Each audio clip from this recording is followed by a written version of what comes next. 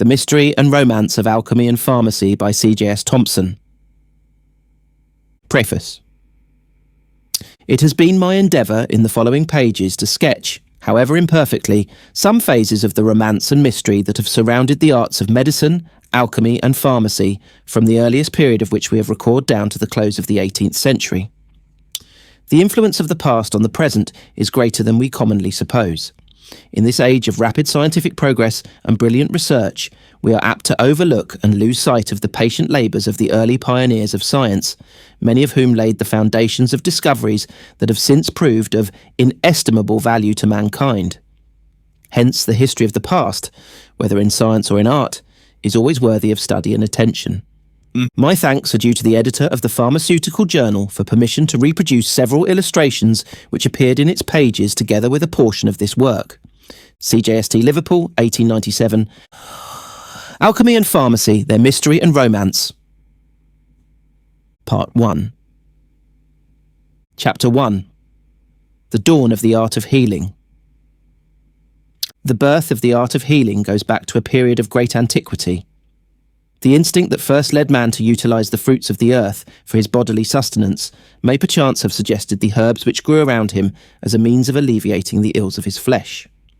It is a matter of doubt whether medicine as an art was first practised in Egypt or China. From recent research, probably the former, as at the time of the writing of the Ebers Papyrus BC 1550, the Egyptians had a considerable knowledge of the use of herbs and other bodies for medicinal purposes. The art of medicine had two foundations, empiricism and superstition, which have influenced it from its birth down to the present time. The most ancient record of medicine and pharmacy known was discovered at Kahun in 1889, near the pyramid of Illahun, in the ruins of an ancient town, which had apparently been inhabited by the builders of the pyramid.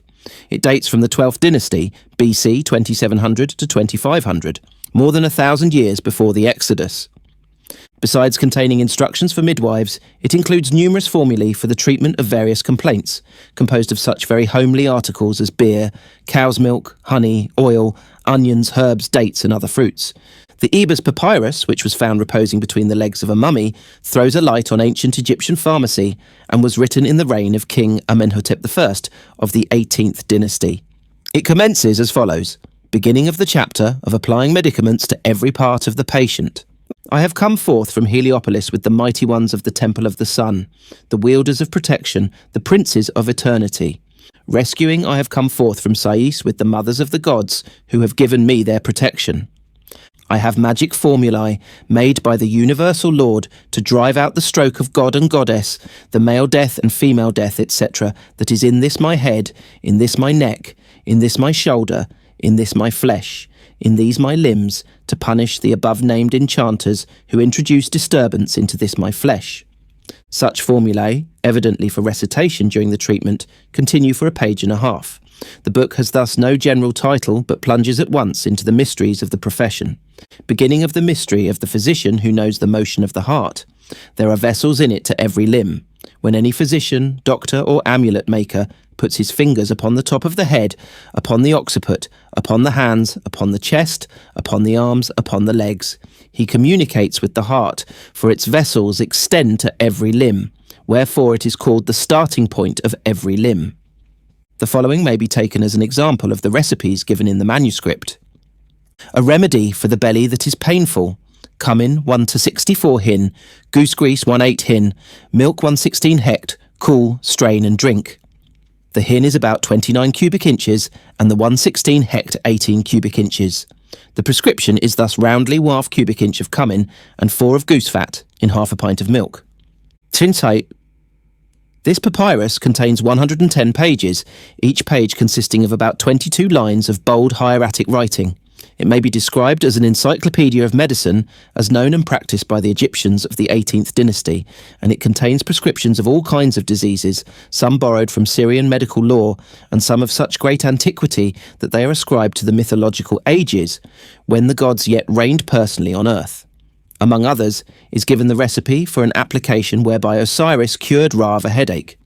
In this papyrus is an example of an old Egyptian diagnosis and therapeutics as follows: When thou findest anyone with a hardness in his rehit, pit of the stomach, and when, after eating, he feels a pressure on his intestines, his hip is swollen, and he feels bad in walking like one who suffers from heat in his back, then observe him when he lies stretched out, and if thou findest his intestines hot, and a hardness in his re-hit, say unto thyself, This is a disease of the liver. Then prepare for thyself according to the secrets of the science from the plant parcher test and dates, mix them and give in water.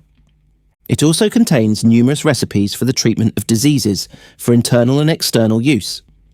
Most of the drugs mentioned are derived from indigenous plants, and such chemical bodies as alum, salt, nitre, and sulfate of copper are included in some of the prescriptions.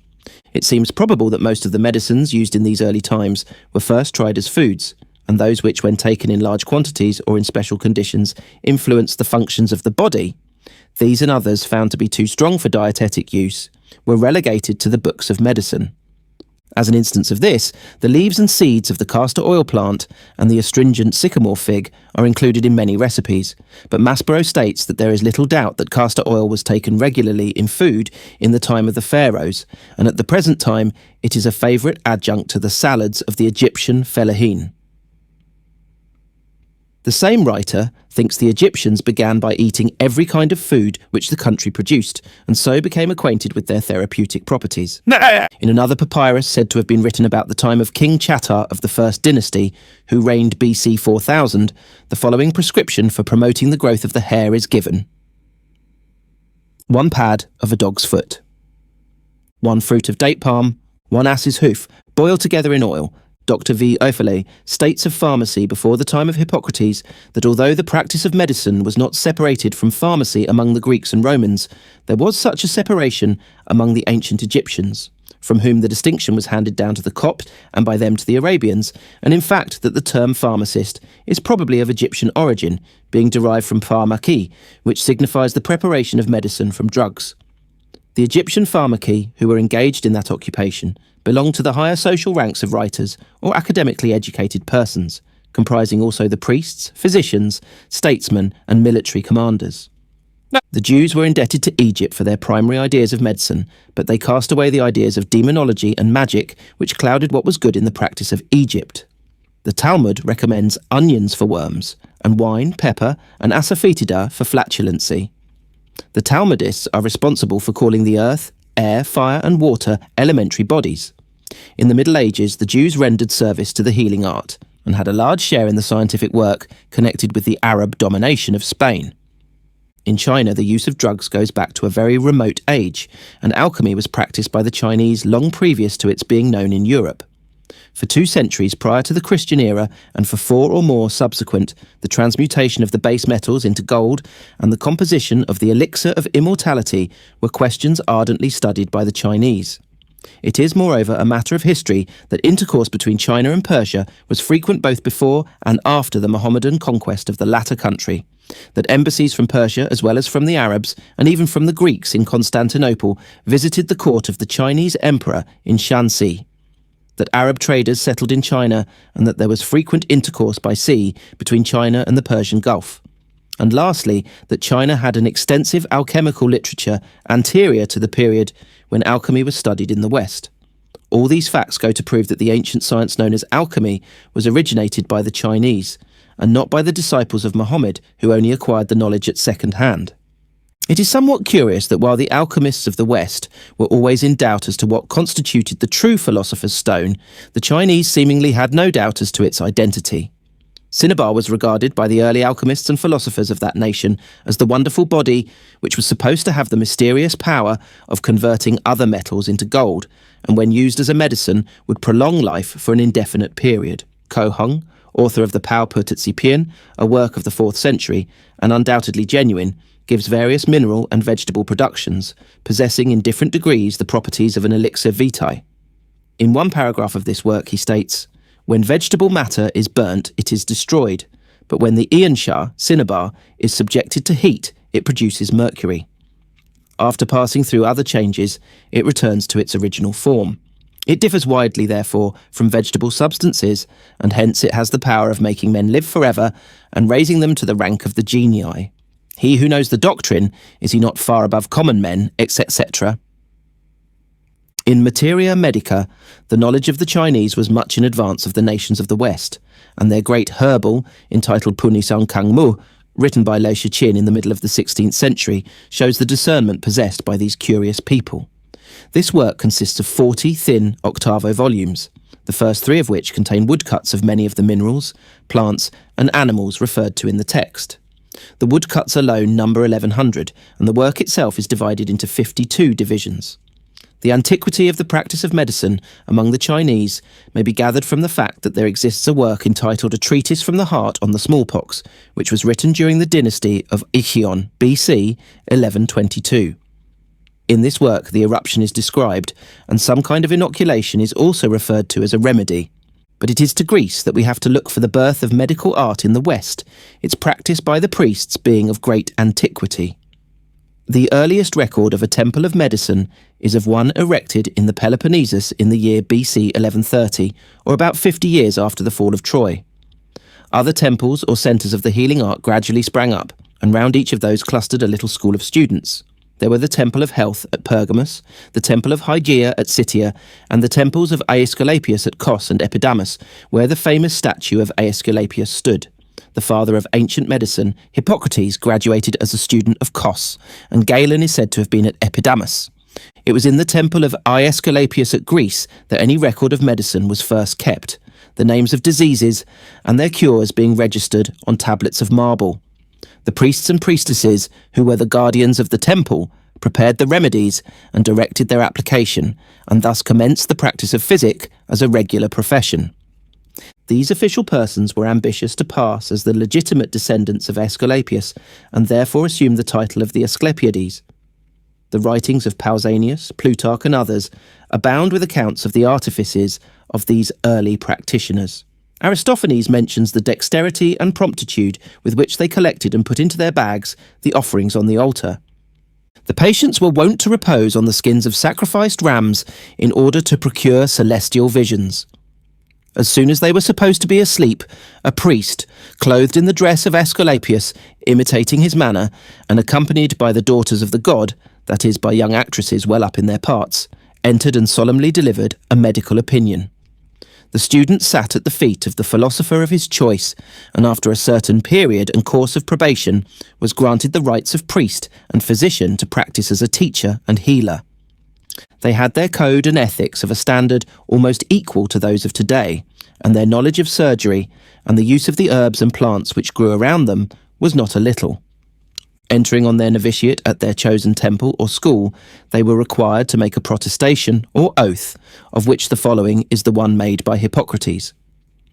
I, Hippocrates, do now promise and protest to the great god Apollo, and his 2 daughters Hygeia and Panade, and also to all the gods and goddesses, to observe the contents of this oath or tables wherein the oath is carved, written, or engraved, so far as I can possibly, and so far as my wit or understanding shall be able to direct me, viz., I yield myself tributary and debtor to the master and doctor, who hath instructed me, and showed me this science and doctrine, even as much or rather more than to my father who hath begotten me, and that I shall live and communicate with him, and follow him in all necessities which I shall know him to have, so far as my power shall permit and my goods extend. Also that I shall love and cherish his children as my brothers, and his progeny as my own. Further, that I shall teach, show, and demonstrate the said science without reward or covenant, and that I shall give all the canons, rules, and precepts freely, truly, and faithfully to my master, his children as to my own, without hiding or unacting anything, and to all other scholars who shall make the same oath or protestation, and to no others.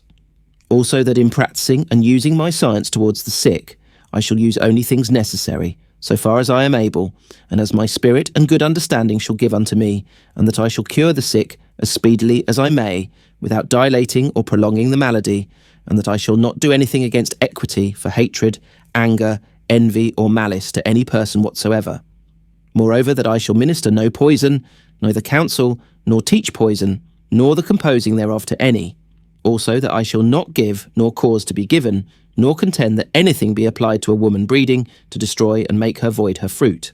But I shall protest to keep my life and science purely, sincerely, and inviolably, without deceit, fraud, or guile. And that I shall not cut or incise any person having the stone, but shall leave the same to those who are expert in it. and furthermore that I shall not enter into the patient's house lest with purpose to heal him, and that I shall patiently sustain the injuries, reproaches, and loathsomeness of sick men and other base railings, and that I shall eschew, as far as I may, all venereous lasciviousness.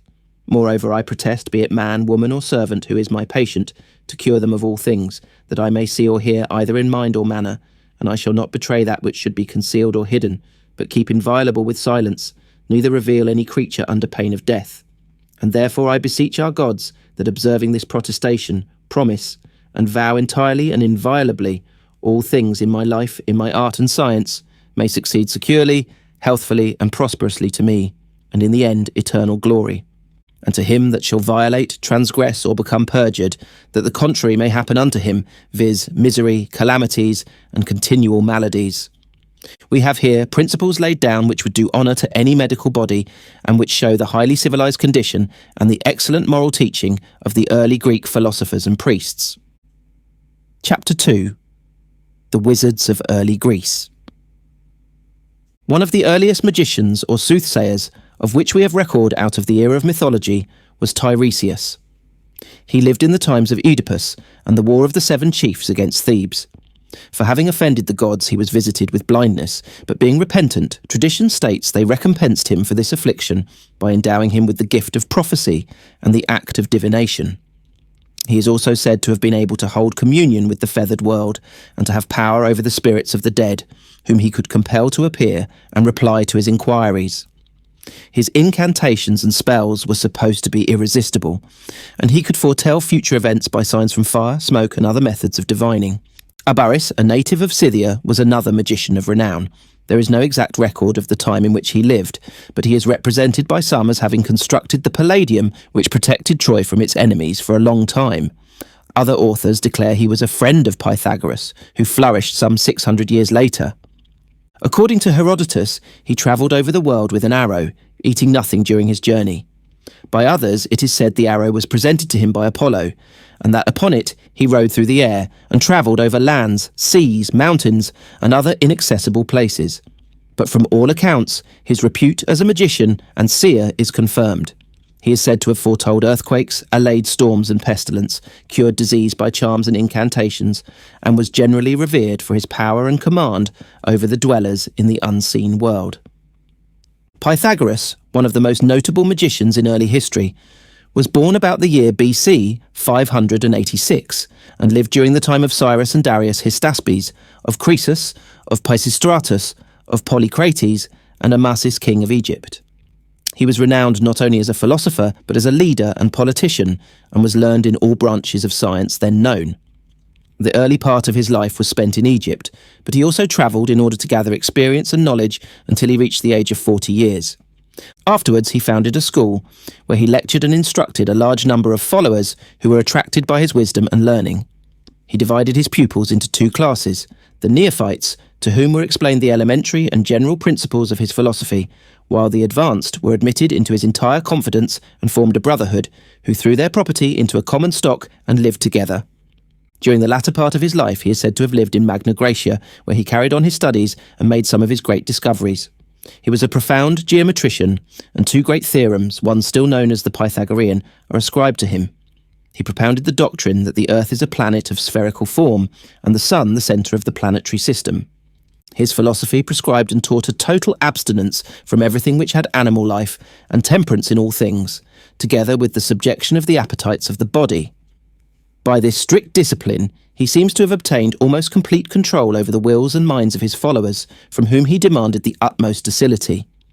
Preparatory to entering on his novitiate, the pupil was strictly examined by the master as to his principles, habits, and intentions. The tone of his voice, his manner of speaking, his walk, gestures, and the lines of his face, and the expression of his eyes were all carefully observed, and only if all these features were satisfactory was he admitted as a probationer. After this interview, the master withdrew from the sight of the pupil, who could then enter on his novitiate of 3 and 5 in all 8 years, during which time he was not permitted to look on the master, but only hear him speak from behind a curtain, and he was enjoined to preserve the strictest silence. To add to his mystery and authority, Pythagoras is said to have hid himself during the day from his pupils, and was only visible to them after the night had come on. He is described as having a most imposing and majestic appearance, with a grave and awe-inspiring countenance. When he came forth, he appeared in a long garment of the purest white, with his long beard flowing, and a garland upon his head. He allowed his followers to believe he was one of the gods, and he is said to have told Abaris that he resumed human form so that he might win the confidence of man. Doubtless owing to his great attainments and his superiority to the men of his time, he considered himself more divine than human, and he claimed to have miraculous endowments. Those who were not of his followers ascribed the stories related of him to magic, which probably, like other philosophers, he studied. Among other stories which tradition has handed down concerning Pythagoras are the following.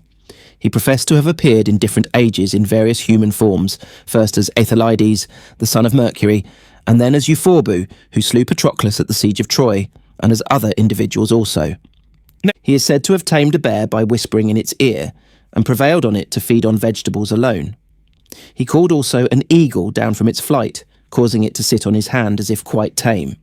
When Abaris addressed him as one of the heavenly host, he convinced him that he was indeed a celestial being by showing him his thigh of gold, which also he exhibited to sceptical pupils. At another period, he absented himself from his associates in Italy for a year. When he reappeared, he stated he had been sojourning in the infernal regions and gave them wonderful descriptions of the strange things he had seen there. These and many other fabulous stories are related of this singular man, which prove him to have been as wily as he was wise. One curious rule by which he bound his pupils is worth mentioning. At the end of their novitiate, if it was discovered that their intellectual faculties were too weak to grapple with the intricacies of his theories and problems, they were expelled the community.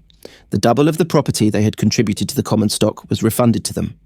A monument inscribed with their names was placed in the meeting place of the community, and they were considered as dead by the brotherhood. It is easy to imagine with what feelings these measures would be regarded by some who were called to submit to them, and so they eventually proved the cause of the breakup of the Pythagorean school. Cylon, a man of great wealth of Crotona, conceived a great partiality for Pythagoras and became a novice with Perialus and submitted to all the severities of the school. They passed through the 3 years of probation and 5 years of silence, and were received into the familiarity of the master. But after they had delivered their wealth into the common stock, Pythagoras pronounced them to be deficient in intellectual power, or for some other reason, most probably they were expelled. A tablet inscribed with their names was set up, and they were pronounced dead to the school. Cylon, who was a man of excitable and violent temperament, became highly incensed at this treatment and resolved on vengeance. Collecting a band of followers, which probably included a large number of rejected students, they surrounded the school of the master and set it on fire. 40 people are said to have perished in the flames, but Pythagoras with 2 of his pupils escaped to Metapontum, where he took refuge in the temple of the Muses. The strife fomented by Cylon broke out afresh, and he was closely besieged in the temple by his enemies. The rioting continued, and as no provisions could be conveyed to him, he finally perished with hunger, according to Laertius, after 40 days' abstinence. Thus ended Pythagoras, a man of undoubted genius, and in knowledge much in advance of his time. Although his teachings were mixed up with considerable artifice and deception, he ranks as one of the greatest of the Greek philosophers. Epimenides was a native of Crete, and probably lived before the time of Pythagoras. He was credited with marvellous performances from a very early age, and is said when quite a lad to have retired to a cave and slept for 57 years. He then returned to his father's house, which he found in the possession of a new tenant, and the family disappeared. At length he came across his brother, who had grown into an old man, who after some time acknowledged him. On this story becoming known, he was accounted a favourite of the gods, and he professed to be endowed with supernatural gifts. He made it known that he was supplied with food by the nymphs, and that he was exempt from the usual necessities imposed on the body by nature. He boasted that he could separate his soul from his body and recall it as he thought fit. He professed to have dealings with the unseen world and would exorcise evil spirits or work spells. He had great renown as a seer, and his prophecies were regarded as direct messages from the gods. But the great act of his life was his delivery of Athens from a great pestilence after the rebellion of Cylon. The plague, which had almost decimated the city, could not be stopped, and the Athenian Senate, after much deliberation, resolved to send for Epimenides, who was at that time in Crete. A special vessel was placed under the command of one of the first citizens of the state, who was commissioned to bring the wise magician. On his arrival at Athens, he at once set to work with solemn rites and ceremonials. He commanded that a number of black and white sheep should be led to the Areopagus, then be let loose and allowed to wander whither they wished. Certain persons were instructed to follow them and mark the spot where they lay down, on which place the animal was sacrificed to the local deity.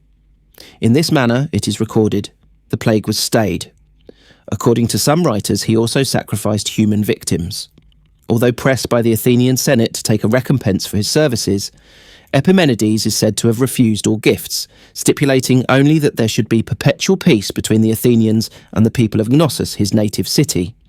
He died shortly afterwards, at the reputed age of 157 years. Empedocles was a distinguished magician, orator and poet, and was born in Agrigentum, Sicily. He was a follower of Pythagoras, and probably received instruction from his successors. He was credited with miraculous powers and to have been able to restore the dead to life. He was skilled in medicine and the use of herbs, and was indeed a general benefactor to the citizens of his native place, where he was almost worshipped as a god. Like other philosophers of his time, he was inordinately vain, but was undoubtedly a man of great intelligence, and conferred immense benefits on his fellow creatures. His belief in the power of magic is shown in the following words he was wont to address to his students. "By my instructions, you shall learn medicines that are powerful to cure disease and reanimate old age. You shall be able to calm the savage winds which lay waste the labours of all the husbandmen, and, when you will, shall send forth the tempest again. You shall cause the skies to be fair and serene, or once more shall draw down refreshing showers, reanimating the fruits of the earth. Nay, you shall recall the strength of the dead man when he has already become the victim of Pluto. Of himself he said, I mix with you a god, no longer a mortal, and am everywhere honoured by you, as is just, crowned with fillets and fragrant garlands, adorned with which, when I visit populous cities, I am revered by both men and women, who follow me by 10,000s, inquiring the road to boundless wealth, seeking the gift of prophecy, and who would learn the marvellous skill to cure all kinds of diseases." Of other wizards of early Greece, Herodotus mentions Aristras, a poet of Proconnesus, who is said to have mysteriously disappeared from the earth for 340 years, and then appeared again at Metapontum and commanded the citizens to erect a statue to him. Also Hermotimus, who was reputed to have the power of separating his soul from his body at will, but little is known beyond the merest tradition of these worthies. IMD Chapter 3. The Wizards of the Roman Empire. The Roman philosophers, like the Greeks, claimed to possess occult powers, and the practitioners of magic and sorcery were numerous during the time of the empire. We have a graphic description of the incantations of a Roman sorceress in the story of Dido. Deserted by Aeneas, she resolves on self-destruction. To delude her sister as to her secret purpose, she sends for a priestess from the gardens of the Hesperides, pretending that her object is to effect the return of her lover by means of certain magical incantations. The priestess, who is invested with magical powers, can call up the spirits of the dead, cause the solid earth to rock and quake, and the trees of the forest to descend from the mountains. On the arrival of the sorceress, she commands that a funeral pyre shall be erected in the interior court of the palace, and that the arms of Aeneas, what remains of his attire, and the marriage bed in which Dido had received him, shall be placed upon it. The pyre is to be hung round with garlands and branches of cypress, and the whole crowned with a picture of Aeneas and his sword. Altars were placed around, and the priestess, with dishevelled hair, cried aloud with terrible charms upon her 300 gods, upon Erebus, Chaos, and the three-faced Hecate. The waters of Avernus were then sprinkled about, and certain magical herbs that had been cut by moonlight with a sickle of brass. The priestess had with her the excrescence, which is found upon the forehead of a new-cast foal, of the size of a dried fig, a talisman of great power. Dido is then called upon to approach, and with her robe drawn up, exposing one bare foot, she makes the circle of the altars, embracing them successively, and breaks over each a consecrated cake. The pyre is lit, and the charm is supposed to be complete. But all the power and the elaborate ritual prescribed by the sorceress were of no avail. Aeneas returns not, and the broken-hearted Dido finally stabs herself and dies. Many prodigies are interspersed throughout the early history of Rome, and most of the acts of these people were surrounded with a halo of superstition natural at the time and doubtless largely exaggerated. Virgil, Horace, Ovid and Lucan all allude to the belief in and the practice of sorcery and magic by the Romans. In the 8th Eclogue of Virgil, we have a detailed description of a Roman sorceress. She is introduced by the poet as giving directions to her assistant as to the working of certain charms. Her object, a common one apparently at that time, is to recall Daphnis, whom she calls her husband, to return once more to her arms. The assistant is directed to burn vervain and frankincense, and the highest efficacy is ascribed to a solemn chant, which is capable of calling down the moon from its sphere, or making the cold-blooded snake burst in the field, and was the means by which Circe turned the companions of Ulysses into beasts. The image of Daphnis is then ordered to be thrice bound round with fillets of 3 colours, the assistant at the same time repeating the words, "Thus I bind the fillets of Venus," and then paraded about a prepared altar. An image of clay and one of wax are placed before the same fire, and as the image of clay hardens, so does the heart of Daphnis harden towards his new mistress, and as the figure of wax softens, so is the heart of the ex-lover made tender towards the sorceress. A sacred cake is then broken over the image, and crackling laurels burnt before it. She prays that as the wanton heifer pursues the steer through woods and glens till at length, worn out with fatigue, she lies down on the oozy reeds by the banks of the stream, and the night dew will not even drive her away, so Daphnis may be led on after her forever with inextinguishable love. The relics of his belongings are then buried beneath the threshold. She bruises poisonous herbs of resistless virtue, which had been gathered in the kingdom of Pontus, herbs which enabled him, who gave them to turn himself into a hungry wolf, prowling amidst the forests, to call up ghosts from the grave, and to translate the ripened harvest from the field, where it grew to the lands of another. The ashes of these herbs are cast over her head into the running stream, while she must not look behind her.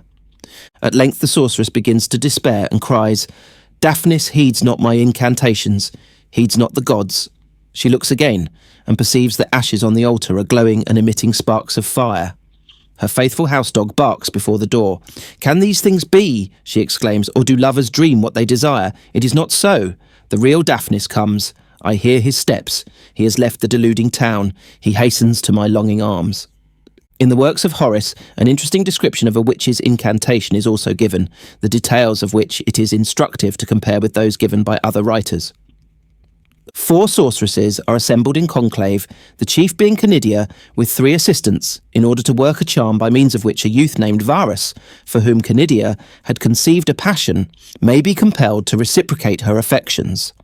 Canidia, with the locks of her dishevelled hair twined round with venomous and deadly serpents, orders the wild fig tree and the funeral cypress to be rooted up from the sepulchres on which they grew, and these, together with the egg of a toad smeared with blood, the plumage of the screech owl, various herbs brought from Thessaly and Georgia, and bones torn from the jaws of a famished dog, to be burnt in flames, fed with perfumes from Colchis. One assistant, whose hair stands stiff and erect like the quills of the sea hedgehog or the bristles of a hunted boar, sprinkles the ground with drops from the Avernus, while another, who is reputed to have had the faculty of conjuring the stars and moon down from heaven, assists in other ways. The 4th witch is busy digging a hole with a spade, in which is to be plunged up to his chin the beardless youth, stripped of his purple robe, the emblem of his noble descent, and naked, that from his marrow, already dry, and his liver, when at length his eyeballs, long fixed on the still renovated food which is withheld from his famished jaws, have no longer the power to discern, may be concreted the love potion from which the witches promise themselves the most wonderful results. Canidia, unmoved by his sufferings, works herself into a great rage, and calls upon the night and the morn to help in her infamous incantation. But her victim manages to evade destruction by means of some magical antidote. She then resolves to prepare a still more powerful charm, exclaiming, "Sooner shall the sky be swallowed up in the sea, and the earth be stretched a covering over both, than thou, my enemy, shalt not be wrapped in the flames of love, as subtle and tenacious as those of burning pitch." Chapter 4. The Fathers of Medicine. Though Aesculapius is said to have lived so near to the time of the Trojan War, yet the Greeks knew very little about him. The superstition of the time gave him a position among the gods, and as he was adored under the character of the genius of physic, it came at last to be doubted whether he was ever a mortal. Consequently, his priests were obliged for their own sakes to make themselves masters of all the physic that the master could teach, that they might be qualified to give advice to those who applied to them. Their prescriptions passed for the suggestions of the gods, the cures for the miraculous. but both diseases and remedies were carefully recorded. Strabo tells us that from these registers, in the temple of Aesculapius at Kos, Hippocrates formed his plan for a proper diet. Hippocrates, the wise physician and father of medicine, was, according to Soranus, the son of Heraclides and Phaenaretes, descended from Hercules and Aesculapius. He was a Koan by birth, and was first instructed by his father, and then by Herodicus, and Democritus of Abdua, the philosopher. He flourished at the time of the Peloponnesian War, and after being instructed in physic and the arts, left his own country for Thessaly, where his fame soon became known, even as far as Persia. He was sent for by Perdiccas, king of Macedonia, who was then thought to be consumptive, but Hippocrates diagnosed it to be a disease of the mind, and soon cured the king. He is also said to have delivered his own country from a war with the Athenians by prevailing upon the Thessalians to come to their assistance, for which he received great honours from the Koans.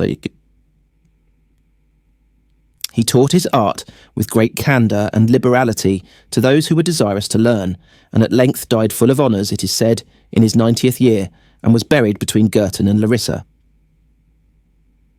A quaint old tradition states that at his tomb a swarm of bees settled and made their honey for a long time, with which children troubled with aphthous, anointed by their nurses at the grave, were easily cured. He was by no means covetous of money, but grave in his behaviour and a lover of Greece, as appears from his curing those of that nation with the utmost diligence, and freeing many of their cities from the plague, for which he acquired great honours. At first the art of healing was accounted a branch of philosophy, so that the cure of diseases and the study of nature owed their rise to the same persons. Among the many philosophers skilled in the art, the most celebrated were Pythagoras, Empedocles, Democritus, and Hippocrates of Kos. After them came Diodes the Choristian, Praxagoras and Chrysippus, with Hirphilus and Erasistratus, many of whom practised their art in entirely different ways. At this period, physic was divided into three schools. The first cured by diet, the second by medicines, the third by manual operations. Those who treated by dietetic methods endeavoured to extend their views farther with the assistance of natural philosophy. Then came Serapion, the apostle of practice and experience, and afterwards Asclepiades, who worked a revolution in medical science as then practised. The knowledge of both surgery and medicine, even in the time of Celsus, is very remarkable, and many of the forms of administration of medicine are employed at the present day. The enema was largely used by the ancients, a common one being hydromel, described by Dioscorides as being made by mixing 2 parts of water to 1 of honey. Seawater was also employed for the same purpose, and Celsus recommends the copious drinking of hot water as a laxative remedy. Asclepiades was the originator of massage and friction, and in his book of General Remedies describes his treatment, which is similar to that performed today. Poultices of meal of various descriptions were commonly employed, linseed or fenugreek being the favourite media.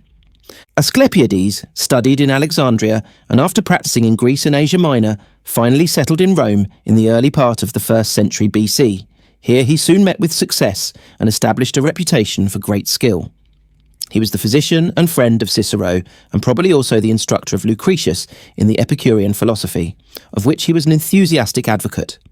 He believed the body to be composed of atoms or particles, with spaces between, through which, like a sieve, various atoms of other shapes were continually passing in and out of the body. In practice, he believed in curing his patients with as little discomfort as possible, which doubtless helped to make him popular. He was averse to the employment of violent remedies and the excessive use of emetics and purgatives, so much favoured by his fellow practitioners. He advocated the use of music as a soothing agent and was strongly in favour of bathing frequently and of massage. He strongly believed in wine as a remedial agent, which it has been said may have accounted for his popularity with the Roman ladies, with whom as a physician he was in great demand. He lived to a very advanced age and died, it is stated, from the effects of a fall. Galen, born at Pergamus in the year AD 131, studied in the school of Alexandria, which then had a considerable reputation, and there he formulated his system of treatment founded on his knowledge of anatomy and on observation. His fame having spread abroad, he travelled to Rome and became physician to the emperor Marcus Aurelius. According to Galen, the health of the body depended on an equal and uniform mixture of solids and liquids, and its sickness arose from their inequality. Consequently, the physician should foresee illness. He was a profound student of anatomy in his early career, and afterwards turned his attention to physiology. His views as to inflammation, intermittent fevers, and his system of antipathies and sympathies place him very much above his predecessors. In the beginning of the 5th century, says Lacroix, the practice of medicine, like that of surgery, which was not yet a distinct branch, continued to be free without any authorization being required. There were even women who, like the druidesses of the Gauls, treated the sick. Charmers, unconscious no doubt of the occult forces which they set to work, attempted to cure neuralgic pains, country bone setters to mend fractured limbs, while oculists and impostors of the worst kind travelled the country. It was not until the close of the 8th century that a regular course of medical instruction was founded, the first of the kind being organised at Salerno in the Kingdom of Naples. Alexander of Tralles, a noted physician, flourished in the middle of the 6th century. No Greek doctor equalled him since the days of Hippocrates in regard to his knowledge of his art in those primitive days. He is said to have possessed to a high degree the art of diagnosis, and he laid down as a principle that no decision should be arrived at as to the treatment of a case until the specific causes of disease had been carefully considered. His depreciation of violent aperients, his views on melancholia and gout, and his generally common-sense treatment stamped him as a man of superior attainments and ability. He was the first to resort to bleeding from the jugular vein and to use iron in certain diseases affecting the blood. It must not be imagined that the Roman practitioners of medicine were ill-paid, for it is recorded that Stertimus made some £6,500 a year, and Caini, a surgeon, is said to have received £2,000 for one operation, which contrasts well with fees of modern times. Votive offerings for health to the Roman deities were frequent, and sometimes consisted of land, animals, coin, jewellery, and other articles. Other bribes which have been discovered near ancient shrines are terracotta figures of deities, human beings, animals, and also portions of human anatomy, such as the liver or stomach. This superstition still exists and is practiced in many parts of Italy, the peasants making votive offerings similar to those of 2,000 years ago. The object of offering models of various portions of the body to special deities was doubtless to propitiate the god to heal that special part in which the patient believed his complaint originated. This custom of making offerings to the gods, called donaria by the Romans, originated at a very early period. They often took the form of land, buildings, cattle, tools of trade, jewellery, and cast-off clothes. Thus, the temple of Artemis Brauronia was filled with women's clothing. In the temples of the healing gods, instruments of surgery, pharmaceutical appliances, painted tablets representing miraculous healings, and great numbers of models of various parts of the human frame, composed of metal, stone, and terracotta, were deposited. Many of these ancient temples of healing were magnificent buildings with richly decorated interiors, while others were simply shrines or grottos at the source of some hot spring or mineral water, where hundreds of those afflicted with various ailments flocked to bathe or drink the water.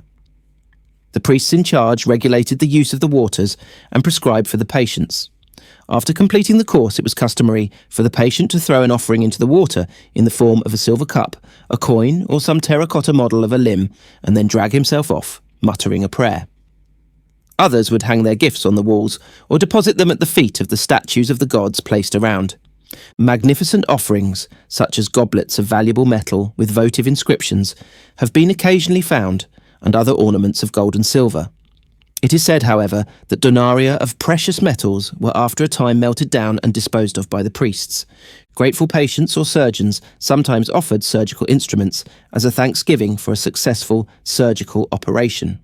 Thus, it is stated, Erostratus offered to Apollo in the temple of Delphus a forceps of lead to show how little he approved of the fingers as a medium for extracting teeth. Doctors Sambon, Aller, and others, who have discovered a large number of donaria of the Etruscan and Roman period found among the pottery, invalid feeding cups, and feeding bottles for infants. Many of the latter were modelled in the form of the female breast, and others in the shapes of animals. These articles were often placed in the tombs of young children who had died in babyhood, instead of the dishes of various foods which were deposited in the tombs of adults. Among other donaria discovered are models of the limbs and viscera of the human body in clay, showing upon them the marks of the various diseases from which the votaries had suffered. Thus the ancient temples must have presented a curious appearance, festooned on walls and ceilings with these numerous models, all of which told a tale of human suffering. Chapter 5. The Early Age of Greek and Roman Pharmacy. Rome at an early period gave birth to several philosophers and practitioners in the art of healing. Cornelius Celsus, who is thought to have been a Roman, was a much esteemed writer of the time, and his works on medicine show the advanced state of surgery and medicine during the Roman Empire. His work on medicine gives a considerable insight into the pharmacy of the Romans in his day. With reference to their weights, he says, "I would have it understood that in an ounce is contained the weight of 7 denarii. Next, that I divide each denarius into 6 parts, that is, sextantes, so that I have the same quantity in the sextans of a denarius that the Greeks have in their obolus." Of the methods of administration employed in early Roman pharmacy, the malagma was commonly used. It was a kind of soft mass composed of herbs and grass beaten up to the consistency of a thick paste and applied to the skin. Numerous formulae for malagmas are given, in which pellitory, myrrh, resin, cardamoms, ammoniacum, galbanum, etc. are included. Their malagmas corresponded with our ointments. They also used plasters, of which the basilicon of galbanum, pitch, resin and oil, in an improved form, has survived 2,000 years. Troches for healing wounds were composed of dry medicines held in suspension by some liquid such as wine or oil. Pessaries vaginal were originated by the Greeks, who called them pessi. The ingredients were placed in a piece of wool and thus used. Powders and snuffs were also common methods of administration. Antidotes for bruises, bites and poisons were regarded as extremely important. One was called ambrosia, which Papyrus is said to have compounded for the King Ptolemy. Another was the celebrated antidote of King Mithridates. The Greeks called their embrocations or ointments euchrista. The katapotia was the method used for internal administration in liquid form, for which many recipes are given by Celsus. The following will serve as an example. Athenios katapotia for a cough, myrrh, pepper, castor, poppy tears, which are bruised separately and afterwards mixed. For venomous bites, the treatment of the ancients, non sarnzen, if the wound was severe, was first cupping, or if slight, the plaster of Diogenes was applied, or a salt fish bound over the wound. A curious remedy practiced by the Greeks for hydrophobia was to throw the patient suddenly into a pond, and, if he could not swim, let him sink several times and thus drink. If he can swim, keep him down at times until he may be satiated with water, for thus at once, writes Celsus, is both the thirst and the dread of water removed. Their antidote for nearly all poisons was warm oil, given in order to induce vomiting.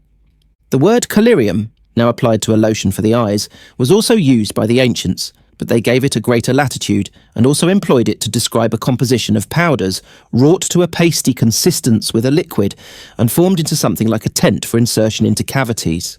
Of the chemical bodies and drugs known both to the Greeks and the Romans, the number is not a few. Cinnabar, which seems to have been known from a very remote period, was the name applied to the red sulphide of mercury and also to dragon's blood. It is doubtless of the latter, Pliny says, "He believed to be the gore of a dragon crushed by the weight of a dying elephant, with a mixture of the blood of these animals. Copperas, lead, alum, copper and iron were used as styptics. Myrrh, frankincense, cardamoms, linseed, isinglass and cobwebs were used as astringents. Galbanum, storax, bitumen are recommended for promoting suppuration, while pennyroyal, sulphur, pellitory, stavesacre, oxgall, scammony, rue and opium were all included in their medical recipes." Dioscorides was the first to attempt to record in anything like a methodical manner the many drugs and chemical substances used by the early Greeks. Pedasion Dioscorides, born in Anazaba in Cilicia, was a Greek physician who lived in or about the 2nd century. He gathered a great portion of his information on materia medica during his travels with the Roman army, which he accompanied on several expeditions in the capacity of physician. Afterwards, he wrote his great work, Peri Hules Iatricus, about materia medica, which for 15 centuries or more remained one of the chief authorities on that science. It treats of all the medicines then in use, with their preparations and action as then known. The work of this early physician first appeared in a Latin translation in 1478, the first Greek edition being published in 1499. The work was afterwards translated into Spanish, Italian, French, German and Arabic. In describing the papaver sativum and its virtues in this work, he says, "It is not improper to subjoin the method in which the opus or juice of it is collected. Some then, cutting the poppy heads with the leaves, squeeze them through a press, and rubbing them in a mortar, form them into troches. This is called meconium, and is weaker than the opus, but whoever desires to gather the juice must proceed thus. After the heads are moistened with dew, let him cut round the asterisk with a knife, but not penetrate through them, and from the sides cut straight lines in the surface, and draw off the tear that flows with his finger into a shell. And come again, not long after, for it will be found standing upon it, and the day following it will be found in the same manner, hence the old name poppy tears. Dioscorides was also learned in the preparation of wool fat, which he calls esipum, known to modern pharmacists as lanolene. He says, "Oesipum is the oily part, collected from sordid wool. Thus, the wool was washed in warm water, and all its swords expressed. The fat floated with a froth, and upon throwing in some sea water it subsided. And when all the oesipum was obtained from it in this manner, it was purified by repeated effusions of water. When pure, it had no sharp taste, and was in some degree astringent, and appeared white, and was emollient, and filled up ulcers." Recent excavations made at Pompeii and Herculaneum have thrown some further light on various articles of materia medica as it existed in the days just preceding the destruction of those cities. Aloe seems to have been held in high esteem by the practitioners of the time and was employed, we learn from the historian, in 29 diseases. It was prescribed in doses from 1 to 111 drachmas, about 68 grains, and mixed with wine was employed to stimulate the growth of the hair. Aconite, we find, was used in 4 diseases, and was supposed to be an antidote to any poison which might exist in the system. Other remedies mentioned include gum acacia, colocynth, elaterium, gold, silver, copper, and elecampane. It is further recorded of the latter drug that Julia Augusta, daughter of Augustus Caesar, used to eat the root daily.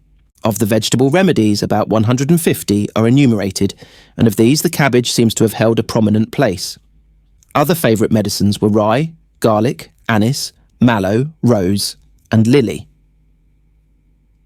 In the animal kingdom, the remedies contributed were numerous, being mainly the various parts of man and beast. Among some of the least disgusting, hair, blood, and saliva may be mentioned. Scrapings from the bodies of athletes, mixed with the oil with which they anointed themselves, were used as a tonic. The hair of a man torn from the cross was used as a remedy for quartan fever. The hyena was employed as a medicinal agent in 79 diseases, and the crocodile, chameleon, lion, elephant, camel, and the hippopotamus all contributed certain curative agents. Wool fat was held in great esteem.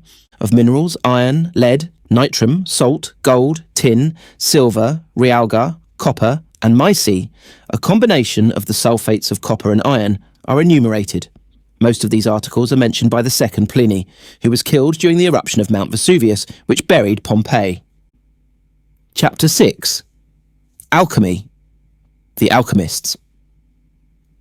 The word chemistry was used for the first time by Suidas, a lexicographer of the 10th century, and at that time meant an alloy of gold and silver. It is alluded to in connection with the Emperor Diocletian, of whom it is said that, irritated by a revolt of the Egyptians against the laws of the empire, he had all their books of chemistry committed to the flames so as to punish them for their rebellion by preventing them from carrying on the lucrative business arising out of the melting and working of precious metals. There is little doubt the Egyptians and Greeks were acquainted with certain chemical operations, or what was termed the Hermetic science, which was afterwards called alchemy, in the 1st century of the Christian era. The first 2 great lights that appeared were Alcindus and Geber, who discovered the red oxide and bichloride of mercury, nitric acid, hydrochloric acid, and nitrate of silver. Geber's Summa Perfectionis and Liber Philosophorum embody his researches on the purification and malleability of metals. In the 9th century, the Arab alchemist Rhazes flourished. In his great work entitled El Harvey, he alludes to realgar, orpiment, borax, mixtures of sulphur and iron with copper, and of mercury with acids and arsenic. He further recommends physicians to use alcoholic preparations and animal oils, etc. He states, "The secret art of chemistry is nearer possible than impossible. The mysteries do not reveal themselves except by force of labour and perseverance. But what a triumph it is when man can raise a corner of the veil which conceals the works of God. The knowledge displayed of chemistry and its application to the arts at that early period is wonderful, but books were few. The chief evidence of this knowledge is exhibited in the many specimens and art monuments in the museums of Spain, showing the skill of the Saracens and of the Moors. A little later, Messier states, certain principles had been recognised as to the analytical classification of the bodies which compose organic matter. Of the ancient necromancers who have figured in history and romance, Merlin was perhaps the most extraordinary. The earliest mention of his name is in records of the 11th century, although he appears to have flourished about the time of the Saxon invasion of Britain in the latter part of the 5th century. He is first mentioned in connection with the fortune of Vortigern, who is represented by Geoffrey of Monmouth, as at that time King of England. Vortigern, having lost all his strongholds in his struggle with the Saxons, at length consulted his magicians as to how he was to defend himself from his troublesome foe. They advised him to build an impregnable tower and chose a suitable site for its erection. The builders set to work with might and main, but were astonished to find that as fast as they built in one day, the next morning the earth had swallowed it up, and not a vestige remained. So the king called the wise men together again, when they arrived at the conclusion that the only way to remedy the matter was to cement the walls of the tower with the blood of a human being who was born of no human father. Vortigern at once sent forth emissaries to scour the country in search of this rara avis, and at length by good fortune they came across Merlin near the town of Carmarthen in Wales, who claimed that his mother was the daughter of a king, but his father was an angelic being. The king's emissaries evidently took his word for it, as they speedily carried him before Vortigern. A great meeting of the magicians was called, at which the king presided, and Merlin, instead of being condemned as the victim, confounded the wise men and told the king the ground they had chosen for his tower had a lake beneath it, at the bottom of which, on being drained, they would find 2 dragons of inextinguishable hostility. Under the form of dragons, he appears to have figured the Britons and Saxons in his speech, all of which, the historian tells us, proved to be true. But the greatest exploit with which Merlin is credited, according to tradition, is the erection of Stonehenge as a lasting monument to the 300 British nobles massacred by the Saxons. It is supposed that these mighty stones had been originally set up in Africa, and from thence were transported to Ireland. Merlin commanded that they should be carried over the sea and erected on Salisbury Plain, but no workman could be found to move them. He therefore brought his magical power to bear on the huge stones, and by this means they were caused to take the form in which they now stand. Of the other wonderful stories which romance has woven round the career of this strange individual, we can only say they are interesting, if not exactly true. As 600 years elapse between the time of Merlin and the earliest known records of his achievements, it is impossible to pronounce on their veracity. Among the more famous of the early alchemists was St. Dunstan, who flourished in the 10th century, but, if tradition speaks truly, he was anything but a saint in character. He is said to have been a man of distinguished birth, who in his young days lived a life of great self-indulgence, even for that period of peculiar morality. At length he was seized with a dangerous illness which threatened to terminate his career, but at the last extremity an angel appeared, bringing a medicine which speedily restored him to health. Hastening to the nearest church to return thanks, he was stopped by the devil with a pack of black dogs, whom however he speedily put to flight. In order to expiate his former irregularities, he now secluded himself in the Abbey of Glastonbury, where he occupied a cell in which he could neither stand upright nor stretch his limbs in repose, and mortified his flesh exceedingly. Here he studied alchemy and magic, in which arts he soon became well versed. While in this cell, he is said to have had the most extraordinary visitations, and among others, the devil was constantly thrusting his head in at the window and taunting the saint while immersed in his studies. At length, one day, wearied out, Dunstan lost all patience, and seizing his red-hot tongs from the little furnace in which he conducted his chemical operations, caught the devil by the nose and held him firmly. While the bellowings of Satan, says the historian, filled the whole neighbourhood for many miles round. This incident is frequently represented in ancient carvings. Dunstan was a Benedictine monk, and next came forth and took a prominent part in political and religious matters. He seems to have been the kingmaker of his time, and took a prominent part in the ruling of the kingdom during the reigns of Edwy and Edgar.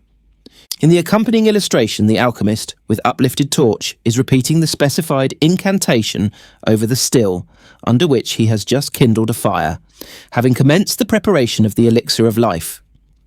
In the year AD 1260, Albertus Magnus, formerly a Dominican monk, was made master of the sacred palace at the court of Rome, and afterwards Bishop of Ratisbon. This great philosophical student was learned in all the then-known arts of chemistry, and his manuscripts and works were copied by the thousand. All kinds of extraordinary powers were attributed to him, and it was commonly stated that he could make gold and that he was a magician. Accused of having dealings with the evil one, he resigned his high position and returned to his cloistered cell to carry on his favourite researches and end his days. Next we come to Vincent de Beauvais, often called the Pliny of the Middle Ages. He too was accused of sorcery, and it is said that at midnight people would creep along the quays of the Seine towards his laboratory in Saint-Chapelle Yard to see if they could get a glimpse reflected in the river of the magic furnaces in which de Beauvais was supposed to evoke his familiar spirit. About the same time, Raymond Lully became known to fame.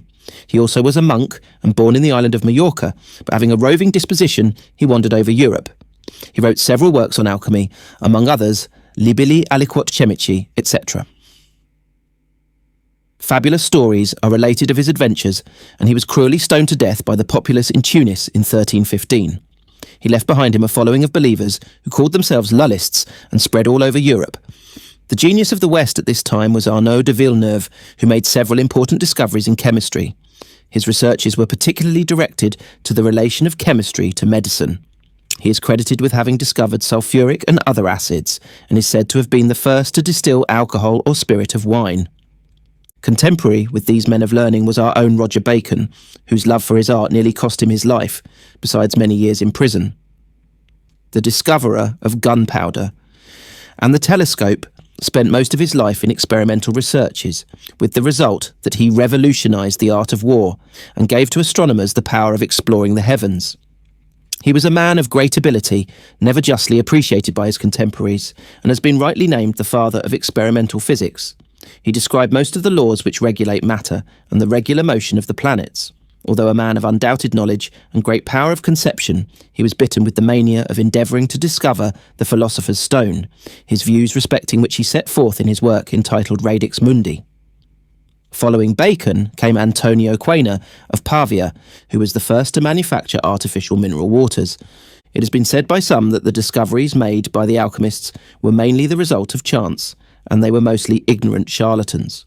But although they had little method in their research, and a great deal of their knowledge was wrapped up in absurd and superstitious theories, when we look at the result of their discoveries up to the 15th century, the most prejudiced must admit that their labours were not spent entirely in vain. They demonstrated the existence of bismuth, liver of sulphur, and regulus of antimony, the distillation of alcohol, volatilisation of mercury, and preparation of aqua regia, sulphuric and other mineral acids, and the purification of alkalis. They had the scarlet dye for cloth, the secret of which has now been lost and cannot be equalled, and their processes of glass staining cannot be approached by those employed at the present day. It is said that Eck, a German alchemist of Sulzbach, ascertained the existence of oxygen 300 years before it was demonstrated by Priestley. For these and other discoveries we have to thank the early alchemists. During the 15th and 16th centuries, alchemy began to shake itself free from the wild theories and absurd practices which had impeded its progress. Henry VII issued a severe edict against alchemical practices, which put a stop to the impositions of a number of charlatans.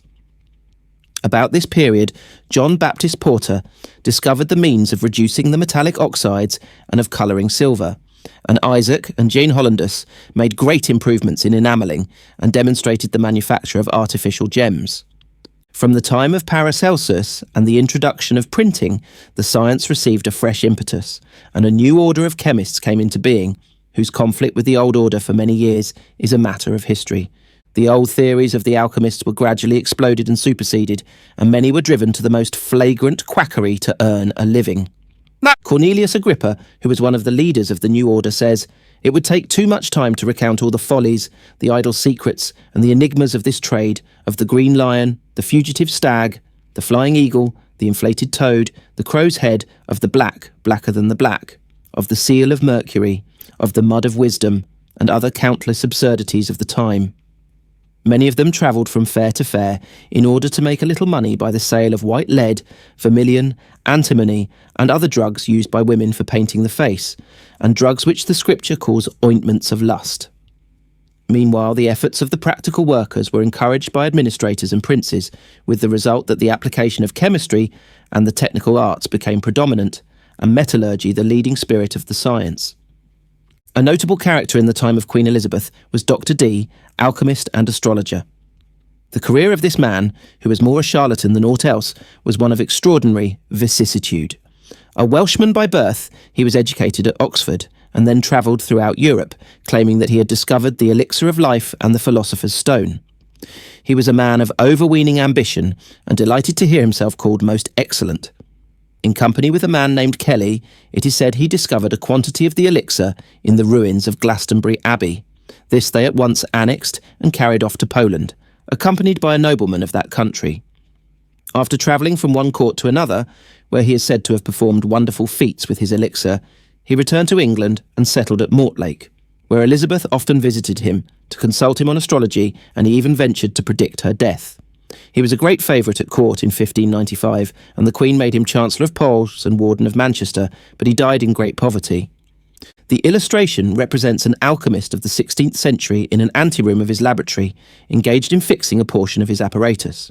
On the table is his looting box and knife. Through one window, a view of the laboratory with stills of varied sizes obtained, while through the other, the sun looks with becoming gravity on the operation.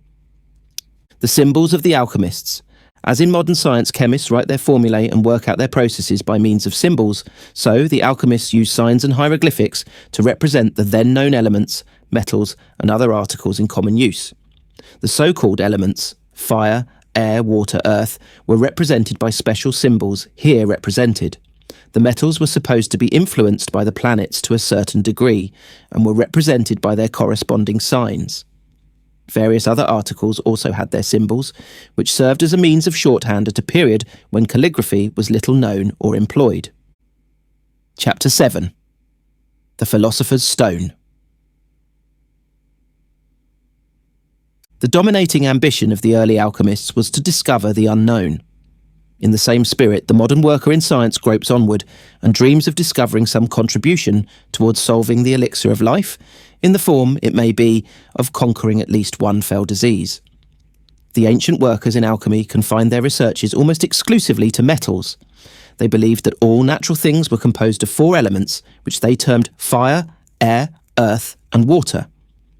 When these 4 elements are conjoined, says Roger Bacon in his Radix Mundi, they become another thing, whereas it is evident that all things in nature are composed of the said elements being altered and changed. But the patient researches of the alchemists were not so much due to a love for scientific investigation as to the overwhelming desire to gain wealth.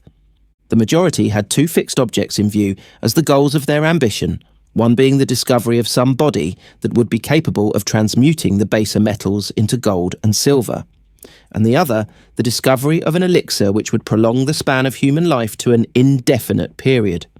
Both these objects seem to have been sought for by man from prehistoric times, and their origin is lost in antiquity. Berthelot remarks that the term philosopher's stone does not occur in writings earlier than the 7th century, although the central idea is much more ancient. The philosopher's stone was sought for by the Chinese philosophers at a very remote period, afterwards by the Greeks, Arabs and others, down to the 17th century. Men of undoubted ability and genius wasted both their lives and their fortunes over the search for this elusive chimera, and others condescended to fraud and trickery of the meanest description in its pursuit. Apparently no alchemist of any repute thought it right to die until he had at least claimed to have solved one of these great problems. Thus, claimants to the discovery were numerous. The descriptions given of the various processes in ancient manuscripts and works for producing the philosopher's stone are usually of a very elaborate description and couched in the most fantastic language. Failure to produce the desired result was invariably accounted for by the omission to carry out some minute detail. Some who professed to have discovered the secret demanded large sums of money to reveal it, and several visited the various courts of Europe to demonstrate it by means of trickery and conjuring. The notorious Dr. Dee, who flourished in the time of Queen Elizabeth, was one of the last claimants to the discovery, and is said to have received immense sums of money from dupes for imparting the coveted secret, which he demonstrated by means of an ingenious trick. Realgar, mercury, sulphur, and many other substances were credited with the magical property of transmutation. In the illustration, page 65, which is taken from an authentic engraving of the 16th century, we have a figure of the apparatus used for distilling the water of life, the process for which is described by Gesnerus in the New Jewel of Health, printed in 1576. The alchemist, arrayed in his imposing robes, is depicted giving instructions to his assistant as to certain precautions to be taken in conducting the process. Bacon states that sulphur and mercury are the mineral roots and natural principles upon which nature herself acts and works in the mines and caverns of the earth. The latter metal he believed to be the true elixir of the philosopher's stone. Others, including Rhazes and Merlin, believed it to be an amalgam of gold and mercury, fantastically called the Red Man and his White Wife. Concerning the vessels for producing this citrine body, as Bacon calls it, the most exact precautions were taken. Special apparatus was used, and a special heat which was not to exceed the heat of the body. For this purpose, horse dung was employed. Senior, the philosopher says, dig a sepulchre and bury the woman, Mercury, with her man, gold, in horse dung, the fire of the philosopher, until such time as they be conjoined. Bacon's definition of alchemy was, alchemy is the art or science teaching how to make or generate a certain kind of medicine which is called the elixir. It teaches how to transmute all kinds of metals, one with another, and this by a proper medicine. George Ripley, a monk in 1476, thought that he had discovered the much coveted stone in pure sulphur. He says, let the two sulphurs, viz. The white and the red, be mingled with the oil of the white elixir that they may work the more strongly, and you shall have the highest medicine in the world to heal and cure human bodies, and to transmute the bodies of metals into the most pure fine gold and silver. Berthelot, who has made an exhaustive study of the subject, comes to the conclusion that the doctrines of alchemy concerning the transmutation of metals did not originate in the philosophical views of the constitution of matter as generally supposed, but in the practical experiments of goldsmiths occupied in making fraudulent substitutes for the precious metals. One cannot but think with pity of the immense labour expended and lost in the attempt made by many of these pioneers of science in their pursuit after this chemical chimera. Paracelsus, as well as his predecessors, laboured studiously to discover some method for prolonging life. Like Bacon and Verulam, he maintained that the human body could be rejuvenated to a certain extent by a fresh supply of vitality, and it was his aim to find means by which such a supply could be obtained. In one of his works, he gives the following reasons for this belief. Metals may be preserved from rust, and wood may be protected against rot. Blood may be preserved a long time if the air is excluded. Egyptian mummies have kept their form for centuries without undergoing putrefaction. Animals awaken from their winter sleep, and flies having become torpid from cold become nimble again when they are warmed. Therefore, if inanimate objects can be kept from destruction, why should there be no possibility to preserve the life essence of animate forms? For this purpose he prepared a remedy he called primum ens melissae, which was made by dissolving pure carbonate of potass and macerating in the liquid the fresh leaves of the melissa plant. On this absolute alcohol was poured several times in successive portions to absorb the colouring matter, after which it was collected, distilled and evaporated to the thickness of a syrup. The second great secret elixir of Paracelsus was his primum ens sanguinis. This was prepared by mixing blood from the medium vein of a healthy young person and digesting it in a warm place with twice its quantity of alkahest, after which the red fluid was to be separated from the sediment, filtered and preserved. The alkahest was his celebrated universal medicine and was considered the greatest mystery of all. It was made with freshly prepared caustic lime and absolute alcohol. These were distilled together 10 times. The residue left in the retort was mixed with pure carbonate of potass and dried. This was again distilled with alcohol. It was then placed in a dish and set on fire, and the residue that remained was the alkahest. The following lines were found inscribed on the flyleaf of an old work on alchemy, printed in 1550, and signed Philo Veritas. Elixir vitae, when fire and water, earth and air. In love's true bond united are, for all diseases then be sure you have a safe and certain cure. I will affirm it's here alone exists the philosophic stone. This is fair nature's virgin root. Thrice blessed are they who reap the fruit. But oh, where one true adept's found, 10,000 cheats abound. In an ancient work in the library of York Minster, the writer came across the following in manuscript, signed Raymond Lully. Remember man that is the most noble creature in composition that ever God wrought, in whom be 4 elements proportioned by nature, a neutral Mercury elite, which costeth right naught, out of his money by many it is bought, and our money be not all, but our oxtail toe of the sun and the moon, which Raymond said so. Chapter 8. The Black Art and Occult Sciences. To make a thorough analysis of this interesting subject and trace the origin of magic would take much more space than we have at our command, and we can only mention a few of the many forms which may be grouped under the head of the occult sciences, and those especially which had any connection with the alchemists. There is little doubt that most of the alchemists were students, if not practitioners, of magic or some of its branches. The antiquity of magic is very great, and we have record of magicians and wise men in early Jewish times, as well as the magic formulae of the Vedas in India, as handed down to us in the religion of the Hindus. Moreover, magic was practiced by the Chaldeans, of whom a certain tribe devoted their energies to studying the occult sciences.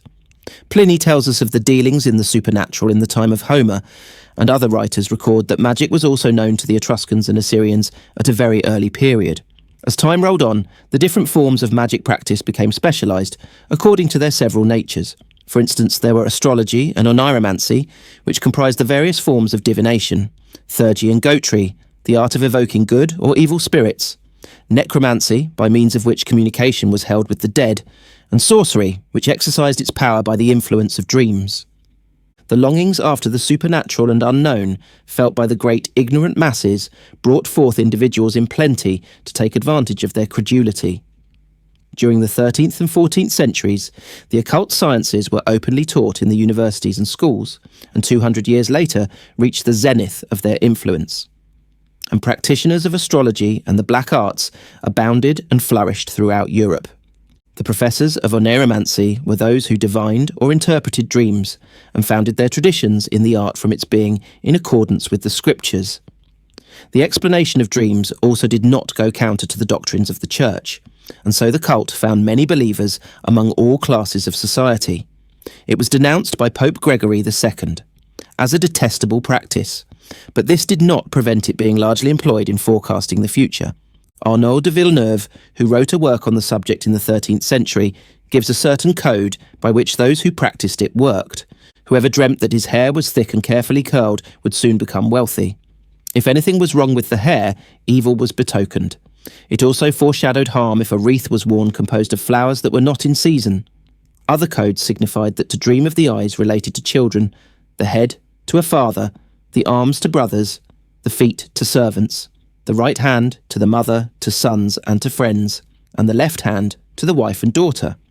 Another method was founded on the theory that whatever was dreamt of, the antithesis or opposite would follow in life. From this we have probably the saying common today, dream of a wedding and it is a sign of a funeral.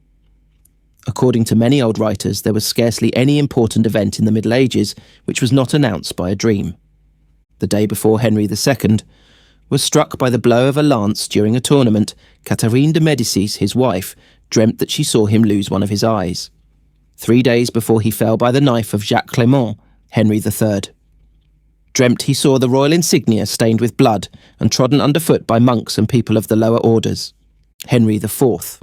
Also, before he was murdered by Ravaillac, it is said, heard during the night his wife Marie de Medicis say to herself as she woke, "Dreams are but falsehoods." And when he asked her what she had dreamt, she replied, "That you were stabbed upon the steps of the Little Louvre." "Thank God it is but a dream," rejoined the king. The necromancers, who were supposed to be able to conjure up spirits and raise the dead, were accounted on a somewhat higher plane than the interpreters of dreams. They also based their authority on the Old Testament. The nature of the art was gruesome and awe-inspiring, and there is little doubt many dark deeds were perpetrated by those who practiced it. One method of evocation was to kill a child and place its head upon a dish surrounded by lighted candles. The desired spirit was supposed to enter this ghastly object and speak through its mouth. Sometimes the spirit simply consisted of some muttered words from behind a curtain in a dark cellar. Another method was to cause the appearance of a sepulchral figure out of smoke or vapour, which would indicate by gesture and reply to questions asked. To evoke a dead man's spirit, it was necessary to go to the grave at midnight, with a companion who bore a candle in the left hand and a crystal stone in the right, the conjurer holding a hazel wand with the name of God written on it, and repeating the words Tetragrammaton plus Adonai, plus Agla, plus Kraton plus. Then striking 3 times on the ground, with a prayer he commanded the spirit into the stone, when it appeared in the shape of a child. The conjurer often wore a girdle of lion's skin, with the name of God written on it, and the Solomon's circle he described with a bright knife, on the blade of which were written certain mystic words. Necromancy gradually merged into sorcery, which has occasionally come to the surface in comparatively recent years. Chiromancy, the art of divining or foretelling future events from marks on the palm of the hand, was also practiced in antiquity, but in medieval times it was strongly opposed by the Church. The practice is supposed to have been brought into Europe from the East by the Bohemians in the early part of the 15th century. This art eventually merged into astrology, which exerted the greatest influence of all the occult sciences. The antiquity of astrology is very great, it having been originated by the Chaldeans, and was thought by some of the Jews to have been a method by which the Creator could communicate with his people. The art itself was based on astronomy, and like alchemy, was the beginning of the study of real natural science. The teller of the stars was not only supposed to foretell forthcoming misfortunes to individuals, but also to forecast the destinies of kings and empires. The belief in its power was so great that it became the fashion among royal personages of the 16th century to keep their own special astrologers, who were lodged easy of access and loaded with honours and wealth. These men were mostly astute Jews, well versed in the science of their time, and by means of their supposed powers, they often played a very important part in the political affairs of the nation. Thus, in the 15th century, Rovigo, an astrologer of eminence, who is said to have perfected the astrolabe, was attached to the court of King John II of Portugal, and Simon Farris figured at the court of France in the time of Charles VIII. We must not forget to mention Cosmo Ruggieri, the Florentine astrologer and the confidant of Catherine de Medicis, also the celebrated Nostradamus, astrologer and trusted advisor of Charles IX. This extraordinary man played a prominent part in the history of his time and was supposed to practice magic and alchemy as well as the healing art. He was consulted by the king in all positions of difficulty and, it is said, became immensely wealthy. He died in 1566 at Salon after having written several notable works. Chapter 9. The Art of Foretelling. The early theory of the art of foretelling by means of the stars and casting horoscopes was as follows. The 7 planets then known, including the Sun, with the 12 figures of the zodiac, comprise the astrological system. Each unit or body or nation was supposed to be governed or influenced by a certain star or constellation, and this power extended to all things connected with the person or nation. Thus, Saturn was supposed to influence life, sciences, and buildings. Jupiter, honour, wishes and wealth. Mars, wars, persons, marriages and quarrels. The Sun, hope, gain and happiness. Venus, love and friendship. Mercury, fear, disease, debts and commerce. The Moon, robberies, wounds and dreams. The intrinsic quality was denoted by the planet. The Sun was regarded as favourable, Saturn cold, Jupiter temperate, Mars ardent, Venus fruitful, Mercury inconstant, the Moon melancholy. The days, colours and metals also came under the same influences. In casting a horoscope, the astronomer had first to observe if the time was propitious and what planet was dominant in the heavens. Then, by means of calculations and diagrams, he would deduce the consequences from the position and bearing of the stars. The day was divided into 4 equal parts: the ascendant of the Sun, the middle of the sky, the descending of the Sun, and the lower part of the sky. These 4 parts of the day were subdivided into 12 distinct parts, which were called the 12 houses of the Sun. It was of the greatest importance in drawing a horoscope to tell exactly in which house the star appeared. One can easily trace the connection of the influence attributed to the planets with the old Egyptian and Greek mythologies, and it can hardly be wondered at that the same system should have been brought to bear on medicine.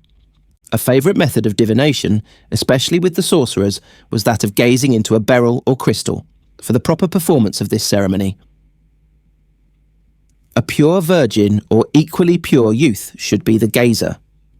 The sorcerer, having repeated the necessary charms and adjurations, with the invocation suitable to the spirits he wished to consult, looked into a large beryl or crystal, wherein he saw the answer represented either by types or by figures, and sometimes it is said he might hear the spirit speak to him. Valency states that in the Highlands of Scotland large crystals of somewhat oval shape were kept by the priests to work charms with, and that water poured on them was given to cattle as a preventive of disease. Dr. Dee was a famous conjurer with the crystal in the time of Queen Elizabeth. Lilly describes these crystals as being the size of an orange, set in silver, surmounted with a cross, and engraved all round with the names of the angels, Raphael, Gabriel and Uriel. Among other charms practised was dactylomancy, which was performed by means of a ring suspended by a thread in the centre of an earthenware or metal pitcher. The ring, which was supposed to have been made under the influence of a certain constellation, was swung from side to side of the vessel, and the sounds it made on touching were taken as predictions and oracles.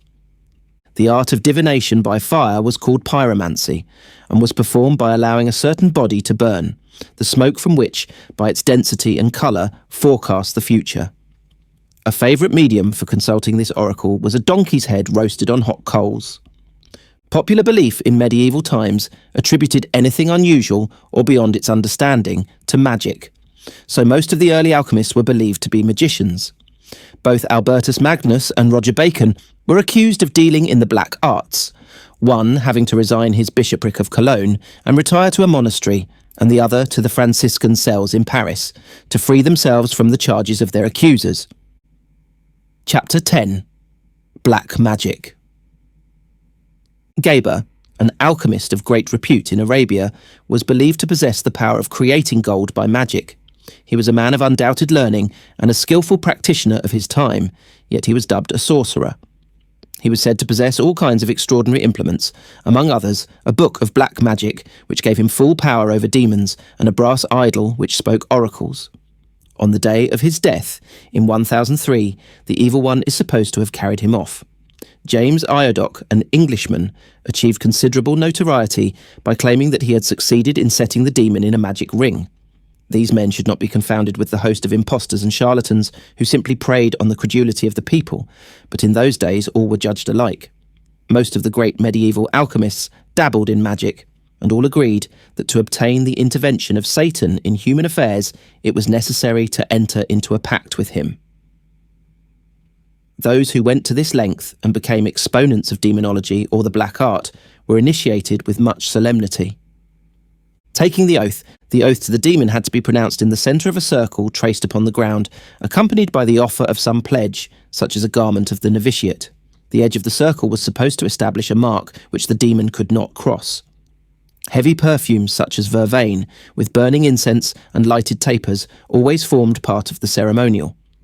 The smoking brazier, which entered largely into the ritual, was believed to act upon the demons, and was constantly fed with all kinds of mysterious vegetable and animal substances, those that would produce most smoke being preferred.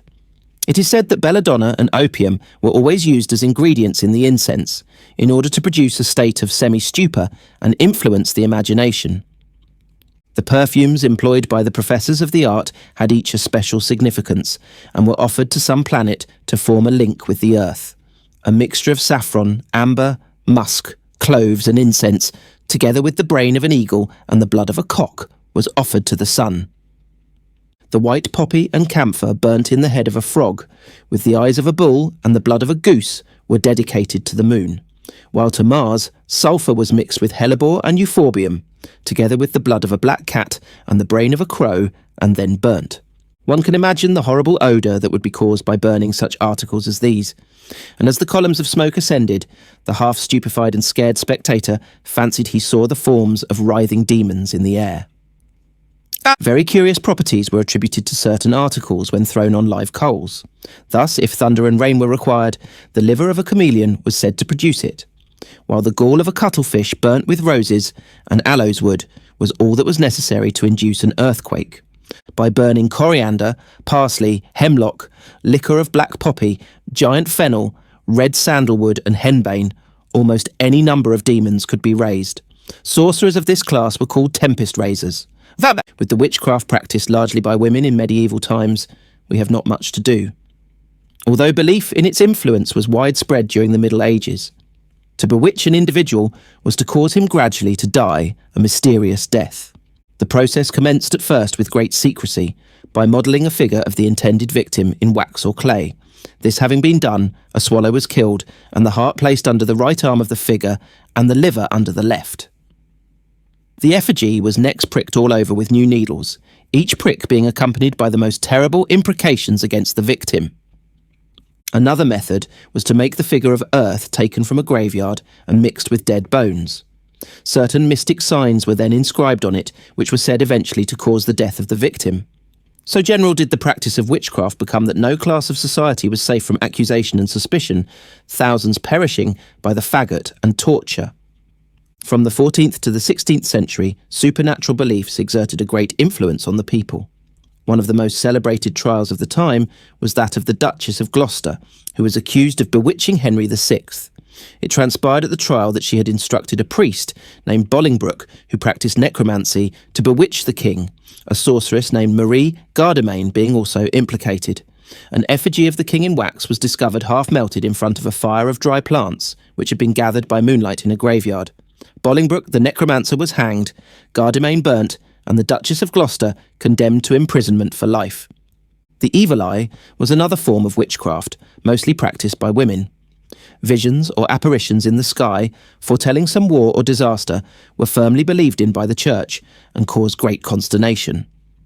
Fiery dragons appearing in the heavens were said to predict civil war, and we also read of pigs bearing royal crowns and gory stars, all of which were doubtless caused by ordinary phenomena not understood at that time. The appearance of the devil presiding at a sabbath or meeting of sorcerers is thus described by Delancre. He is seated in a black chair with a crown of black horns, 2 horns in his neck, and 1 on the forehead, which sheds light on the assembly, the hair bristling, the face pale and exhibiting signs of uneasiness, the eyes round, large and fully opened, inflamed and hideous, with a goat's beard, the neck and the rest of the body deformed, and in the shape of a man and a goat, the hands and the feet of a human being. The word witch is thought by some authorities to be derived from Chaucer, which means a user of pharmaceutic enchantments or an applier of drugs to magical purposes. Witches sent storms and barrenness, drowned children, brought on ague, could kill with evil eye, slay with lightning, pass through keyholes, ride through the air on broomsticks, and perform many other weird and wondrous things. They were generally old, blear-eyed, wrinkled dames, says Scott, ugly and crippled, frequently papists and sometimes atheists, of cross-grained tempers and cynical dispositions. They were often poisoners and generally monomaniacs. Epilepsy and all diseases not understood by the physicians were set down to the influence of witches. They were said to make 2 covenants with the devil, one public and one private. Then the novices were presented to the devil in person and instructed to renounce the Christian faith, tread on the cross, break the fasts, joining hands with Satan, paying him homage and yielding him body and soul. Some witches sold themselves for a term of years, and some forever. Then they kissed the devil and signed their bond with blood, and a banquet ended the meeting, their dances being accompanied with shouts of "Ha ha, devil, devil! Dance here, play here, Sabbath, Sabbath!" Before they departed, the devil was said to give them philtres and amulets. These women were usually hypochondriacs, often driven by despair and misfortune to confess any charge made against them. Chapter 11. Superstition and its influence on medicine. Superstition is a belief in what is wholly opposite to the laws of the physical and moral world, and yet supposed to be attainable by supernatural agency. The words incantation and charm seem to have been derived from the ancient practice of curing diseases by poetry and music. Democritus says that many diseases are capable of being cured by the sound of a flute when properly played. Marianus Capellus assures us also that fevers may be cured by suitable songs. Galen believed the sound of the flute efficacious in gout and epilepsy.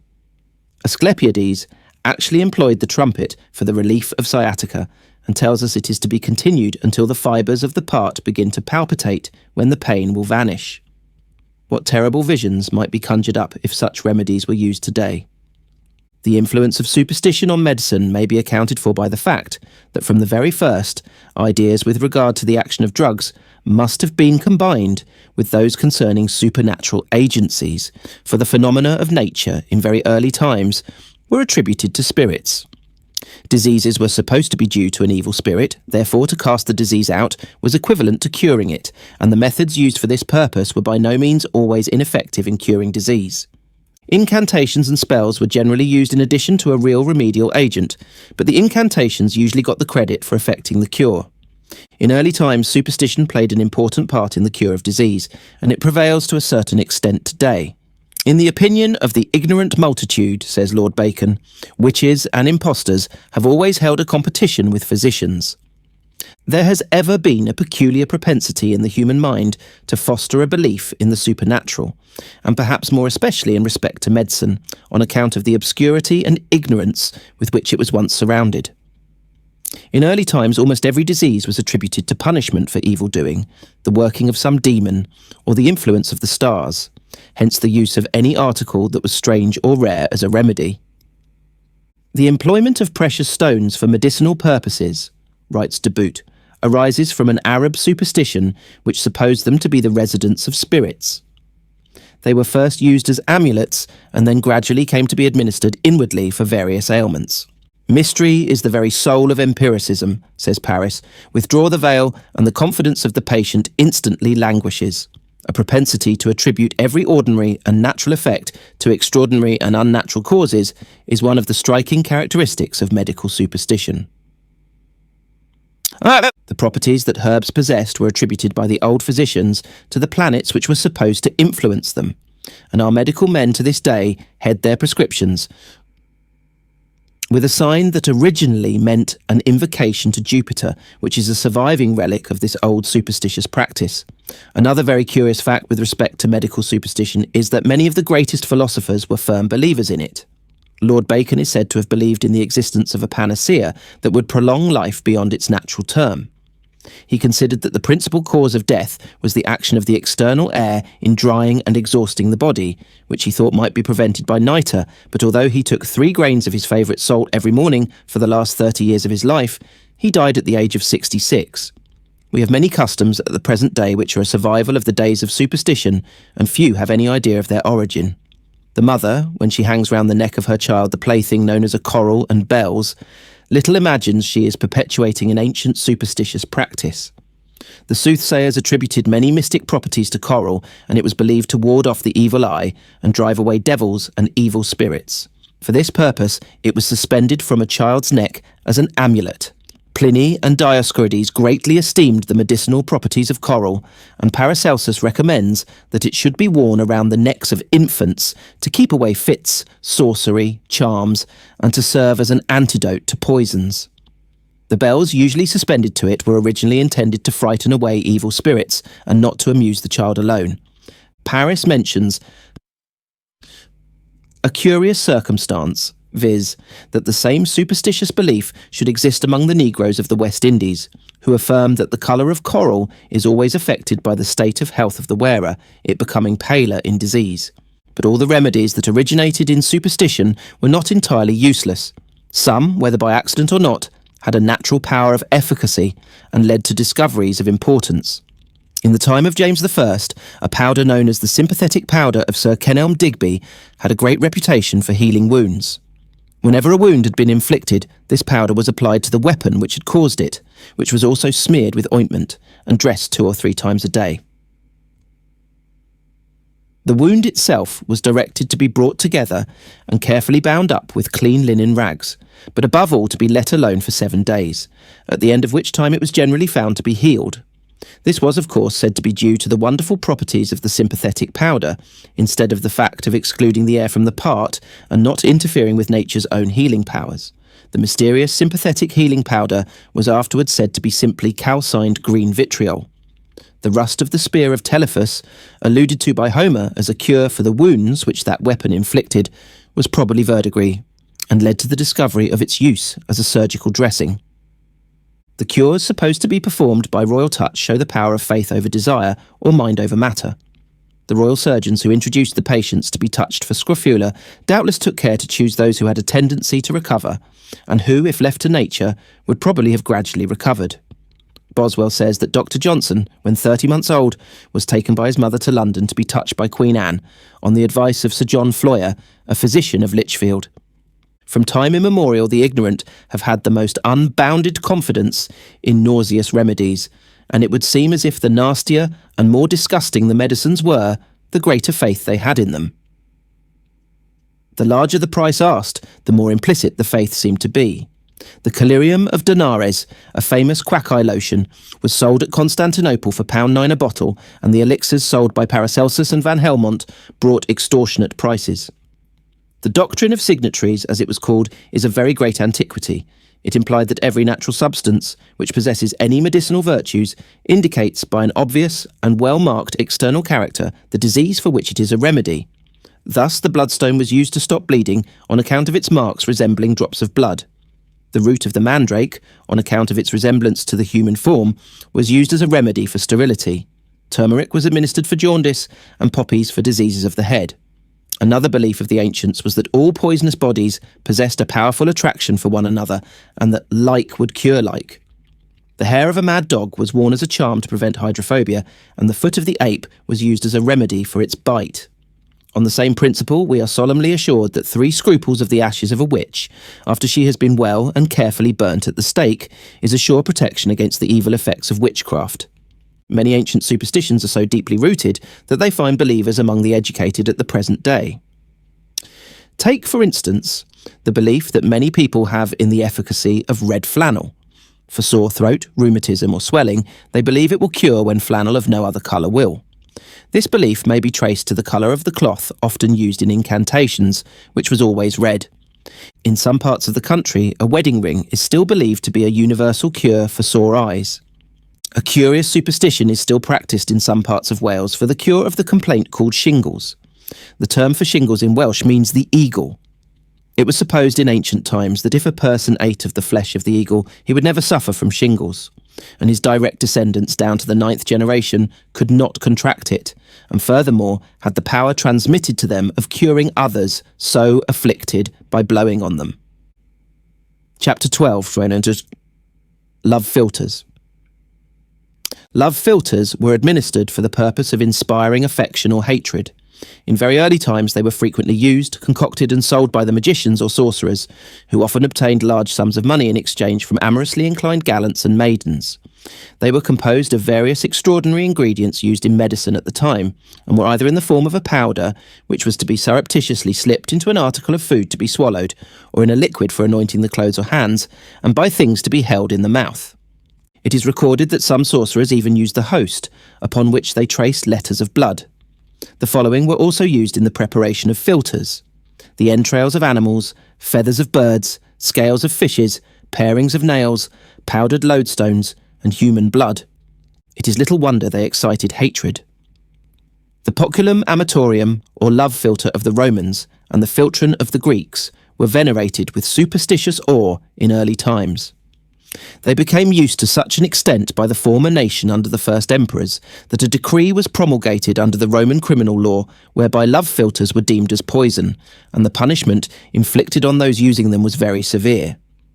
Hairs from a wolf's tail, the bones of the left side of a toad which had been eaten by ants, those of the right side were used to cause hatred, the blood of pigeons, skeletons of snakes, the entrails of animals, and other equally disgusting things, were included as ingredients in Roman love philtres. Pliny states that there were also philtres for quenching love.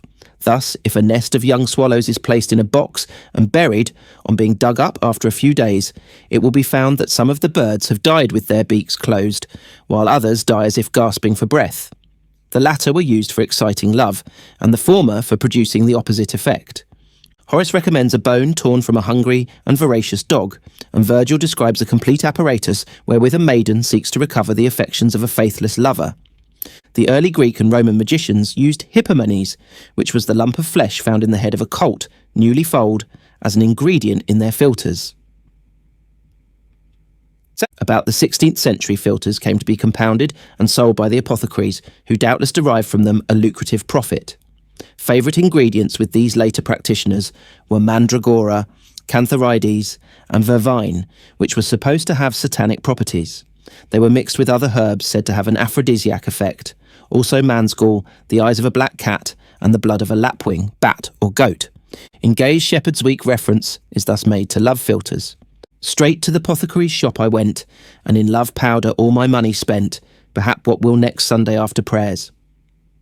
When to the alehouse Lubbock in repairs, these flies into his mug I'll throw, and soon the swain with fervent love shall glow. Botanomancy, Ferrand states, which is done by the noise or crackling that knee-home box or bay leaves make when they are crushed betwixt one's hands or cast into the fire, was of old in use among the pagans, who were wont to bruise poppy flowers betwixt their hands, and by this means thinking to know their loves. A charm or an allay for love, if so be a toad be laid in a sheepskin newly flayed, and that tetamant will sever him and his affections ever. Herricks Hesperides.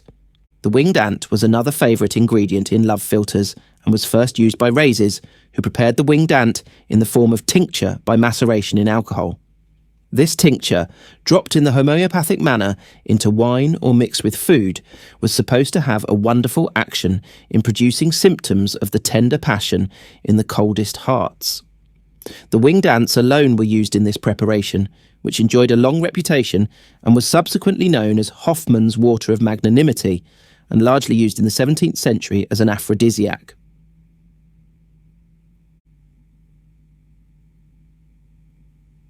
Chapter 13. The Pioneers of Pharmacy and Botany Physic Gardens. The operation of distillation was unknown to the ancient Greeks and Romans, although Dioscorides and Pliny describe a process which may be considered that of distillation in its infancy. The process was not known in England until the time of Henry II. To the Arabs we are indebted for the discovery of manna, cassia, senna and rhubarb, also aromatics such as musk, nutmeg, mace and cloves. Blisters were known and used by the Arabs, who are the first also on record to mention sugar extracted from the cane, and sugar candy, which they called honey of cane. Rhazes and Avicenna were the first physicians to introduce improvements in pharmaceutical preparations. The latter was the first to mention the 3 mineral acids, and distinguish between vegetable and mineral alkalis. In the year 1226, Roger Bacon, a native of Ilchester in Somersetshire and a Franciscan monk, may be said to have laid the foundation of chemical science in Europe. He was excommunicated by Pope Nicholas and imprisoned for 10 years for supposed dealings with the devil. He professed to have discovered an elixir of life, which he affirmed prevented corruption of any constitution and the infirmities of age for many years. Following Bacon, at the end of the 13th century, came Arnoldus de Villanova, or Villeneuve, who was the first to recommend the distilled spirit of wine impregnated with certain herbs, from which we date our use of tinctures in medicine. Basil Valentine followed as a pioneer in the administration of metallic medicines. He made volatile alkali from sal ammoniac and noticed the production of ether from alcohol. In the year 1493, Philippus Theophrastus, bombast of Hohenheim, afterwards known as Paracelsus, was born near Zurich in Switzerland, a man of extraordinary conceit and boldness, but who wrought a greater change and influence in materia medica than any physician since the time of Galen. He travelled all over Europe and so obtained an extensive knowledge of chemistry and medicine. This genius of science and quackery, for such Paracelsus must be termed, who scoffed at all the doctrines believed in since the time of Hippocrates, professed to have received his knowledge from the divine being himself. His sheer impudence carried the sympathies of the public with him, and they kissed the skirts of his gown as he passed through the streets, whilst he had among his followers many princes and nobles. He denounced the apothecaries, who, he said, could only compose insipid syrups and repulsive concoctions, when they have ready to hand at the bottom of their stills extracts and dyes derived from the best vegetables and minerals. He disagreed with the doctors also, whose prescriptions he stigmatised as barbarous, and was much against the use of correctives being added to pharmaceutical recipes when they had no natural relation to the preparation itself. He believed in the existence of an active principle in plants, which he termed the ether of Aristotle, that could be isolated and used to avert the various disorders of the human body, an idea which is now the leading spirit in pharmaceutical research. His labours did much to stimulate the practical side of chemistry, though his language was mysterious, as, like other alchemists, he wrapped up all his wisdom and his ignorance in the garb of allegory. He was reported to carry about a familiar spirit in the pommel of a longsword that always hung at his side. Paracelsus is said to have been the first to use mercury internally. He also employed opium, antimony, and lead largely in his treatment, and devised a process for the preparation of red oxide of mercury. He was sent for to many of the European courts, and by the interest of Erasmus was made Professor of Chemistry at Bale, the first chair that was established in Europe. It was here, while seated in his chair, that with arrogant impudence he burnt with great solemnity the writings of Galen and Avicenna, saying that if God would not impart the secrets of physic, it was not only allowable, but was justifiable to consult the devil.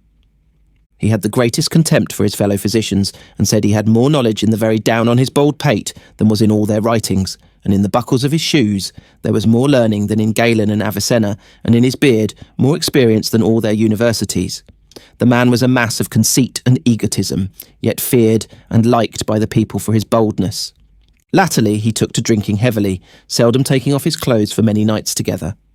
At length he broke down, and the end came at the age of 48, when this singular man died after a few hours' illness at Salzburg in Austria, a bottle of his boasted panacea for all ills being found in his pocket. He believed the human body to be composed of salt, sulphur, and mercury, and that in these three fast substances health and disease consist. To give Paracelsus his due, although empiricism and quackery were the chief elements in his career, he exerted an undoubted influence on the medical practice of his time, and with all his egotism did his best to advance the science and art of medicine.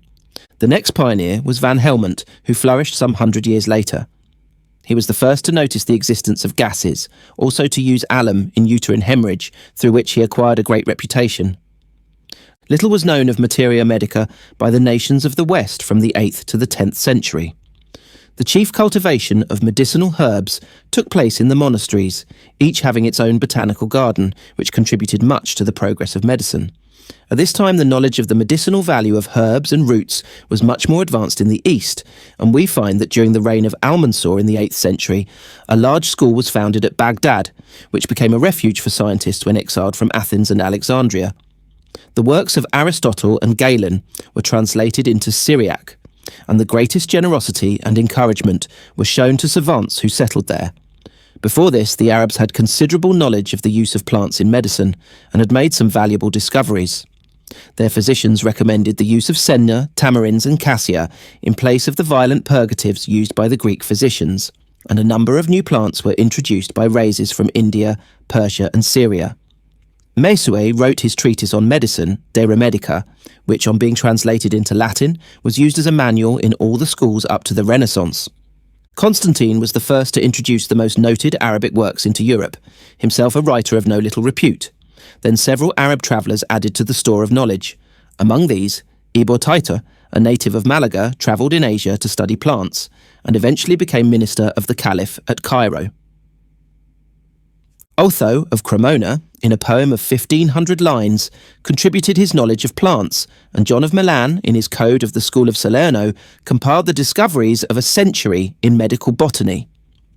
Coming to the 12th century, scientific progress was not so rapid, yet all the investigation that was made originated in the study of medicine. Most of the monasteries and convents, besides their botanical gardens, had collections of minerals and animals, which were carefully watched and tended, and the monks and nuns would not only administer to the sick of their own orders, but also to the suffering who claimed their charity. Once lodged there, the treatment was good and wholesome, and consisted mostly of decoctions of simples, backed up by good kitchen medicine, quietness and rest. One or two monks who had a special knowledge of herbs were usually allotted to this department. It can then hardly be wondered at that during the 13th and 14th centuries, most of the records we have of medicine are from works by the brethren of the monasteries. An excellent collection of recipes, comprising also a summary of plants, animals and minerals, was compiled by Hildegard, abbess of Bingen, and called the Jardin de Santé. This good lady, like many other abbesses of her time, was much interested in the art of healing. She cultivated her own medicinal plants and carefully noted down their properties for the use of others, and thus left a valuable record. In the 13th century, an advance was made in materia medica by Gilbert and Hernicus Arviel, two Englishmen who travelled through Asia to study plants and their uses. Simon de Cordo, called Simon of Genoa, also took a botanizing exploration into Sicily and the islands of the archipelago, and afterwards wrote a botanic dictionary. Another eminent botanist of this period was Peter de Crescenzi, a man of good birth and fortune, who was born at Bologna in 1330, and who greatly interested himself in botany and horticulture. His great work, which was translated into several languages, was called Opus Rubarium Commodorum. Contemporary with Peter were three names we must not omit: V.Z.A. Vincent de Beauvais, Albertus Magnus, and Arnaud de Villeneuve, who professed a knowledge of alchemy, astrology, and physic. Vincent de Beauvais was a Dominican monk, and his great work, the Speculum Naturale, is saturated with the superstition of the time. In this book, he states, "The mandragora is of the same shape as the human body. The winged dragon is capable of carrying off an ox and devouring the same whilst flying." He also describes the Scythian lamb, a sort of animal plant which had roots and grew in the ground, and other fearsome creatures, and declared that in Scotland the fruits of certain trees, when they fall into the water, produce the birds called black divers. Villeneuve wrote many treatises on plants and animals, and eventually became teacher of medicine and botany at the University of Paris. He was undoubtedly a man in advance of his time, and boldly declared that the most solemn mysteries of the Catholic faith could be explained by the teachings of natural history and experimental physics. He was therefore accused by the magistrates of sorcery and magic, but escaped through the special protection of Charles of Anjou into Italy, where he settled for a long time. The 14th century saw little advance in the medical art, but it was enriched by one or two great works. One of these, written in Latin by Bartholomew Glanville, an English monk, was a kind of encyclopedia of immense size, and was called Liber de Proprietatibus Rerum, and had a great reputation for centuries afterwards. The advent of printing, about the middle of the 15th century, rapidly spread the knowledge of more recent discoveries throughout Europe, and many large works on botany and herbalism, illustrated with woodcuts, were published at Mayence and Louvain. At Venice, many of the works of the old Arab physicians, Avicenna, Meso, and others, were printed and eagerly purchased. The discovery of America in 1492 heralded the introduction of numerous fresh additions to Materia Medica, which were brought to this country by explorers and naturalists. In the 16th century, by the labours and researches of George Agricola, a German, and Conrad Gesner, a Swiss, a considerable advance was made in the knowledge of what was called chemical medicine and botany. Agricola, who was the greatest mineralogist the world had then seen, explored and spent much time in the mines of Bohemia and Saxony, and thus obtained a practical knowledge of the then known methods of the working of metals. His contemporary, Conrad Gesner, born at Zurich in 1516, has been called the originator of scientific botany, as he was the first to discover a method of recognising each genus and kind by examining the organs of fructification, and in this way discovered 1,800 new varieties. A famous physic garden was planted in Paris in the early part of the 17th century by Jacques Gahory, an enthusiastic pharmacist, and this garden eventually became part of the Jardin des Plantes. In connection with this garden, a school of medicine was founded, the first occupant of the chair of chemistry being William Davison, a Scotchman and predecessor to Lefebvre, who afterwards became a chemist at St. James's S. The practice of the teachers of this time was to dictate to their students, and in order to save themselves the trouble of dictating and the students the trouble of writing, which was a very laborious matter in those days, the lecturer would write a book. Thus Jean Beguin wrote a chemical textbook in 1612, which passed through no fewer than 53 editions. We must not omit to mention two other pioneers of this period who made important discoveries in botany. They were Matthias of Lille, who eventually settled in England, and Andrew Cisalpin, professor of botany at Pisa. The former first formulated the true principles of classification of plants and arrangement into families, such as the orchids, palms and mosses, and to the latter belongs the honour of having devised the first system of botany. Having compared the process of generation in animals to the seeds of plants, he distinguished male plants by their stamens, and those which yielded seed as female. The next era is marked by the publication of the first pharmacopoeia at Nuremberg in 1542. For this act, says Paris, we are indebted to Valerius Cordus, a young student who, during a transient visit at that place, accidentally produced a collection of medical receipts which he had selected from the works of the past esteemed writers, and with which the physicians of Nuremberg were so highly pleased that they urged him to print it for the benefit of the apothecaries, and obtained the sanction of the Senate to the undertaking. To this slight circumstance we owe the institution of pharmacopoeias. The first London pharmacopoeia was, however, not published until the reign of James I in 1618, of which there were 12 subsequent editions, the last being in 1841. The Dublin Pharmacopoeia first appeared in 1807, the last edition being published in 1850. Until the Medical Act passed in 1858, the right of publishing the Pharmacopoeia for England, Scotland and Ireland was vested in the College of Physicians of London, Edinburgh and Ireland respectively, and as these books contained several preparations similar in name and different in strength, such obvious danger arose for travellers that the British Pharmacopoeia, published in 1864, became by Act of Parliament the standard for Great Britain and Ireland. The Chelsea Physic Garden is the oldest public botanical garden in Great Britain, but there were private ones of older date, such as that of Gerard, the author of the Herbal, which was situated in Holborn, and that of Tradescant, the famous Dutch traveller, gardener. To James I, who had an extensive garden of exotic plants in Lambeth. The founders of the Chelsea Garden were the members of the Society of Apothecaries, who have maintained it for over 2 centuries entirely for scientific purposes, as was stipulated in the Deed of Gift, executed by Sir Hans Sloane, in which the growing or cultivation of plants for purely pharmaceutical purposes or for trade was strictly forbidden. The origin of this so-called Physic Garden was somewhat amusing and anything but scientific. The ground was first fixed upon as an eligible spot for building a boathouse for the state barge of the Apothecaries Company. This ground was walled in about 1674 and planted with trees in 1678, and herbs were grown in it for use in the company's laboratories, some of these plants being from time to time exchanged for others from the University of Leyden.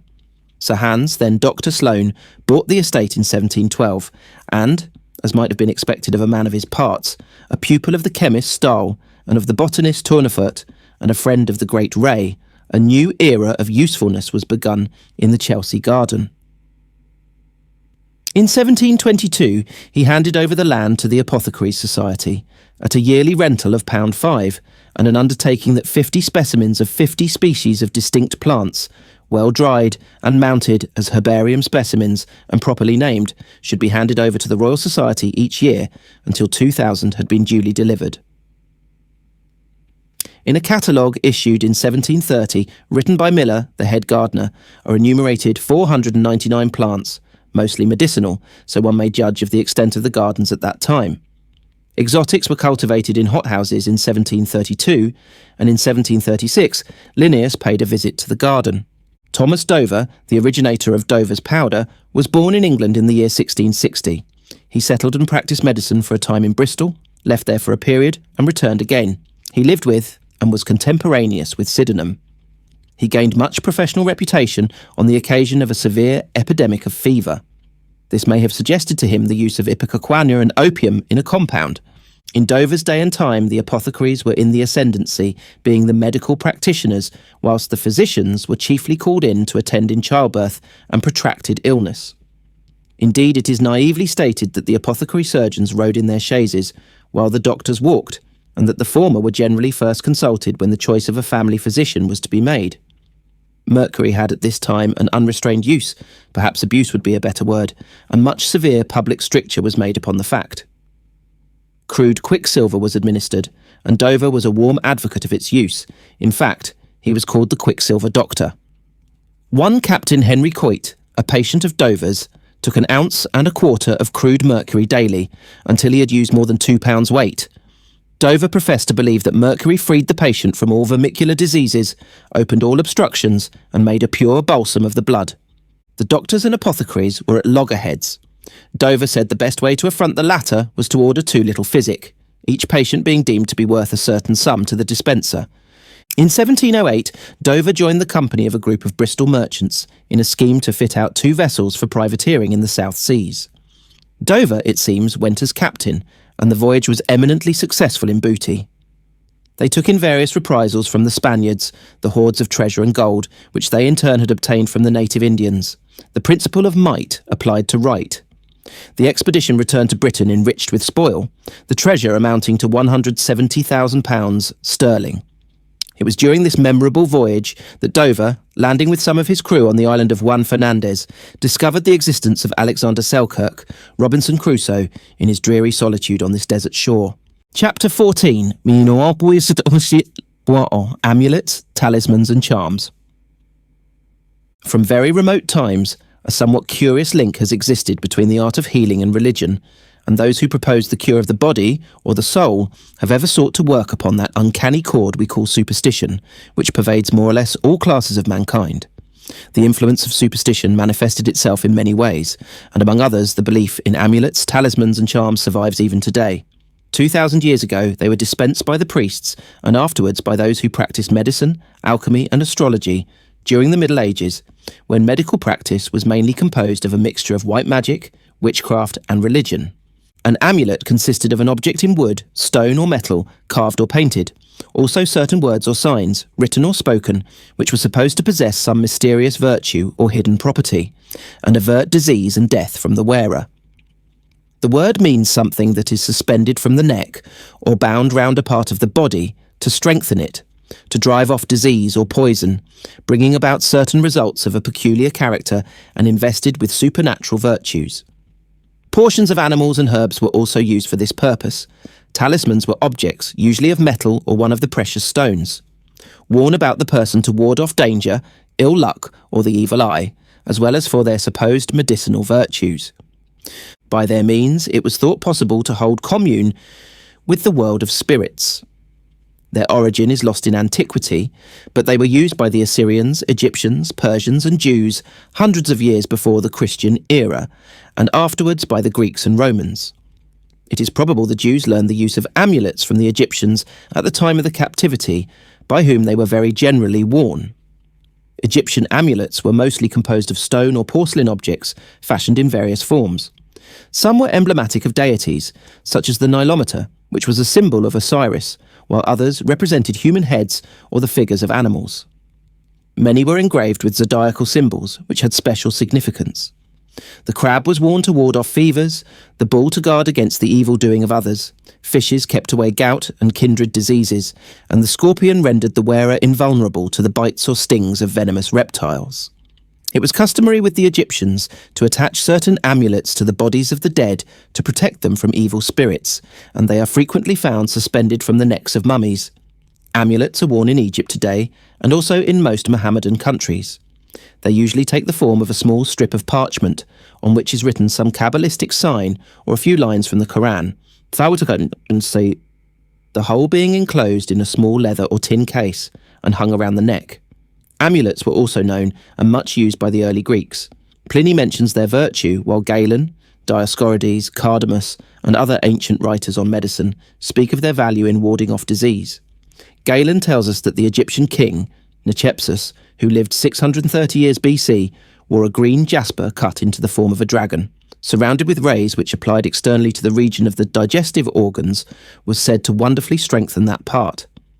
The Romans were also great believers in the power of the amulet, and in the declining era of the Great Empire, the custom of wearing them became so general that the Emperor Caracalla made a public edict that no man should wear an amulet about his person under heavy penalties. Now, amulets have been known to that curious nation, the Chinese, from the earliest period of their history, and are still worn by them. They are sold by the priests in the form of small pieces of metal, chains, or characters written on a piece of skin or parchment and worn as a charm against accident, sickness, etc. To enumerate all the extraordinary objects used as amulets in early times and the wonderful virtues attached to them would fill a volume, so we must be content to mention a few of the most curious. The amulets and talismans probably held in the highest esteem were those in the form of precious stones. They were supposed to be influenced in some mysterious way by the planets and to be the abode of spirits. 500 or 600 years ago, a lady would present her knight with a talisman on his departure on some adventurous or warlike expedition. This often took the form of a jewel set in the hilt of his sword. The diamond was thus supposed to endow the wearer with courage and make him more fearless than careful. A jacinth had the reputation of being able to strengthen the heart and was often worn close to the region of that organ, fashioned into the form of some animal or saint. The sapphire was supposed to possess a divine gift of sharpening the intellect, and was also worn as a preventive against the bites of venomous animals. A wearer of this stone was also said to have the power of resisting necromantic apparitions. The emerald was worn in a ring to prevent giddiness and strengthen the memory. Garcius quaintly states, "It takes away vain and foolish fears, as of devils and hobgoblins, folly and anger, and causeth good conditions. If it do so being worn about one, reason will tell him that being beaten into powder and taken inwardly, it will do much more. Great faith was placed in the ruby as an amulet to ward off plagues and pestilences. Cardamus says, it has the power of making the wearer cheerful and banishing idle and foolish thoughts. The amethyst was supposed to promote temperance and sobriety and cause the wearer to abstain from strong drinks and from taking too much sleep. By other writers, it is also said to quicken the wit and repel vapours from the head, altogether a very useful kind of amulet to have about. The chrysolite was said to ward off fevers, while the onyx, worn round the neck, was supposed to prevent an attack of epilepsy. The opal was believed to cure weak eyes, and the topaz to cure inflammation and keep the wearer from sleepwalking. Lapis lazuli, worn as a jewel, was said to make the wearer fortunate and rich, while amulets of jasper resisted fevers and dropsy. Ancient warriors often carried an amulet composed of bloodstone, which was supposed to stop bleeding when applied to a wound. The old Egyptian amulets were mostly carved in stone, porcelain, carnelian, or lapis lazuli, etc.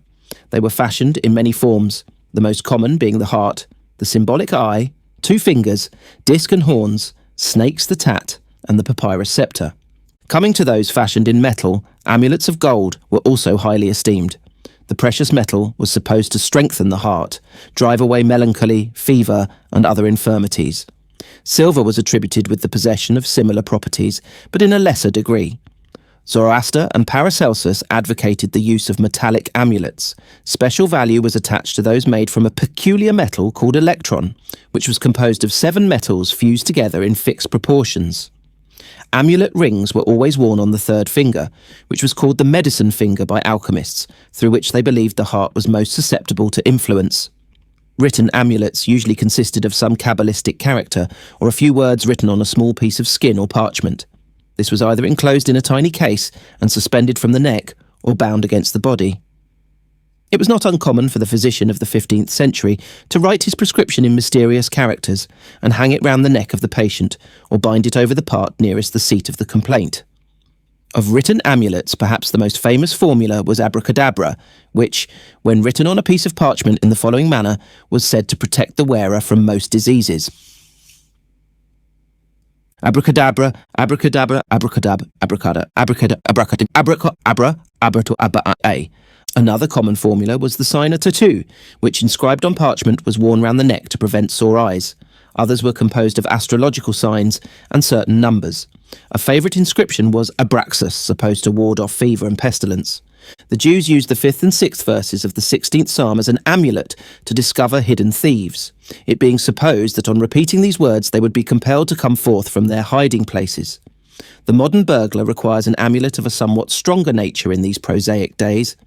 A curious charm for warts, used some 400 years ago, was to write on 7 little wafers the following words: Maximanus, Walcus, Johannes, Martinianus, Dionysius, Constantius, Serapion, and sing a prescribed incantation first into one ear, then into the other, and then above the patient's pole, after which a virgin was to hang the incantation around the patient's neck when the warts would disappear.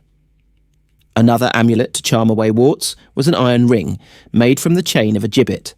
The following incantation was supposed to stop bleeding from the nose. Make the sign of the cross thrice, repeat the Lord's Prayer thrice, then say the Ave Maria, and repeat the words Max, Hax, Liax, Icius, Christus. Among the many strange and curious articles worn as amulets, the old philosophers seem to have had the greatest veneration for certain mysterious stones, such as bezoar, the origin of which in most cases is exceedingly doubtful. Dark and weird are the legends relating to the power of the toadstone, that amulet so highly prized by witches and astrologers. Among other properties, it was supposed to protect its owner from the bites of venomous animals. Lemnius tells us of a stone of the bigness of a bean to be found in the gizzard of an old cock, which makes him that wears it beloved, constant, bold, and valiant in fighting and sports. Such amulets brought big prices and were eagerly sought after. The toadstone was much esteemed as a charm against the bites of snakes and reptiles. It also had a reputation for curing weak eyes and headache. Orpheus believed that when this amulet was worn by a public speaker, he could always compel and hold the attention of his audience. A charm against the evil eye consisted of a quill filled with mercury, sealed at each end and worn bound to the body. A small portion of the plant, called St. John's wort, was carried about the person as a preventive from harm by witches or devils. A toad, well dried in the sun, put into a bag and hung round the neck, low enough to touch the region of the heart, was used to allay hemorrhage. And a very well salted herring split open and applied to the soles of the feet was a noted remedy for ague. An emerald suspended from the neck was worn as an amulet to ward off the same complaint. Aqua divina, a famous remedy, supposed to possess magnetic power, was prepared by macerating a human body in water and distilling it twice or thrice. Human bones, various parts of a mummy, and other equally gruesome objects were supposed to be endowed with some mysterious power to ward off accident, disease, and death. In some parts of the country, especially in Cornwall, eel skins were and are still used, tied round the legs to prevent cramp, and 2 sticks laid crosswise on the bedroom floor were supposed to charm away the same painful complaint. It is still a common custom in other country districts to pass a weakly child through the split branch of a tree in order to make it grow stronger, and a certain class have the strongest belief in a charm of a romantic nature that is worked with the gum called dragon's blood. A famous amulet, the remarkable history of which inspired Sir Walter Scott to write the Talisman, was the Lee penny, which we believe is still in existence and held in veneration in some parts of Scotland. The singular history attached to this coin was as follows. Sir Simon Lockhart of Lee and Cartland was a well-known knight in the time of Robert the Bruce and his son David. He was one of the chief Scottish knights who accompanied Lord Douglas on his expedition to the Holy Land with the heart of King Robert Bruce and was there engaged in the war with the Saracens. Tradition goes on to state that he captured in battle an emir of great rank and wealth and fixed a price at which he should be ransomed. The aged mother of the prisoner came to the Christian camp to redeem her son, and on pulling out a large purse which contained the ransom, a peculiar pebble inserted in a coin fell to the ground. The old woman, it is said, showed such haste and anxiety to recover it that it gave the Scottish knight a high idea of its value, on which he refused to set the emir at liberty till the amulet was added to the ransom. This the woman consented to do, and also explained to Sir Simon the use of the talisman, which was of great repute. When dipped in water, the liquid assumed the properties of a styptic and a febrifuge, etc. Sir Simon Lockhart, after much experience of its value, brought it home and left it to his heirs, and it is known as the Lee penny from the name of his native place. The coin is said to be of the early Byzantine period. The most remarkable part of its history, as stated in the introduction to the Talisman, was that it escaped condemnation in an extraordinary manner when the Church of Scotland impeached many other cures of the kind, which savoured of the miraculous, as occasioned by sorcery, and censured the appeal to them, excepting only that to the amulet called the Lee penny, to which it had pleased God to annex certain healing virtues which the Church did not presume to condemn. It still exists, and its powers are sometimes yet resorted to. For epilepsy, a curious custom was to take the sick man by the hand and whisper softly in his ear, "I conjure thee by the sun and moon, and by the gospel of the day, delivered by God to Hubert, Giles, Cornelius, and John, that thou rise and fall no more." When picking simples for burns, the following charm was repeated. "Hail to the holy herb, growing on the ground, all in the Mount Calvary. First wert thou found, thou art good for many a sore, and healst many a wound. In the name of sweet Jesus, I take thee from the ground." To produce sleep, the following is recommended to be repeated. "In nomine Patris up and down, et Filii et Spiritus Sancti upon my crown, dear Christ upon my breast, sweet Lady, send me eternal rest." The following was supposed to stop the flux. "In the blood of Adam, death was taken. In the blood of Christ, it was all to slaken, and by the same blood I do thee charge that thou do run no longer at large." Singular virtues were supposed to be attached to a dead man's hand. In a Roman Catholic chapel in Ashton in Macclesfield, there is preserved with great care in a white silk bag a hand which is still held in veneration, and wonderful cures are said to have been wrought by this ghastly relic. The hand is said to have been that of one Father Edmund Arrowsmith, who was executed at Lancaster in 1628 for apparently no greater offence than that of being true to his faith. After his execution, one of his friends cut off his right hand, which was preserved for many years at Bryn Hall in Lancashire and afterwards removed to Ashton. This holy hand was formerly held in great esteem in Lancashire, and pilgrims came from all parts of the country to receive its touch, which was reputed to cure various diseases. It was believed to remove tumours when rubbed over the part and restore health to the paralysed. There is a curious superstition still prevalent in some parts of Lancashire that when cat's hair gets into the stomach, it causes sickness, which may be cured by eating a piece of eggshell once a day. Consumption was believed by the ignorant to be produced by drinking water which had been boiled too long. The cure was to dig a hole in the earth, lie in it face downwards, and breathe into the soil.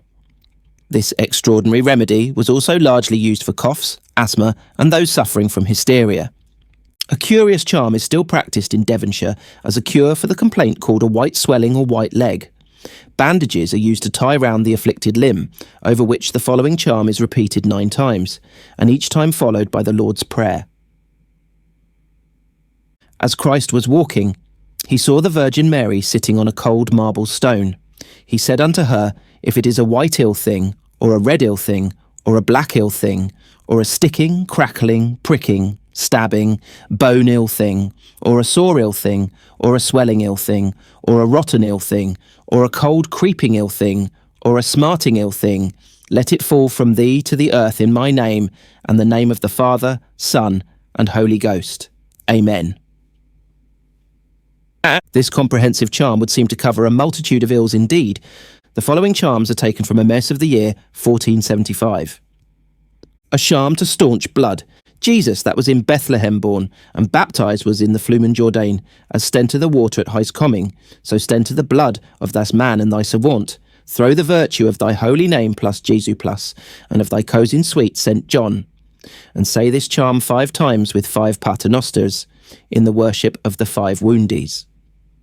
For fever, writ this wordies on a laurel left plus Ismael plus adjuro vos per angelum, ut soperetitoris de homon, and lay this left under his head, that he wote not thereof, and let hymit a liturgy oft, and drink ippy seed, small grounden in a mortar, and temper it with ale. It is said that the inhabitants of Colonsay had an ancient custom of fanning the face of the sick with the leaves of the Bible. Many and varied are the charms for curing warts. For warts, says Sir Thomas Browne, we rub our hands before the moon and commit any maculated part to the touch of the dead. Grose tells us to steal a piece of beef from a butcher's shop and rub your warts with it, then throw it down the necessary house, or bury it, and as the beef rots your warts will decay. The leaf of the castor oil plant, worn round the neck, was believed to ward away devils, because the leaf is like an open hand. In Bale's interlude, the following charms are given. For the coffer take Judas ear, with the peringe of a pear, and drink them without fear if you will have remedy. 3 sips are for the hycocker, and 6 more for the chicocker. Thus, my pretty pycocker, recover by and by. If ye cannot slip but slumber, give oats unto Saint Uncumber, and beans in a certain number, unto Saint Blas and Saint Blythe. Give onions to Saint Cutlake, and garlica to Saint Keoyake. If ye will spurn the headache, ye shall have them at Queen Hith. Amulet rings were made from various metals and worn to ward off disease and misfortune. In Berkshire there is a popular superstition that a ring made from a piece of silver collected at the communion is a cure for convulsions and fits.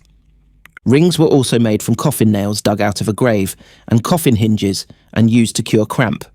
Boord, in his Introduction to Knowledge, 1542, says, The Kinges of England doth hallo every year cramper ringes, ye which ringes worn on one's finger doth help them which hath the cramper. One of the favourite charms of the early Britons was the anguinium, or snake's egg, which was supposed to be produced from the saliva of serpents, and besides its healing properties, it got the credit of being able to float against the current. Many of the ancient writers believed that all charms were impotent without the repetition of certain words. Thus, the following words are recommended by Barrett to be repeated as a charm against flux of blood. In the blood of Adam arose death. In the blood of Christ death is extinguished. In the name of Christ I command thee, O blood, that thou stop fluxing. A piece of clean new vellum bearing the letters was considered a powerful amulet against ague. Pliny makes several allusions to the poison of toads, and Juvenal tells us of the lady who squeezed a toad into her husband's wine. The life of James VI of Scotland was once attempted by a woman named Agnes Sampson, who confessed on her trial that in order to compass the king's death, she had hung up a black toad for 9 days and collected the juice that fell from it. The toadstone was greatly valued as an amulet against a great variety of diseases. It was often set in valuable rings, which were handed down from generation to generation.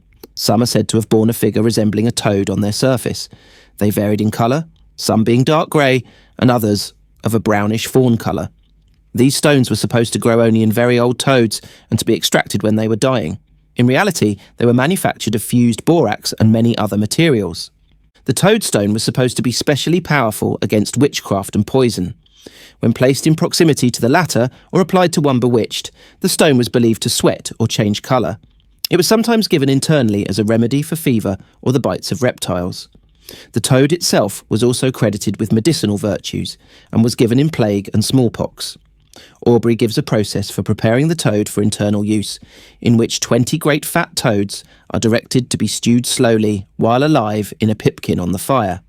The calcined remains are again heated and then finely powdered. Sir Kenelm Digby speaks of their virtues and recommends toads for quinsy, bleeding at the nose, and above all a most valuable remedy in King's evil and scrofula. Within the last 50 years, toad doctors visited most country fairs, often selling bags containing the legs torn from the body of a living toad for 6 or 7 shillings each. Among other curious charms used by the Romans to prolong life, especially among the aged, was the singular practice of being breathed upon by young girls. This custom is frequently mentioned by ancient writers, and was believed to be efficacious also in prolonging life in certain diseases. A reference to this singular charm is recorded by Carhansen in an inscription which was discovered at Rome, cut in a marble tablet, and which ran as follows. To Aesculapius and health, this is erected by L. Clodius Hermippus, who by the breath of young girls lived 115 years and 5 days, at which physicians were no little surprised. Successive generations lead such a life. In later times, amulets in civilized countries merged into the wearing of images of saints or consecrated objects and the use of scapularies by Roman Catholics at the present time. There is little doubt that the custom of wearing precious stones in rings and the charms worn as pendants to watch chains originated in the amulet and talisman. Who can say that the belief in such charms has even yet died out? How many people are there at the present day who do not carry about them some coin, token, or object to which they would probably be ashamed to confess they attach some mysterious virtue? The belief in keeping a crooked sixpence or a broken ring is evidence of that peculiar vein of superstition that runs through most of us, which, strange though it may seem, the advance of science and education has not altogether dispelled. Chapter 15. Monk Physicians, Itinerant Doctors, Surgery in the Middle Ages. The treatment prescribed by the monks, who were ready to cure the body as well as the soul, consisted mainly of holy water, prayer, the touching of relics, and a number of decoctions of herbs, the properties of which they were acquainted with. Many of these physician monks wandered about the country, devoting themselves to the wants of the sick. During the 11th century, hospitals began to spring up in various parts of the country and over Europe. They seem to have originated at the time of the Crusades. Lacroix says, "The Johannists and the Brotherhoods of St. Mary and St. Lazarus devoted themselves to missions of charity in the East. In France there were the Brothers of St. Anthony and of the Holy Ghost, and throughout the world the heroic chevaliers of St. John of Jerusalem or of the Templars, whose countless establishments combine the triple character of conventual church, almshouse and fortress, and who, attired in a dress both military and monastic, wore a mantle similar to that seen in the statues of Aesculapius as a sign of the double mission, beneficent and warlike, which they had sworn to fulfil. Each of these orders had a special form of treatment and took charge of specific diseases. Thus the Templars paid special attention to those pilgrim soldiers and travellers particularly troubled with ophthalmia, scurvy, or those suffering from wounds. The Johannists professed the cure of epidemical disease and pestilence. The Order of St. Anthony looked after those stricken with dysenteries and those complaints known as St. Anthony's fire, while the Lazarists treated leprosy, smallpox, and pustular fevers. The first school of nurses, of which we have record, is one organised by Hildegard, Abbess of Rupertsberg, who died 1180. These nuns gave great assistance in the hospitals. Thus the monks about the 12th century tended the bodies as well as the souls, and even accompanied armies on military expeditions in that capacity. In the 13th century, faculties were established at Montpellier, Salerno and Paris by the order of papal bulls to grant degrees in medicine. In order to obtain the title of Master Physician, the candidate had first to become a clerk, then pass an examination before masters or doctors selected from the staff of the college by the Bishop of Maguelon. The barbers at this time came to occupy an important position in medicine and were promoted to the rank of subordinate surgeons, chiefly for bloodletting and minor accidents. In the 14th century, medicine had rapidly progressed in Europe, and the celebrated physician and surgeon Lanfranc founded the St. Cosmo College at Paris, the examinations of which all surgeons were obliged to pass. A decree was also passed by the King of France in 1352 prohibiting anyone who was not an apothecary, student, or mendicant monk from practicing medicine. The king, we find, also exempted the master barbers from doing duty as watchmen, as the barbers, being nearly all of them in the habit of practicing surgery, great inconvenience might arise if they were absent from their houses when sent for during the night. In France, the little barbers, as they were called, travelled about on foot from village to village with a bag containing their drugs and remedies, while the great barbers, or sworn surgeons, astride their hacks with tinkling bells to announce their approach, wore long robes trimmed with fur and other rich apparel. They were usually accompanied by an assistant and several servants, who carried their cases of instruments, which always included scissors, nippers, a probe or eprouvette, razors, lances and needles. He also carried 5 kinds of ointments, viz. Basilicon, apostle's ointment, the white ointment, yellow ointment, and the dialtoia ointment for subduing local pain. Guy de Chauliac, who was physician to 3 successive popes, stated, "He never went out on his visits without taking several clysters and plain remedies, besides gathering herbs in the field, so as to treat diseases in a proper manner." Even at that early time, the credulity of the public became imposed upon by quacks, and Lacroix tells us of an English surgeon, one Goddesden, who had 2 sorts of prescriptions, one for the rich and another for the poor. He sold at a high price to the barbers a so-called panacea, which the latter sold at a large profit, and this was simply a mixture of frogs pounded in a mortar. In one of his books there is a short chapter on disagreeable diseases, as he terms them, which work their own cure and bring no grist to the doctor's mill. In the 15th century, the practice of medicine became more and more influenced and dominated by the occult sciences, and especially astrology. All mankind was ruled by the stars, and the cause of various diseases was attributed to the conjunction of certain planets. They believed the blood rose during the daytime towards the sun, and descended into the lower extremities at night, that at the 3rd hour the bile subsided, so that its acid properties might not be mixed with the course of the blood, and that at the 2nd hour the atrabilis, and in the evening the phlegm, subsided. Such illusions and erroneous beliefs stopped the progress of science, and threatened to turn a noble art into mere charlatanry. In this country, the surgeons mostly practised as apothecaries, and we are told that when Henry V invaded France in 1415, the only surgeon he had in his camp was one Thomas Morstead, who was with difficulty induced to accompany the army, bringing with him 12 assistants. The 16th century saw an effort to throw off some of these errors which had grown round the art. The invention of printing helped largely in disseminating knowledge throughout Europe, and the followers of medicine assumed a higher position. Towards the end of the 15th century, Tachenius wrote, "There is no new thing under the sun whatsoever, therefore the followers of Hippocrates have handed out, and as it were midwifed into the world, the same was from the beginning, though our eyes were not so clear-sighted as to discern it." To which Stephen Pasquier replied in the following rhyme, "Some Paracelsi of novelty impled, for which judged crime he erst was banished. So Hippocrates, Chrysippus, and at Rome Asclepiade too were new. They'd all one doom. They who condemn new things condemn the old, or else do both misjudge and are o'erbold." During the Crusades, the surgeons naturally acquired a very large experience in the treatment of wounds, incised, lacerated, and contused. Baldwin was severely wounded before Jerusalem, having received a spear thrust through the thigh and the loins. He fell fainting from his horse, but the most skilful leeches were summoned, by whose art and skill the king and valiant athlete was enabled to recover from this deadly wound. Baldwin was also wounded in the foot before Antioch, and the surgical talent available was baffled by the injury to such a degree that it was proposed to kill a Saracen after wounding him in the same part, so as to learn the proper course to pursue. Baldwin, however, refused to allow this crude attempt at experimental surgery to be made. There seem to be no medical records of the Second Crusade. In the third, the French king, Philippe Auguste, and our own Coeur de Lion suffered grievously from a disease, the symptomatology of which included extensive exfoliation of the skin, shedding of the nails, and loss of the hair. The disease is called Arnoldia by the chroniclers, and is variously conjectured to have been leprosy or syphilis.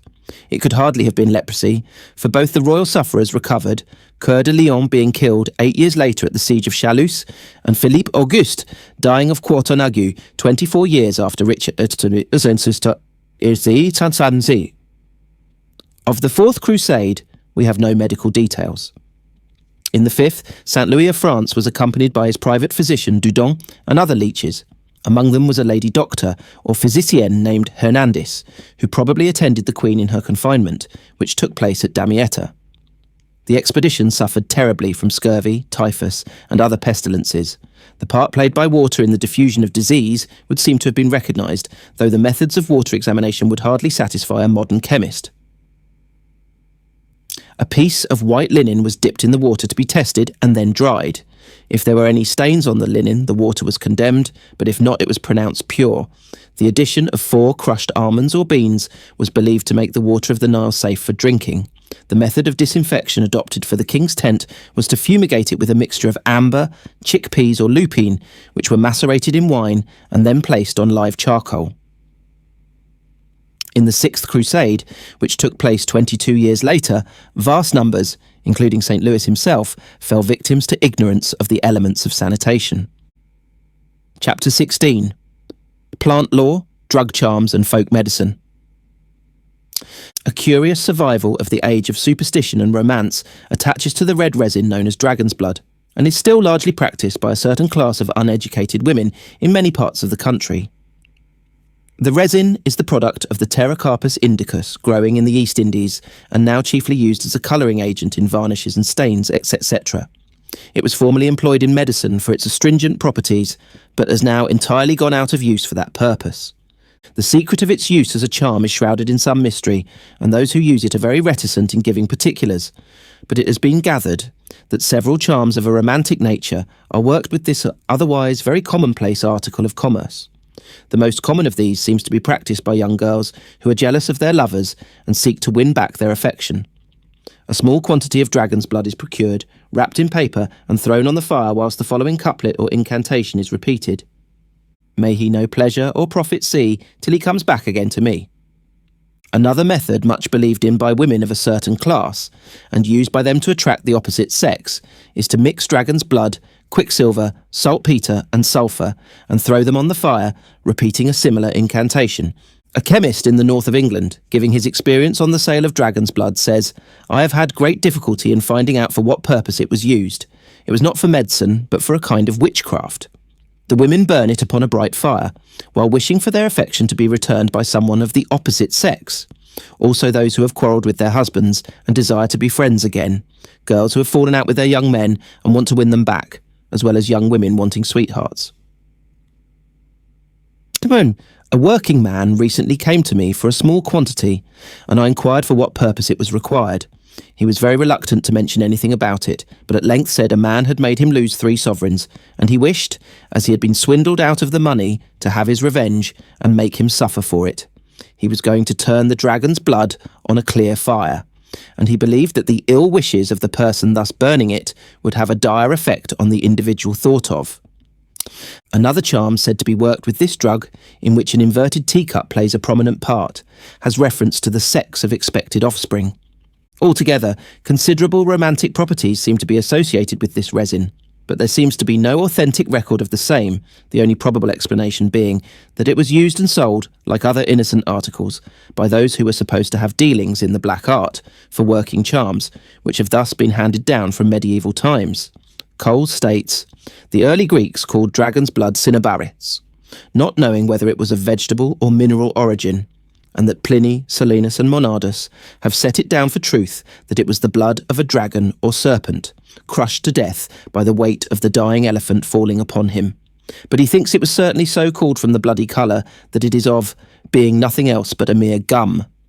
It was used medicinally as an emmenagogue, and in the arts 300 years ago by goldsmiths and painters in glass, by the former as a base for enamel to set a foil under precious stones to give them greater lustre, and the latter by fire to strike a crimson colour into glass for stained windows. That a belief in charms and witchcraft is still fostered by ignorant people in some parts of the country is manifest from cases reported in the newspapers from time to time. Two practitioners of the occult sciences were haled before the magistrates but recently. One, an old crone, who confessed to using dragon's blood in working her love charms, was rewarded with 7 days with hard labour. The other, which came to light in Cornwall, was a middle-aged individual who practised as a wizard. His treatment consisted of writing an amulet to be worn near the body. Money was then required to remove the spell from the bewitched patient to someone else. To this victim was to be lent neither cock, pin or pan, and by the aid of the planets the patient would be cured. But these are hard times truly for the wizard and magician, and this professor was rewarded with 7 months' incarceration in one of Her Majesty's jails. Singular superstitious properties are attributed to certain plants. The walnut was formerly employed in medicine as an application to wounds and an antidote to poisons. And the following old riddle, says William Coles in 1657, almost everyone knows. As high as a house, as little as a mouse, as round as a ball, as bitter as gall, as white as milk, as soft as silk. There is an old tradition that the more the branches are beaten, the more prolific the fruit will be. There is a fable in Aesop of a woman who asked the walnut tree growing by the wayside, which was pelted at with stones and sticks by them that passed by, why it was so foolish as to bring forth fruit, seeing that it was so beaten for its pains, to which the tree rehearsed these 2 proverbial verses. Nux, asinus, mulier, simili, suret lege legati, haestria nil recte faciunci verbera cessent. The English whereof, the chronicler quaintly continues, I could tell you, but that I fear the women of this preposterous age would be angry.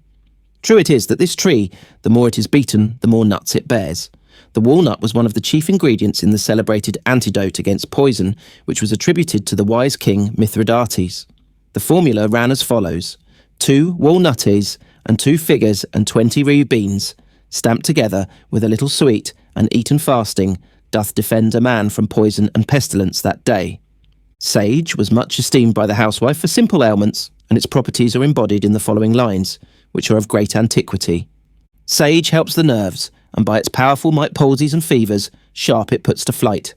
An old writer says, be sure you wash your sage for fear the toads, who, as I conceive, come to it to discharge their poison, should leave some of their venom upon the leaves. Of rue, which was largely used as a comminative, the following couplet has been handed down. Rue maketh chaste, and eke preserveth sight, infuseth wit, and fleas doth put to flight. Tradition says that a weasel, going to fight with a serpent, eateth rue, and rubbeth herself therewith to avoid his poison.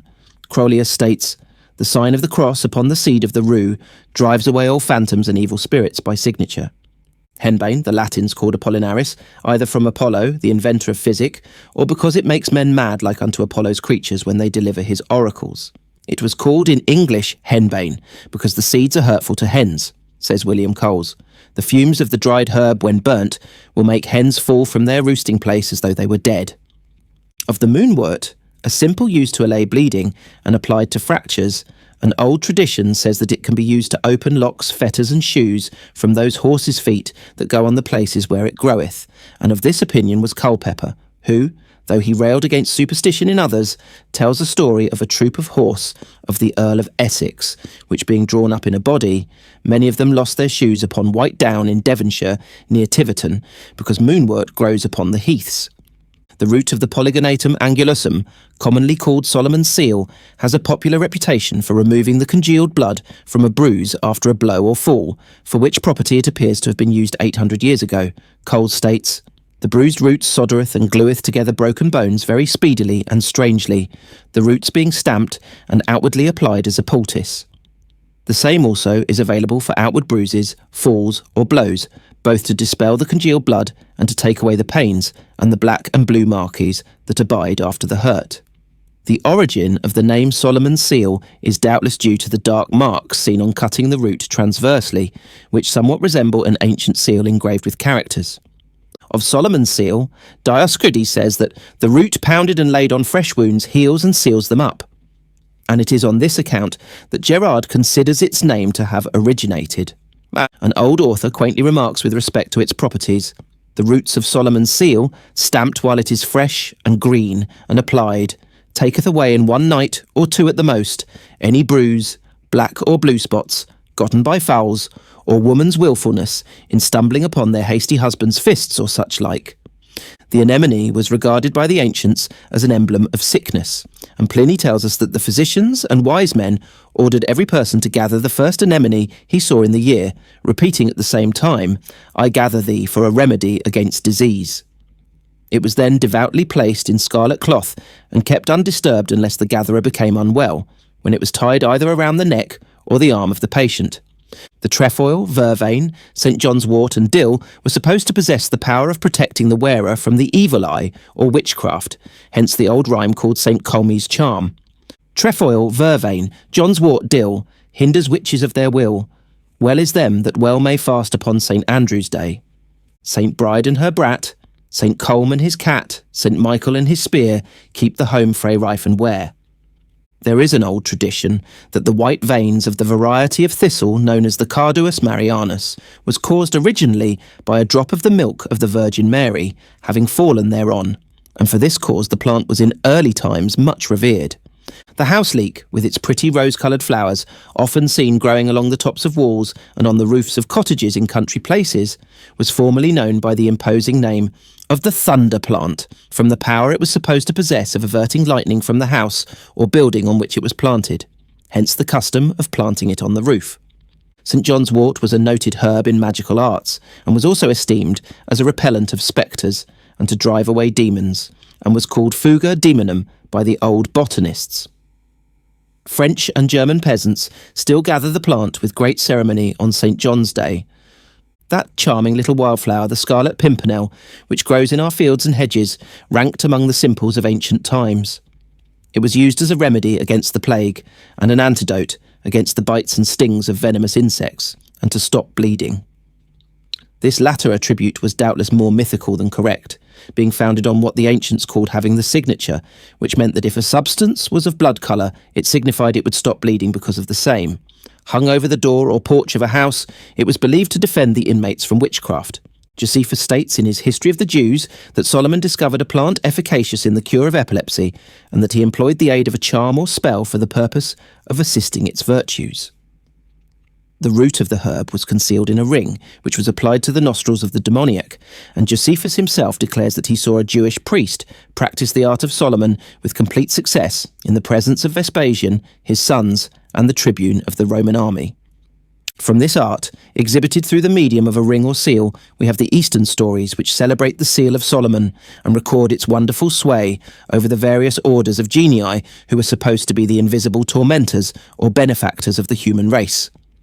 Vervain, says Coles, was reported to be effectual against all poisons and the venom of dangerous beasts and serpents, and also against bewitched drinks and the like, so that it is not only used in but against witchcraft.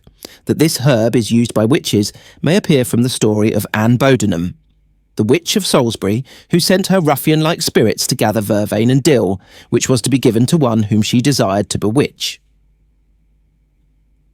The Magi of the ancient Elamites or Persians made use of vervain in their worship or adoration of the sun, always carrying branches of it in their hands when they approached the altar.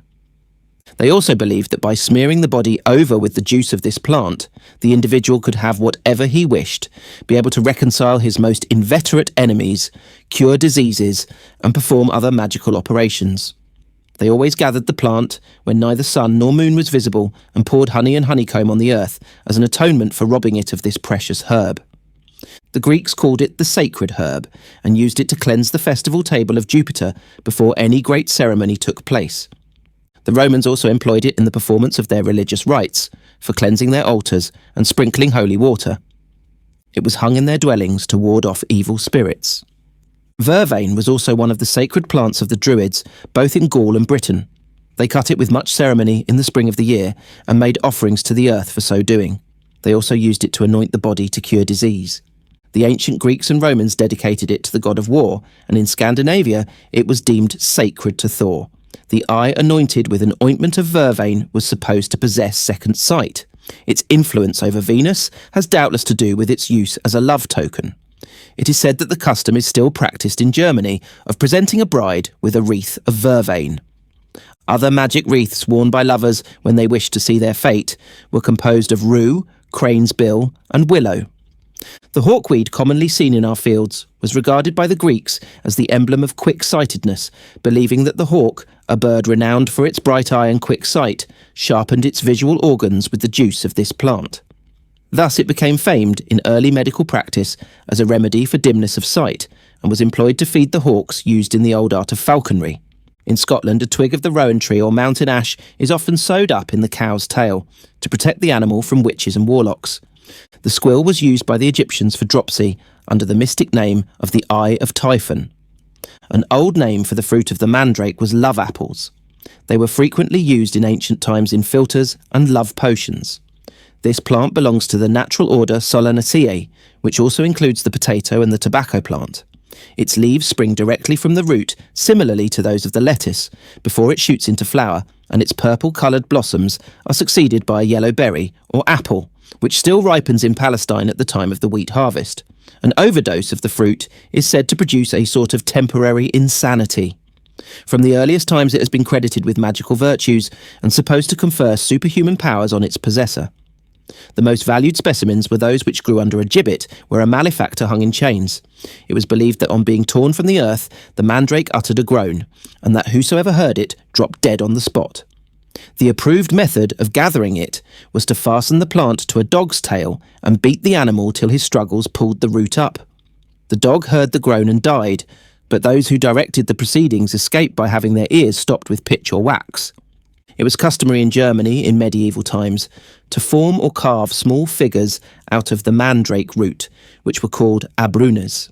These images, says Phillips, they dressed regularly every day, consulted as oracles, and their repute was such that they were manufactured in great numbers and sold in cases. They appear to have been brought over to England in the time of Henry VIII and met with ready purchasers, it being pretended that they would, with the assistance of certain mystic words, be able to increase whatever money was placed near them. These roots were said to have been taken from plants which had grown underneath gibbets and had been influenced by the flesh of the criminals hung thereon. It is singular how the willow has ever been associated with sorrow and sadness, even from the time the daughters of Israel hung their harps on its branches. Among heathen nations, the tree was regarded as an evil omen and was used as torches at funerals. The early poets, says Johns, made the willow of despairing woe, and Shakespeare frequently alludes to it as being used to weave garlands for jilted and sorrow-stricken lovers. Benedict says, "I offered him my company to a willow tree, either to make him a garland, as being forsaken, or to bind him up a rod as being worthy to be whipped." And Bona, in Henry VI, remarks, "Tell him, in hope he'll prove a widower shortly, I'll wear the willow garland for his sake." It seems to have been customary to wear it twined round the head as a symbol of sorrow and mourning, but the origin of the custom is unknown. A peculiar virtue was supposed to be attached to the eating of almonds, which is still believed in some parts of the country, viz., that it protects the eater from drunkenness. Gerard says, 5 or 6 being taken fasting keep a man from being drunker. The pretty flower called the bachelor's button, which is common in our hedgerows, is said to possess the following peculiar property of divination. When carried in the pocket by men and under the apron by women, it will retain or lose its freshness according to the good or bad success of the wearer's amatory prospects. A considerable amount of romantic lore lingers about the bean and nut. The bean was regarded with veneration by both the Greeks and Romans, and on account of its sacred associations, became the instrument for voting by ballot in early times. Nuts of various kinds have long been associated with certain love charms, and some of these old customs, such as the cracking of nuts, still survive and are practised on All Hallow Eve. An old charm for nut testing runs as follows. 2 hazelnuts I threw into the flame, and to each nut I gave a sweetheart's name. This with the loudest bounce me saw amazed, that in a flame of brightest colour blazed. As blazed the nut, so may thy passion glow, for 'twas thy nut that did so brightly glow.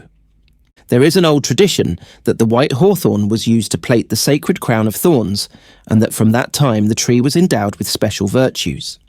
An old writer says, "He that beareth a branch on him thereof, no thunder, ne no manner of tempest may to him, ne in the house that it is yin, may none evil ghost enter."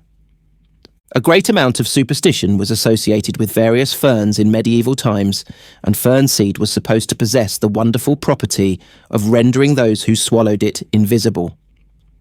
According to the doctrine of signatures, various shaped leaves were used for special diseases. A liver-shaped leaf was used to cure complaints of that organ, and a heart-shaped leaf was used for diseases of the heart, and so on. The black hellebore was employed by the ancients to purify their dwellings, and they believed that its presence in their rooms drove away evil spirits. It was also customary to bless the cattle with hellebore to keep them free from spells wrought by the wicked. When dug up for these purposes, certain religious ceremonies were observed. First a circle was drawn round the plant with a sword, and then, turning to the east, a humble prayer was made by the devotee to Apollo and Aesculapius for permission to dig up the root. If an eagle approached the spot during the performance of the rites, it was supposed to predict the certain death of the person who took up the plant in the course of the year. It is related by Dioscorides that Carneades, the Cyrenaic philosopher who undertook to answer the books of Zeno, sharpened his wit and quickened his spirit by purging his head with powdered hellebore. The peony owes its name to Paeon, a famous physician of ancient Greece, who is said to have cured by the aid of this plant the wounds which the Greeks received during the Trojan War. It was largely used as an amulet, and demons were supposed to fly from the spot where it was planted. A small piece was worn round the neck to protect the wearer from enchantment. There is a curious tradition connected with that charming little flower, the forget-me-not. It is that the juice, or decoction of the plant, has the peculiar property of hardening steel, and that if edged tools of that metal be made red hot and then quenched in the juice or decoction, and this be repeated several times, the steel will become so hard as to cut iron without turning the edge. The elder had a great reputation as an amulet.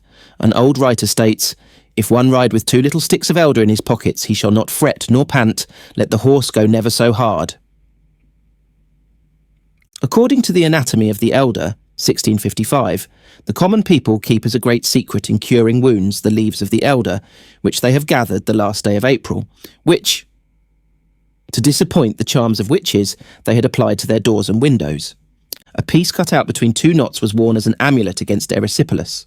Lupton says, "Make powder of the flowers of elder, gathered on midsummer day, being before well dried, and use a spoonful thereof in a good draught of borage water, morning and evening, first and last, for the space of a month, and it will make you seem young a great while."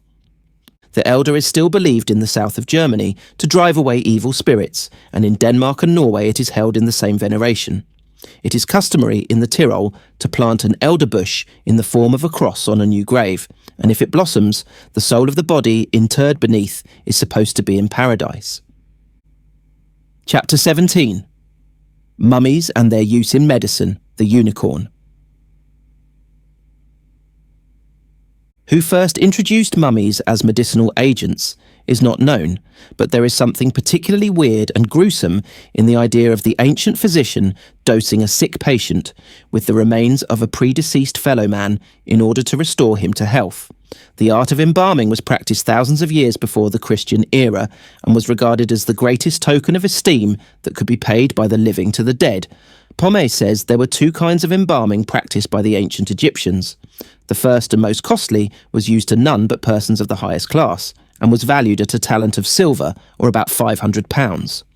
3 people were employed in the operation. One was a kind of designer or overseer, who marked out such parts of the body as were to be opened.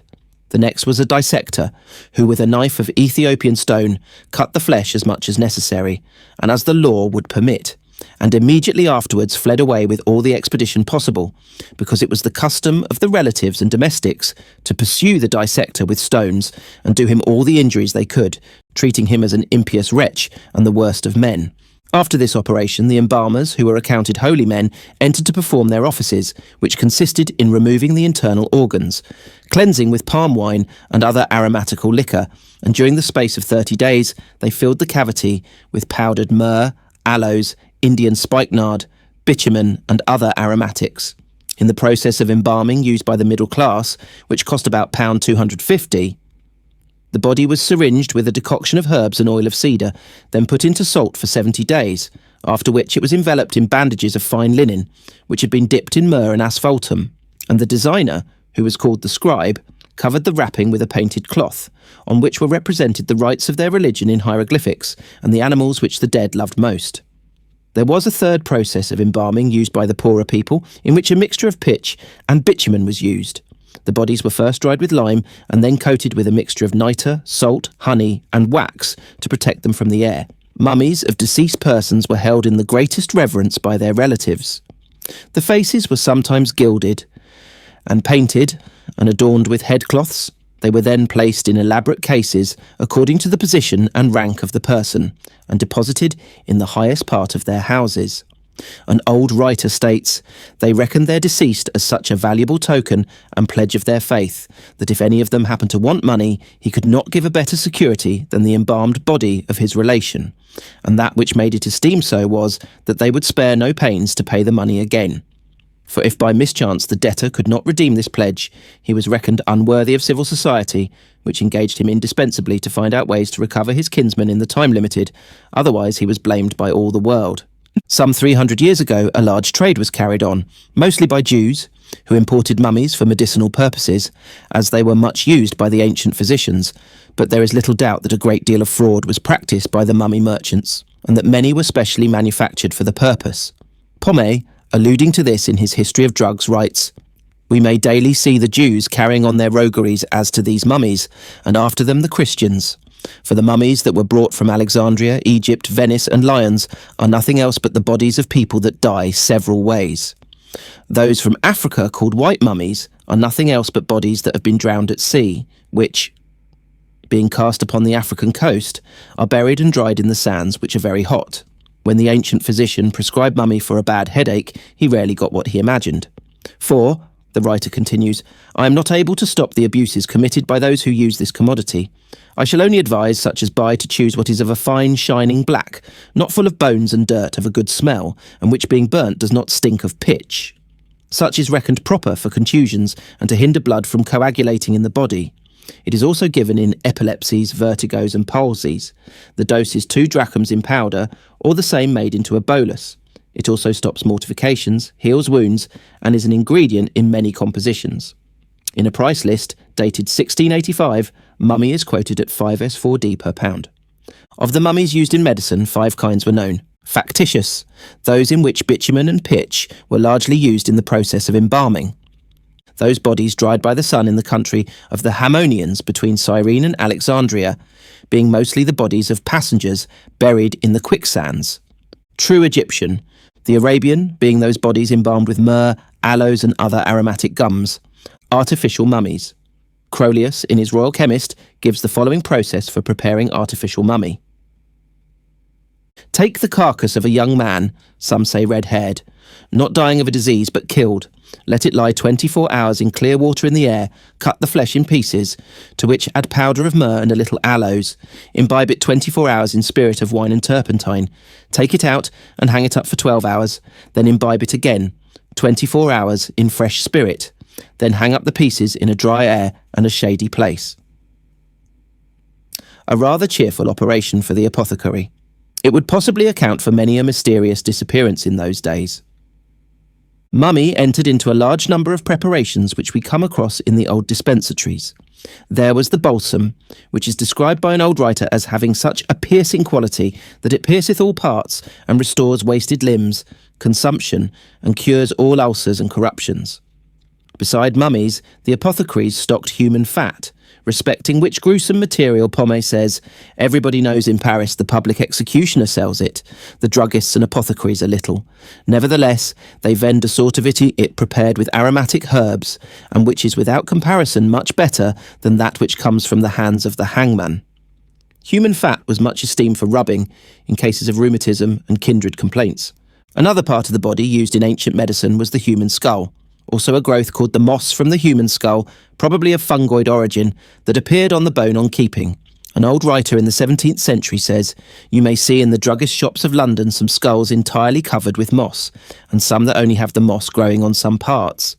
They send these skulls especially to Germany, to put into the composition of the sympathetic ointment, which Crolius describes in his Royal Chemist, and which is used for the falling sickness." Special virtue was attributed to skulls taken from gibbets. Referring to these, Pommet states, "The English druggists, especially those of London, sell skulls of the dead, upon which there is a little greenish moss called usnea, because of its near resemblance to the moss which grows on the oak. These skulls mostly come from Ireland, where they frequently let the bodies of criminals hang on the gibbet till they fall to pieces. The human skulls were sold at 8, 9, 10 and 11 shillings each. They were given in the form of powder, or one of the preparations, such as the oil or tincture. Besides the skull, other human bones, calcined and powdered, were used. An oil and a tincture of skulls, an extract of the gall and the heart of man made with rectified spirit, was dropped into the ear as a remedy for deafness, and also given internally for epilepsy. Human hair was used for jaundice, fingernails as an emetic, which one can hardly wonder at, and blood, drawn from a healthy man, drunk hot, was used to prevent fits coming on. The brains of various birds and animals were highly esteemed. The latter were roasted and rubbed on children's gums when teething. The livers of ducks and frogs and a dead mouse dried and beaten into powder were given to relieve kidney disease. Another extraordinary article used in medicine was the horn of that fabulous animal, the unicorn. Concerning its origin, we have recourse again to Pommet, who states, "The unicorn is an animal which our naturalists describe under the figure of a horse, having in the middle of his head a spiral horn of 2 or 3 feet long, but we know not the real truth of this matter to this day.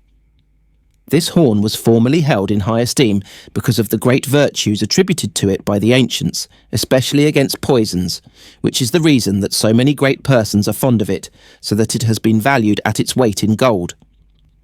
Ambrose Paraines, in a treatise which he wrote on the unicorn, says that in the deserts of Arabia he found wild asses carrying a horn in the front, which they used to fight against the bulls.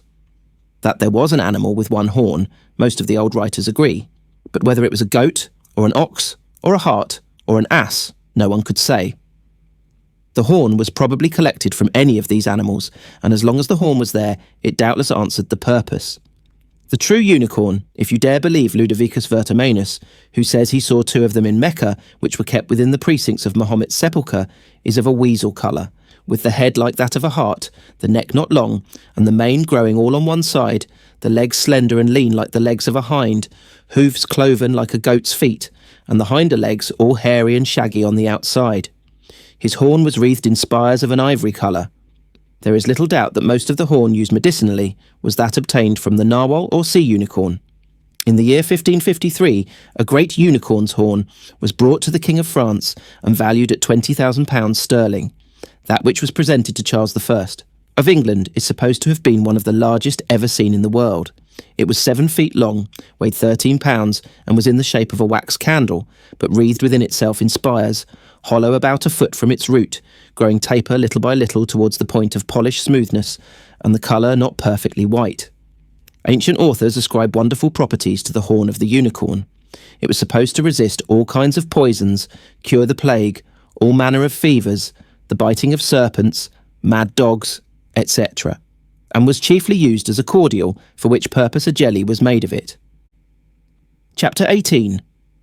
The origin of the Society of Apothecaries, Apothecaries and their practice, Apothecaries and their bills, curious remedies, a drug price list of 1685. The earliest record of the apothecary in England seems to be of one Richard Fitznigel, who acted in that capacity to Henry II. This individual subsequently rose in degree at court, and exchanging the pestle for the crosier, eventually became Bishop of London.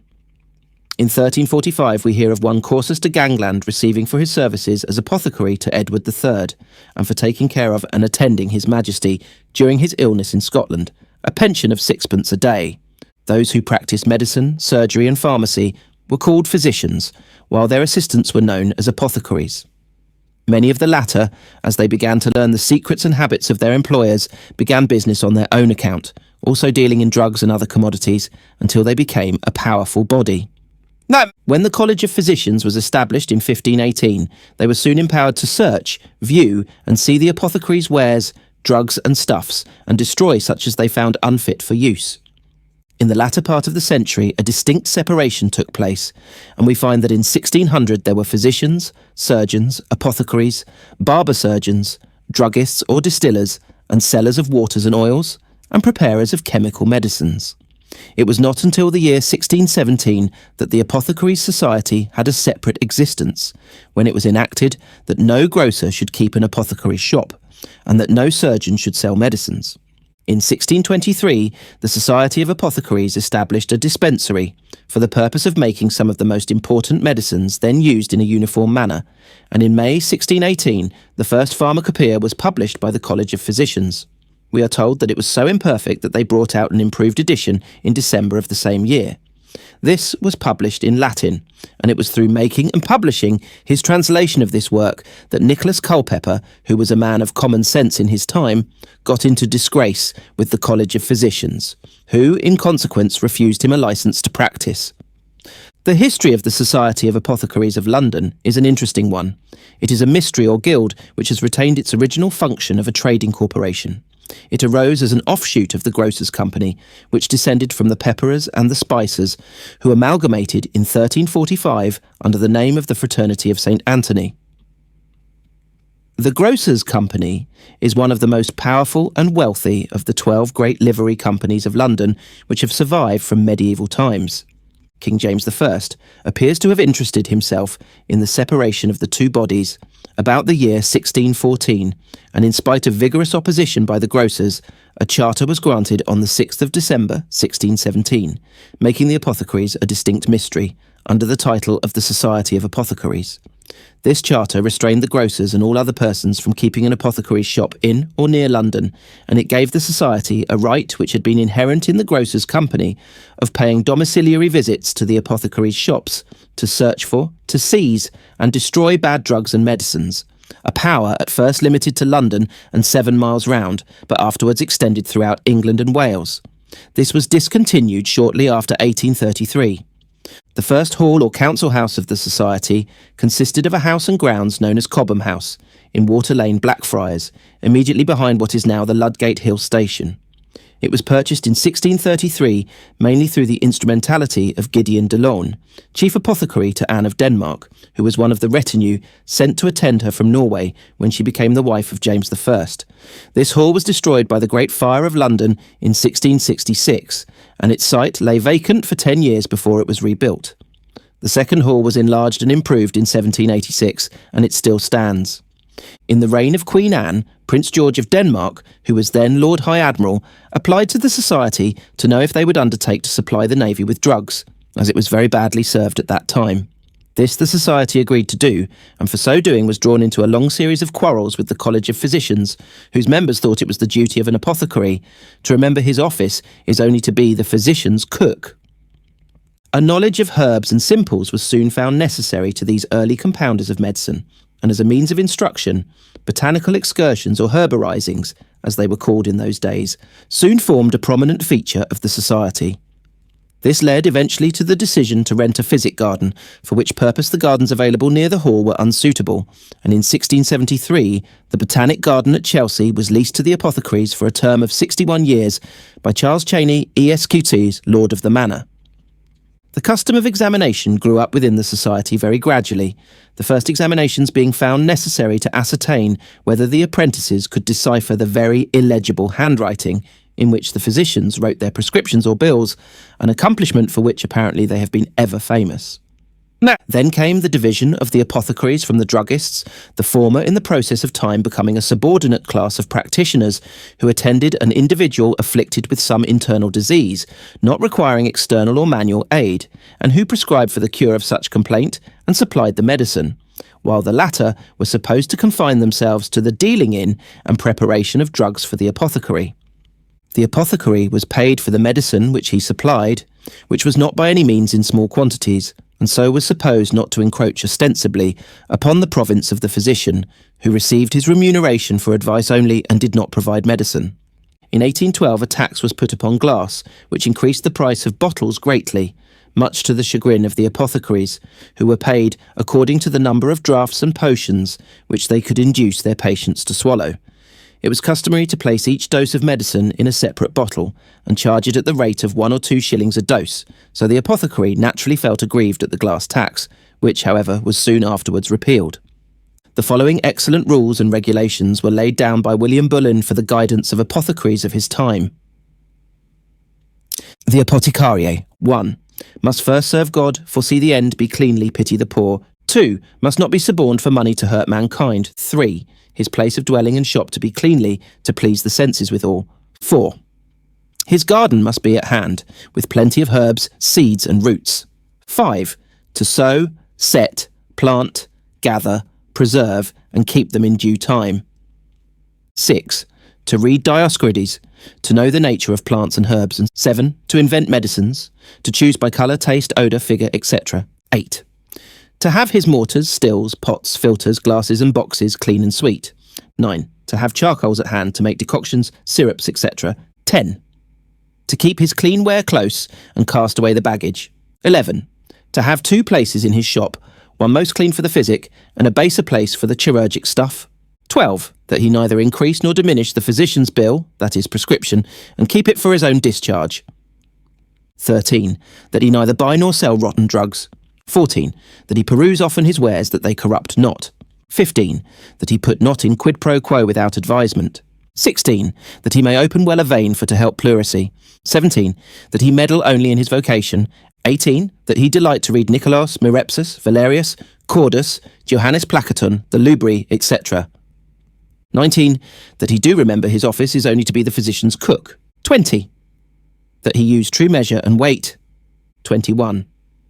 To remember his end and the judgment of God, and thus do I commend him to God, if he be not covetous or crafty, seeking his own lucre before other men's help, succour and comfort. In Glasgow, the sale of drugs and poisons was carefully restricted and regulated as far back as 1599, under the terms of a charter granted to the faculty by King James VI and dated November 1599. Visitors were appointed and they were given full power to call, summond and convene before Thame within the said burgh of Glasgow, or Oniotheris of said boroughs, or public places of the foisaid's boundies, all personis professing or using the said air of chirurgy, to examine them upon their literature, knowledge and practice. Gif they be fund wordy, to admit, allow and approve them, give them testimonial according to the air and knowledge that they shall be fund wordy to exercise the reftir, resave their ithis, and authorise them as accordis, and to discharge them to use only farther, nor they have knowledge passing their capacity, lest our subjectors be abuse it. It was further provided by James, be the grace of God, King of Scottis, in his fatherly solicitude for his subjects, that the sidis visitoris shall visit every hurt, murther it, poison it, or any other person teneawa extraordinarily, and to report to the magistrate of the fact as it is. The visitors were also empowered, with the advice of their brethren, to make regulations for the common weal anent the art of surgery, and to inflict punishment upon those infringing them. With regard to the sale of drugs, it was provided that na manier of persones sell only drogis within the city of Glasgow, except the sam be sictit be the sidis visituris, and be William Spang, apothecar, under the pain of confiscation of the drogis. The responsibility of the seller is clearly defined in a clause which further stipulates that nani sell ratone poison, arsenic, or sublimate, under the pain of arni 100 merkis, except only the apothecaries qua shall be bund to take caution of the bayaris, for coist, scathe, and damage. These powers were confirmed by Charles, King of Great Britain, France and Ireland. The ancient apothecary believed in the administration of physic in quantities which, in these advanced days of infinitesimal doses and concentrated preparations, would be considered something alarming. The following interesting extract is from the diary of William Blundell, a celebrated cavalier of Lancashire, who took an active part in many of the conflicts in Cromwell's time. On being taken ill, we are told, he sent for his medical man, one Dr. Worthington of Wigan. The doctor's bill, together with some quaint remarks thereon, are entered in the Cavalier's diary by his man, Master Thelwall, as follows. 1681. After my master had been long ill of a violent cold, Dr. Worthington came first unto him on the 8th of January. He stayed 2 nights, and received for his pains £1 1/10 shilling. He brought along with him a lohoch, 10 pills, with a bottle of spirits somewhat bigger than one's thumb, and a paper of lozenges with French barley and several ingredients for making the water thereof. On the 11th day, he sent a glister with a large pint bottle of a cordial julep and a small bottle of syrups to be sucked up with a licorice stick, also some small quantity of sal prunella. The doctor was with my master the second time, on the 17th of January, and received for his pains 15s. Then comes the copy of Dr. Worthington's bill, dated the 24th of October, 1681. Spirits, 4 shillings 6 pennies, an ointment 1 shilling 4 pennies, January 8th. Spirits, 4 shillings 6 pennies, 10 pills 2 shillings, a lohock 2 shillings, lozenges 4 shillings, jujubes and civetines 8 pennies, French barley 1 shilling, ingredients 1 shilling 6 pennies, syrups 3 shillings, a cordial julep 10 shillings, 6 pennies, a glister 2 shillings 6 pennies, January 11th, syrups 3 shillings, white powder 4 pennies, 5 pills 1 shilling 3 pennies, the oiled sugar 7 shillings, syrups 5 shillings 6 pennies, oil of sweet almonds 1 shilling 8 pennies, spirits of tisane 7 shillings, for a messenger 1 shilling 6 pennies, total £3 5 shillings 3 pennies. Master Thelwall then goes on to say, my master's opinion of these several things in particular is here to be inserted for further use, viz., that the spirits first named, of which 26 drops were put into 1 small cup of barley water and beer, had no apparent effect, although he doth not much doubt but the secret effect might be good. That the like might be said of the pills, mentioned in 2 places, although it seemed that they did somewhat assuage his cough, which was extremely violent. The lohoch, a liquor-like syrup, did apparently bring up phlegm, and was well liked. The lozenges were pleasant, and did sometimes stop the cough. Barley water with the ingredients was cooling and pleasant. Syrups twice mentioned, although of much different prices, seemed to be the same. The cordial julep, of which there was a large pint bottle, was pleasant, but the effect not apparent. The glister extraordinary effective and good. White powder, supposed to be sal prunella, assuaged the thirst. The oiled sugar, with the spirits tisane, besides the extreme dearness, was almost wholly useless, in regard that the patient being much in the mending hand when they were sent unto him. He sent back to the doctor about 7/8 of the oiled sugar, and yet he paid for the whole. The oil of sweet almonds, of which 7 or 8 drops were taken in a bolus of white sugar candy, frequently helped the breast made very sore by coughing. We subsequently learn that the good old cavalier was at length cured of his ailments, which he certainly ought to have been from the multiplicity of the remedies employed. Many of the forms in which medicine was administered in those days have entirely gone out of use, and others we have still with us. Another example of the Apothecaries' Bill appears in the appendix to the 11th report of the Historical Manuscripts Commission, among the transcripts of the manuscripts of the Marquis Townshend. There is one, dated the 24th of June, 1619, of a paper endorsed the Apothecaries' Bill, Sir Roger Townsend's account, which contains the following items. Grain ginger, 7 shillings, tobacco 2 shillings, grain ginger 8 shillings, a mass of pills 5 shillings, an electuary 3 shillings 6 pennies. Under the name of Mr. Stanhope Townsend, the 12th of September, 1618 are a clister, 3 shillings 4 pennies, a julep 3 shillings, a cordial with Behorsden 3 shillings, the cordial julep 3 shillings, herbs for brother 4 pennies, rosewater 6 pennies, a suppository 6 pennies, another suppository 6 pennies, an unguent 3 pennies, a purge 3 shillings, purging pills 2 shillings 6 pennies. The lohoch, the base of which consisted of honey or thick syrup, was a very favourite form of medicine for a cough, such as the lohoch demulcent, lohoch of fox's lungs, and lohoch expectorant. The julep was another ancient form of administration much in vogue. Balsams of divers compositions had great repute as expectorants. William Blundell in his diary, 1681, mentions, the elder Lady Bradshaw sent a bottle containing, as we guess, about 1 ounce of balsam, which in her letter she calls balsam of sulphur, that it must be taken morning and night, 3 or 4 drops, naked and alone in a spoon, that it must be warm before it will drop at all by reason it's thick and clammy. The sugared oils were simply made by triturating various essential oils with white sugar and usually given for their carminative action. Another favourite vehicle was broth, generally composed of many and strange ingredients. We have come across the broth of calves' lungs, broth of the bones of lizards, and broths made from snails, tortoises, woodlice, crabs, and vipers. The recipe for the broth of viper we have taken from an old black-letter book, and is rather curious.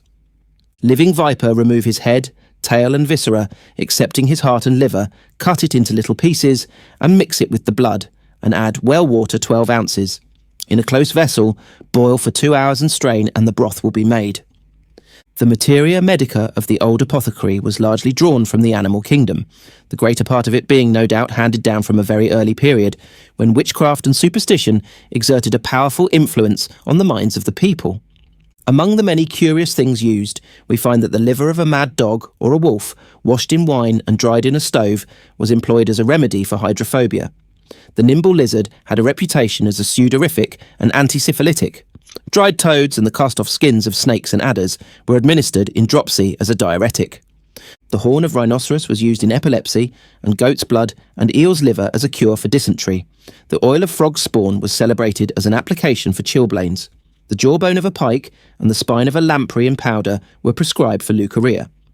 Pepys mentions in his diary that he wore a hare's foot as a sovereign remedy against the plague, in which charm he seemed to place more faith than in the various plague waters that were recommended to him as unfailing antidotes for that terrible disease.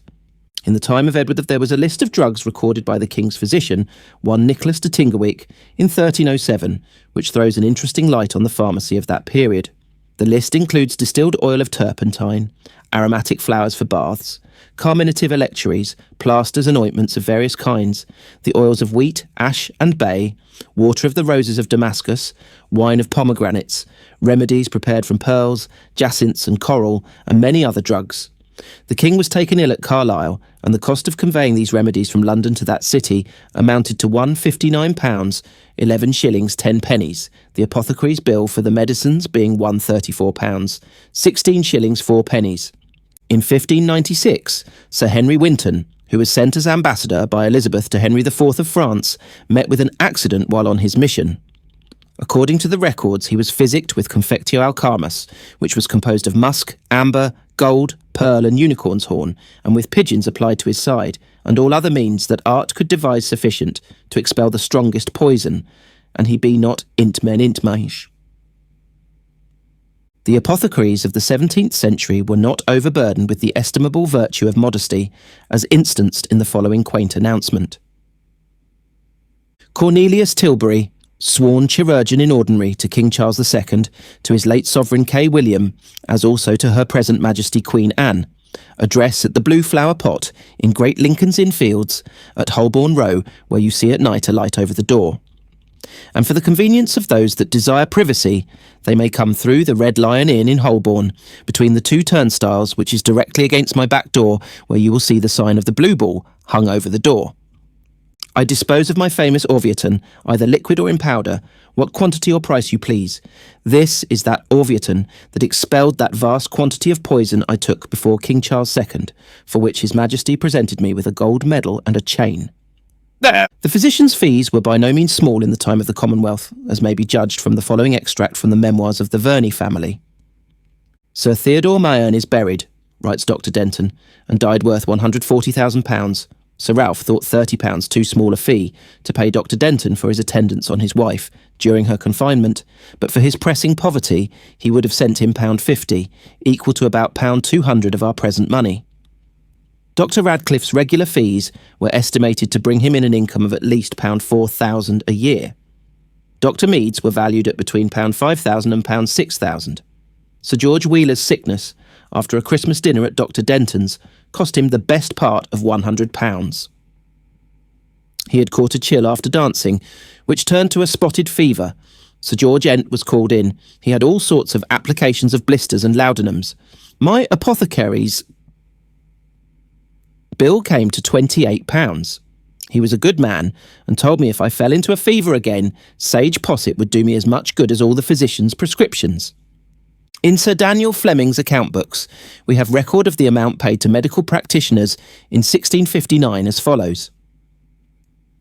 To Dr. Dykes for coming and laying plasters unto Will 10 shillings. For his plaisters and pains contributed towards the cure of Will, the sum of £5. A further entry also shows the value of the midwife's services at the same period, under date, July 30th, 1659. Given unto Daniel Harrison's wife for being my wife's midwife. In the household books of Lord William Howard, we learn that on the 25th of September, 1612, he paid one Mr. Adamson, an apothecary of Keswick, for 12 days and his physic, £13 6 shillings 8 pennies. Some of the early preparations used in pharmacy were as elaborate as they were mysterious. The treacle of Andromachus the Elder, a recipe of great antiquity, contained 63 ingredients, and the celebrated Mithridate of Damocrates contained 48. The origin of the formula for Mithridates is ascribed to Mithridates, king of Pontus, whose recipe Pompey brought to Rome, where Damocrates sang its praises and proclaimed its virtues. It was considered by the ancients a panacea for every ill. Of the historic preparation known as the treacle of Andromachus, its invention is attributed to that worthy. Pliny says that the formula of a similar composition was inscribed in verse 300 years before the Christian era upon the temple of Aesculapius, and that Andromachus merely imitated, by order of Nero, the composition of the Mithridate, which had then been known for a considerable time. Of the forms of administration there were a great variety in the 16th century, and many, such as the rob, which consisted of the juice of fruits boiled down to 2/3, the lohoch and the treacle, have quite gone out of use. But notwithstanding modern research and scientific advance, some of the ancient formulae still survive and are employed today.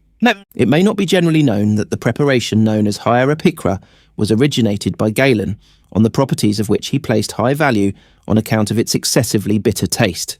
Carus states that the great physician gave it the name of hierapikra, or holy bitter, in the Pilalos et Myrrh. Of the British pharmacopoeia, commonly known by the old name of pill, Ruffy, we have a formula handed down intact for over 1,000 years.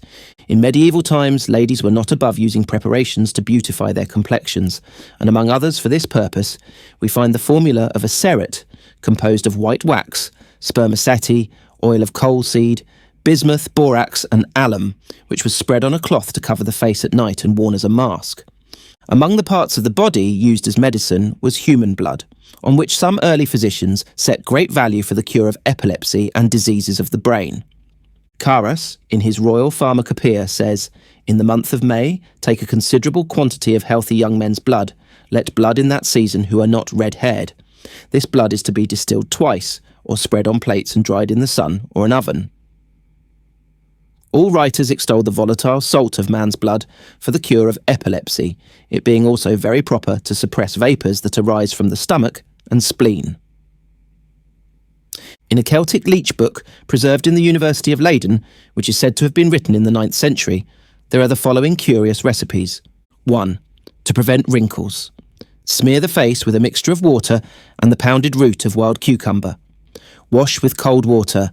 Hoc si triduo facere volueris mirabilem effectum udebis. 2. To remove freckles. Rub a bull's gall on the face. 3.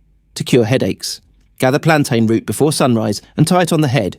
Use also the juice of the seed of the elder tree, a cow's brain, goat's dung dissolved in vinegar, swallow's nest mixed with water and applied to the forehead, water out of which an ass or an ox has drunk. 4. To purge the head. Pour the juice of cabbage, brassica, into the nostrils. 5. For dimness of the eyes, pound fennel roots, mix with honey, and boil over a slow fire, add cistern water or woman's milk. Smear the eyes with the fat of a fox, adipe vulpis. 6. Another remedy. Mix a child's urine, lotium infantis, with the best honey, add a decoction of fennel roots, omnem caliginum mirabilita discutiet. 7. The beginning of this paragraph has been cut off. The remedies prescribed are butter and cram ocyfeth, garlic, mixed with ram's fat, per aruinum ariitis. 14. To cure the bite of a dog. Apply 2 or 3 onions calcined and boiled with lard and honey. 15. To extract a straw from the eye. Chant the psalm Qui Habitat, Ps 90, thrice over water, with which then douche the eye, et sanus arit. Among the various remedies, fish play a prominent part. For gravel, it is recommended that the head of a pike be boiled in a newly glazed earthen pot, then reduced to powder and drunk in a glass of white wine. A sure means of curing gout is to wear continually 3 or 4 mole's feet tied to one's garters. For nose bleeding, the sufferer is advised to blow up the nose the powder of a stone found in the head of a carp, or to plug up the nostrils with hare's fur. A certain remedy for curing a drunkard of his evil way is to give him as many eggs of the screech owl, boiled hard, as he can possibly eat, when we are assured he will ever after be a total abstainer. In the first book of the Secrets of the Reverend Meister Alexis of Piemont, 1562, which is a kind of general receipt book for the apothecaries of the time, there occur some curious formulae, which may be taken as a fair example of the pharmacy of those days. The process of making the oil of red dog is given with elaborate detail. "To make an oil of a redde dogge," says the chronicler, "by the mean whereof, beside other infinite virtues that it hath, I have healed a friar of Sant Onostris, who had by the space of 12 years a lame and dry withered arm, like I stike, so that nature gave it no more nourishment. Take a intim dogger of redde hair, and keep him 3 days without meat, and then strangle him with a cord, and let him lie dead a quarter of an hour, and in the meantime boil a kettle of ale up by the fire, and put the doggy in whole, or in pieces, it maketh no matter how, so that he be all there with the skin and hair. Make him seethe, so intim he be almost sodden to pieces, keeping always the kettle close covered. In the meantime take scorpions to the number of 80 or 100, and put them in a basin on the fire until they be thoroughly bruised. Then put them in the sidey kettle with the ile and the dogger, putting to it a good dishful of great ground wormies, well washed, a good handful of St. John's water, a handful of wild marsh mallows, and a handful of walwater, with an once of saffron. Seethe all these things well together, and then let it wear cold. The liquid being strained off, and certain aromatic gums added, the preparation was complete. The belief that carrying a piece of camphor will ward off infectious diseases is a relic of the old days of amulets and charms. In 1547, Alexis recommended compounds to carry against the plague and fever, and we find that aromatics were used to perfume clothes in the time of the early Jews, long before the birth of Christ. Among other secrets of Alexis, there is a curious recipe to cause marvellous dreams. Take the blood of a lampwink or black plover and rub your temples with it, and so go to beddy, and you shall see marvellous intimae in your sleep. Or else if you eat at night, a little of the herb Solani or Vesicaria, or some mandragora, or int of the herb called in Greek, Hyosomus in Latin hath these names, Alticum, Apollinaris and Symphonia, and in the English some call it henbane, and you shall see in the night goodly things in your dream. The Intment Y apparently omits to mention that a heavy meal of very ordinary cheese, combined with the succulent fruit of the cucumber before you go to bed, will also make you see marvellous and weird things in your sleep. The gifts and wisdom of the Apothecaries were, according to their writings, very wonderful, but none perhaps is more remarkable than the following recipe on a matter which would baffle the scientists of the present day. The chronicler writes, "To make a woman that beareth intima daughters to bear also sons, it is a thing very easy, and hath good int men, and hath been divers times proved. Let her eat an herb in English called mercury, which hath only 2 seeds, also the scrapings of an elephant's tooth." The name of the originator of the everlasting pill has not been handed down to posterity, but whoever he was certainly an economist and could not be charged with inventing it for his own gain. It consisted of a small globule of metallic antimony, which was believed to have the property of purging as often as it was swallowed. A single pill of this kind would serve a whole family during their lives, and was doubtless transmitted as an heirloom to posterity. Paris says, "We have heard of a lady who, having swallowed one of these pills, became seriously alarmed at its not passing through. 'Madam,' said her physician, 'fear not, it has already passed through 100 patients without any difficulty.'" It is said to have been the constant custom of Cardinal Wolsey to carry in his hand an orange, deprived of its contents, and filled with a sponge soaked in vinegar, impregnated with various spices, in order to protect him from infection, when passing through the crowds of people which his splendour of office attracted. An old writer, one James Penrose of the Middle Ages, questions if Cleopatra applied the asp to her breast, as is commonly supposed, because, as he remarks, the veins are so very slender. Petrus Victorius blames the painters who depict the Egyptian queen applying the asp to her breast, seeing it is manifest out of Plutarch in the life of Antonius, and out of Pliny likewise, that she applied it to her arm. Zonaras relates that there appeared no sign of death upon her, save 2 blue spots on her arm. Caesar also in her statue, which he intmen and intmen eye the asp to her arm, for in the arms there are great veins and arteries which do quickly, and in a straight way convey the venom to the heart, whereas in the paps the vessels are slender. Gesnerus gives a method used by the apothecaries for changing the colour of the hair, which is somewhat singular.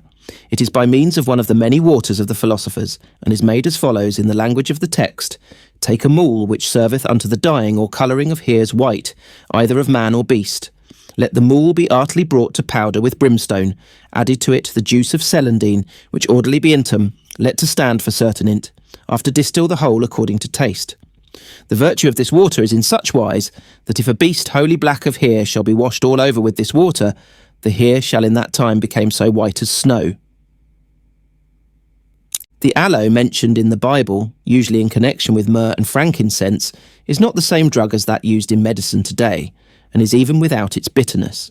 It is the product of the Aquilaria agalocha, a tree of large size growing in the Laos country and Assam. The wood is light in colour and inodorous, but under certain conditions, a change takes place in it, and it becomes charged with a dark aromatic juice. It was formerly used as a spice in embalming, and is employed in China and the East as incense in the temples. A curious little work, entitled The House Apothecary, written by Dr. Gideon Harvey, physician in ordinary to His Majesty, and printed in 1670, affords a further interesting glimpse at pharmacy 200 years ago. It would appear that the apothecaries then, like some of their descendants of the present day, excited a considerable amount of jealousy among the physicians by prescribing in certain cases, and meddling generally in matters which they did not understand. The worthy doctor begins by recommending people to prepare their medicine at their own homes, it being a far safer and easier way than sending it to the apothecary to be made, and as a further inducement states, "And you shall also save 19 shillings in 20 shillings, according to the extravagant rates charged by many apothecaries in so doing." I must tell you, I have oft seen bills of apothecaries rise to 20 and sometimes £30 in the time of a fortnight. And what is more, I have known an apothecary's bill so extravagant that the sum at the bottom of his account amounted to £50 in the space of 30 days, when the ingredients of the whole course could not be computed to stand him in 40 shillings. A severe indictment indeed. Now, the doctor then goes on to inform us that in preparing medicines at home, you may be certain the ingredients are sound and fresh, and you can have your medicines without attending the apothecary's leisure or having the trouble of sending 3 or 4 times to his shop for them. And most important of all, you may be assured in so doing, you shall save £9 in 10, and sometimes £48 in 50. Another treatise written to denounce the excessive charges of the apothecaries was The Accomplished Physician, the Honest Apothecary, and the Skilful Surgeon, published and sold at the Angel in Duck Lane in 1656. It attacked the unfortunate apothecary on all sides. It states that if the apothecary finds you costive, he sends you a clister at the price of half a crown, which, by consulting the accomplished physician, etc., you may learn how to make yourself for 3 halfpence. If he apprehends your stomach to be oppressed, he orders his man to boil a little cardamoms in water, strain it, and put to it 3 or 4 spoonsful of rank oil of sweet almonds to cause you to vomit and carry off a little phlegm, and for this he charges you half a crown, which you can make yourself for 2 pence. The author finally confides to the public that it is fortunate that the little apothecaries and prescribing surgeons have not much knowledge of the great medicines, such as mercury and antimony, as they would at most times do great mischief with them, using them at unseemly times, as if you laid hold of a club to knock down a louse. Such great medicines should only be used by the physicians, who should reserve them in secret. Most of the herbs and roots in common use were brought to the town markets and vended by the physical herb women, who would bring them in baskets to Newgate Market, Gutter Lane or Covent Garden, and there sell them by the handful, a dozen for a groat. The measures in use were of a very primitive description, chiefly the fascicle and the pugil. In 1656, a quart white glass bottle cost 1 souces, 6d, and a green glass retort 8d. Plague water at certain times was in great demand and was usually sold at the apothecaries for 3s/6d a pint. The price of most conserves was 2d an ounce, and ointments retailed at 8d an ounce. An ointment that was much in vogue and very popular among the people was unguentum Egyptiacum, similar to the ointment of the great Felix Wurtz. Its composition is somewhat interesting and quaint. Take of verdigris, 12 drachms ground very fine in a brass mortar, observing while you are powdering to hold your head back from the mortar and keep your mouth and nose stopped to prevent those venomous steams from getting up into your brain. Then take 3 ounces of honey and 12 drachms of sharpest vinegar, place them in a broad brass pipkin, put in the verdigris, stir and boil them on a gentle fire unto the thickness of an ointment of a purple colour. Of the waters in common use, the accomplished physician gives directions for the preparation of several. The London treacle water, aqua mirabilis and aqua raffani composita, were noted for scurvy. The London snail water was recommended as an invaluable remedy in consumption, which, owing to the cool, clammy and glutinous substance of the snail, facilitated the expectoration and repaired the parts consumed. Gascon's powder, or pulvis excellis cancrorum, was regarded as a valuable medicament and much esteemed and ordered by the great physicians. It was an expensive mixture and contained equal parts in powder of crab's eyes, the oriental pearl, red coral, white amber, oriental bezoar, and the black tops of crab's claws. It was sometimes ordered and taken in the form of pills mixed with hartshorn jelly. The apothecary's price for this powder was 40s, an ounce or 1 penny per grain.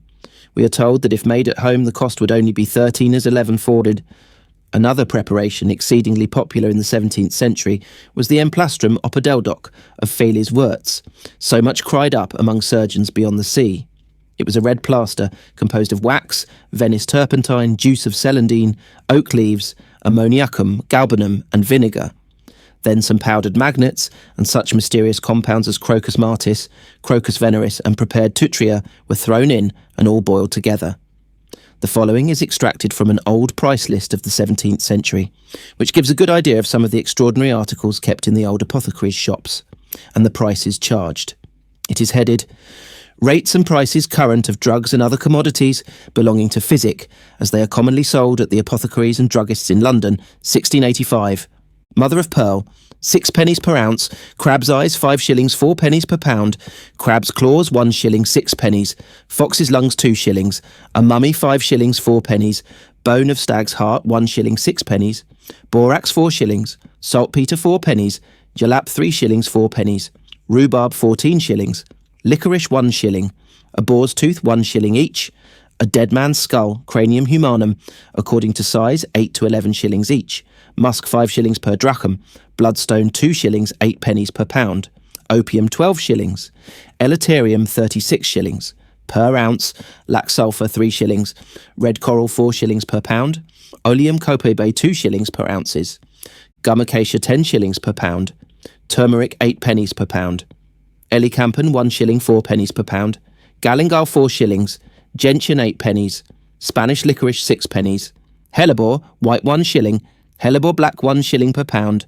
pyrethrum 1 shilling, sarsaparil, according to its goodness, from 4 to 5 shillings per pound, squills 6 pennies, winter's bark 2 shillings, Lig's aloes 9 pennies per ounce, Guici 2 pennies per pound, Senna Alex, the best 4 shillings, cubebs 2 shillings, 4 pennies per pound, Nucis vomici 1 shillings 4 pennies, cardamom 4 shillings, aloes succut, according to its goodness, 4 to 6 shillings per pound, scammony 12 shillings, cantharides 4 shillings, civet 5 shillings 6 pennies per dram, isinglass 5 shillings 4 pennies per pound, seahorse tooth 4 pennies per ounce, seahorse pizzle 4 pennies, skink a piece 1 shilling 4 pennies, spermaceti 3 shillings per ounce, stag's pizzle 6 pennies, elk's claw 2 shillings apiece, white wax 2 shillings per pound, yellow wax 1 shilling 4 pennies per pound, cinnabar 3 shillings per ounce, mercury sublimate 5 shillings 8 pennies, or 6 shillings per pound, seed pearls 4 to 8 shillings per ounce, mother of pearl 6 pennies per ounce, mithridate 6 shillings per pound, aqua fortis 5 shillings 4 pennies per pound, olei. Cinnamon £1 12 shillings per ounce, or vitrioli 5 shillings 4 pennies per pound. Besides the above, precious stones in powder and diamond powder, which was regarded as a powerful poison, commanded very high prices. Chapter 19. Pharmacy in the time of Queen Elizabeth. To obtain a clear conception of the great advance that has been made in medicine and pharmacy, it is necessary to look back through the vista of centuries at the Elizabethan apothecary. In doing so, we should note how the influence of superstition and charlatanry, with which the art of healing was surrounded and intermixed, has been gradually dispersed under the searching light of science. One can picture the apothecary's shop in the days of Good Queen Bess, up a narrow winding street, paved with round cobblestones, and no pathway to protect you from the jostling and nudges of the passing chair-bearers, French pages, and watermen who throng the thoroughfares. His abode may be denoted perhaps by the gilded crocodile which hangs over the doorway, accompanied by a pole, from which depends a pair of brightly burnished metal pans, denoting the practice of the chirurgical art.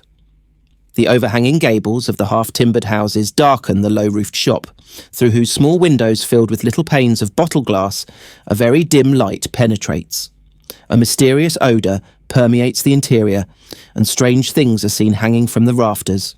Flying fish, tortoises, and a long alligator float mid-air.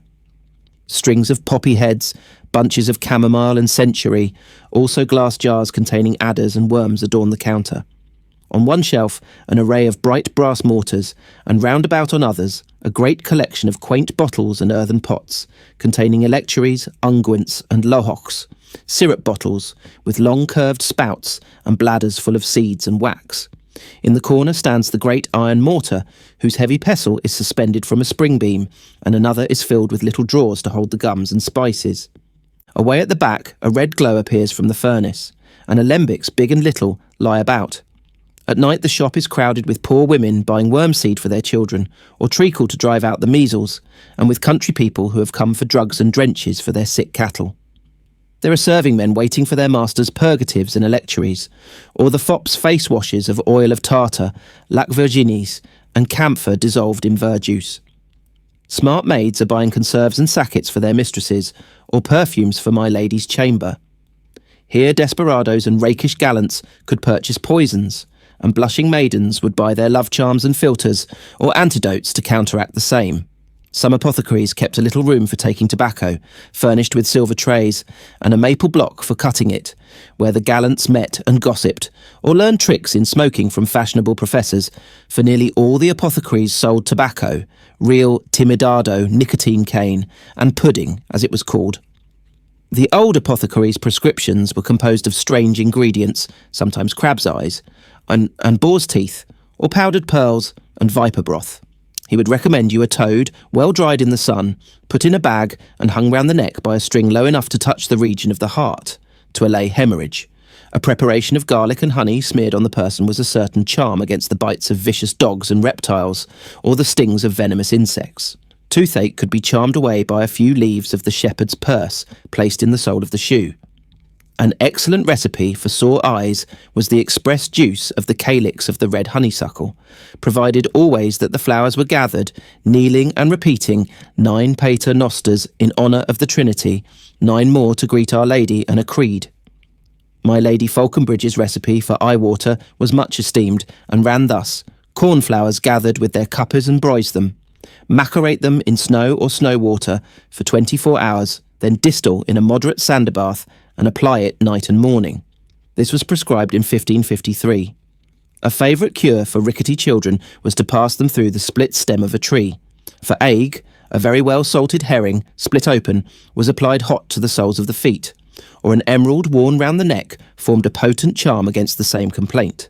The learned Board, in his Breviary of Health, says, "The medical treatment of the day was a mixture of religious theories, superstition, and white magic." He recommends for a bad rheum the application of oil of scorpions and fox fat, for a bruised skin, washing it with white wine and plastering with an oak leaf. And he quaintly states, "The best remedy for itching is long nails and scratching, which at any rate is common sense. To preserve the health and a good complexion, he recommends young maids to wipe their faces daily with a scarlet cloth, and only wash them once a week." Another peculiar phase of pharmacy in those early days was the instructions of the various apothecaries' guilds to their members as to prayer. The compounder of prescriptions was directed to go down on his knees and supplicate before he commenced his labours. Many old herbals and works on pharmacy, especially in Germany, contain curious woodcut illustrations of the apothecary at his devotional exercises. Kyriakos Schnaus, an apothecary of Nuremberg, published a book in 1565, wherein he, in person, is represented as kneeling on a large mortar before a sacred picture. This custom may have been originated by the monks, many of whom followed the art of healing. A writer of the time states that the itinerant dentist was also a well-known figure at the street corner.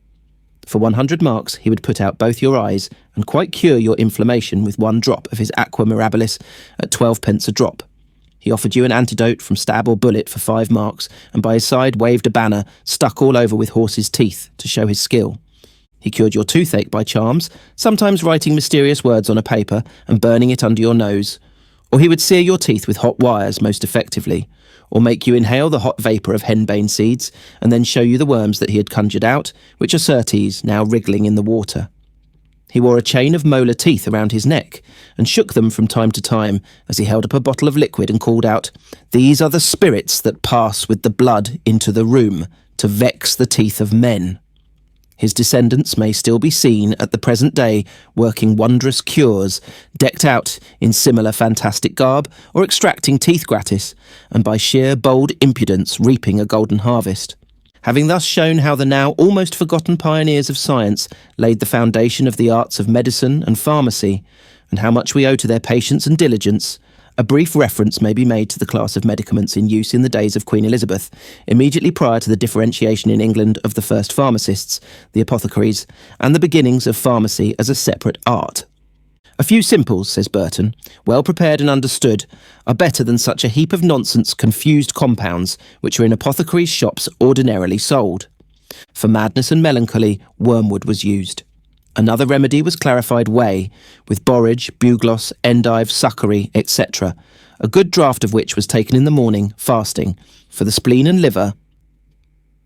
Syrups were prescribed composed of borage, thyme, epithyme, hops, scolopendra, fumitory, maidenhair, and byzantine.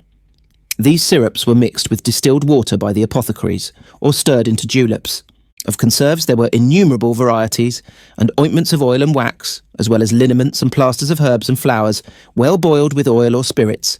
Cataplasms and salves were frequently made of green herbs sodden, pounded, and applied externally. Gradually, as the years have rolled on, and as the science of chemistry has unlocked the marvellous resources and products of nature, most of these old relics of the days of superstition and witchcraft have been left behind and forgotten, and it remains only for some old black-lettered tome to tell the story and for us to fill in the background to the picture. Chapter 20. Famous Empirics and their Nostrums. In the early part of the 18th century, the enterprising empiric seems to have hit on a new method of lining his pockets at the expense of the public, and we have the advent of the so-called proprietary or quack nostrum, which has developed into such gigantic proportions in later years. To bring some special drug into notoriety in those days, it was first necessary to spread some tale abroad as to its extraordinary virtues, then by means of a pamphlet, for there were few other advertising media, recount the marvellous cures it had performed and back them up by mentioning a few great names. In this way, the quack medicines originated. In a similar manner, some drugs that have since proved of great use to humanity were brought into note. Peruvian bark was first imported into Spain by the Jesuits, where it remained 7 years before a trial was given to it. It was first administered to a Spanish priest in 1639, and but for the supreme power of the Church of Rome, it would in all probability have sunk into oblivion. Pope Innocent X, however, at the intercession of Cardinal de Lugo, ordered the bark to be duly examined by the best experts of the time, and on a favourable report being presented, it at once rose high in favour. The elixirs of life made by the early alchemists may be said to have been the forerunners of quack medicines, and for these concoctions fabulous prices were demanded. Those made by Paracelsus and Van Helmont were known throughout Europe and must have brought considerable grist to the mill of their proprietors. The collyrium of Danares, which enjoyed a wide reputation in the 17th century, was sold at £9 per bottle. Then there was the sympathetic powder of Sir Kenelm Digby, noted for healing wounds, and Hoffman's water of magnanimity. Another famous nostrum made by Paracelsus was called Praecipitatus Diaphoreticus Paracelsi and warranted to cure a fever in 4 days. Dutch drops, which were originally sold for half a guinea a bottle, are said to have brought the proprietors £2,000 in 1 year. The Eau Medicinale de Usson, another well-known quack nostrum, was introduced by an officer of that name in the service of Louis XVI.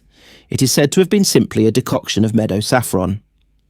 Dr. James's celebrated fever powder, which enjoyed a great reputation in this country, is stated to have been the invention of an Italian named Lyle, and a recipe for its preparation was published in Colburn's English Dispensary in 1756.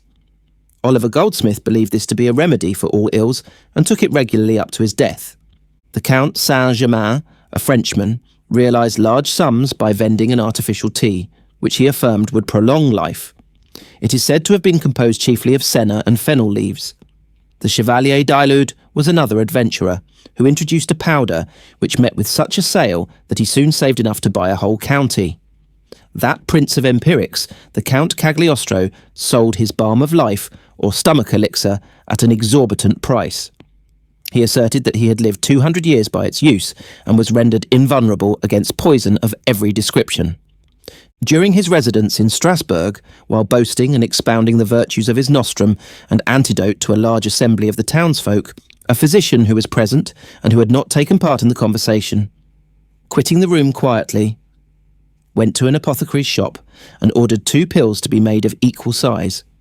Taking them with him, he made his way back to the room, and walking up to the loquacious quack, he said, "Here, my worthy count, are 2 pills.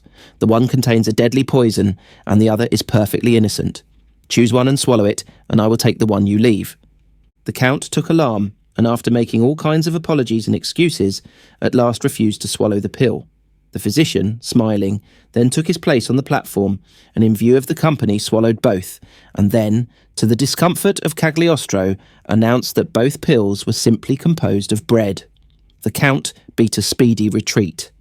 In 1794, considerable sensation was excited by the account of some wonderful cures made by a Count Thun of Leipzig, who professed to cure gout, hypochondria and hysteria by laying his hands on the head of the patient.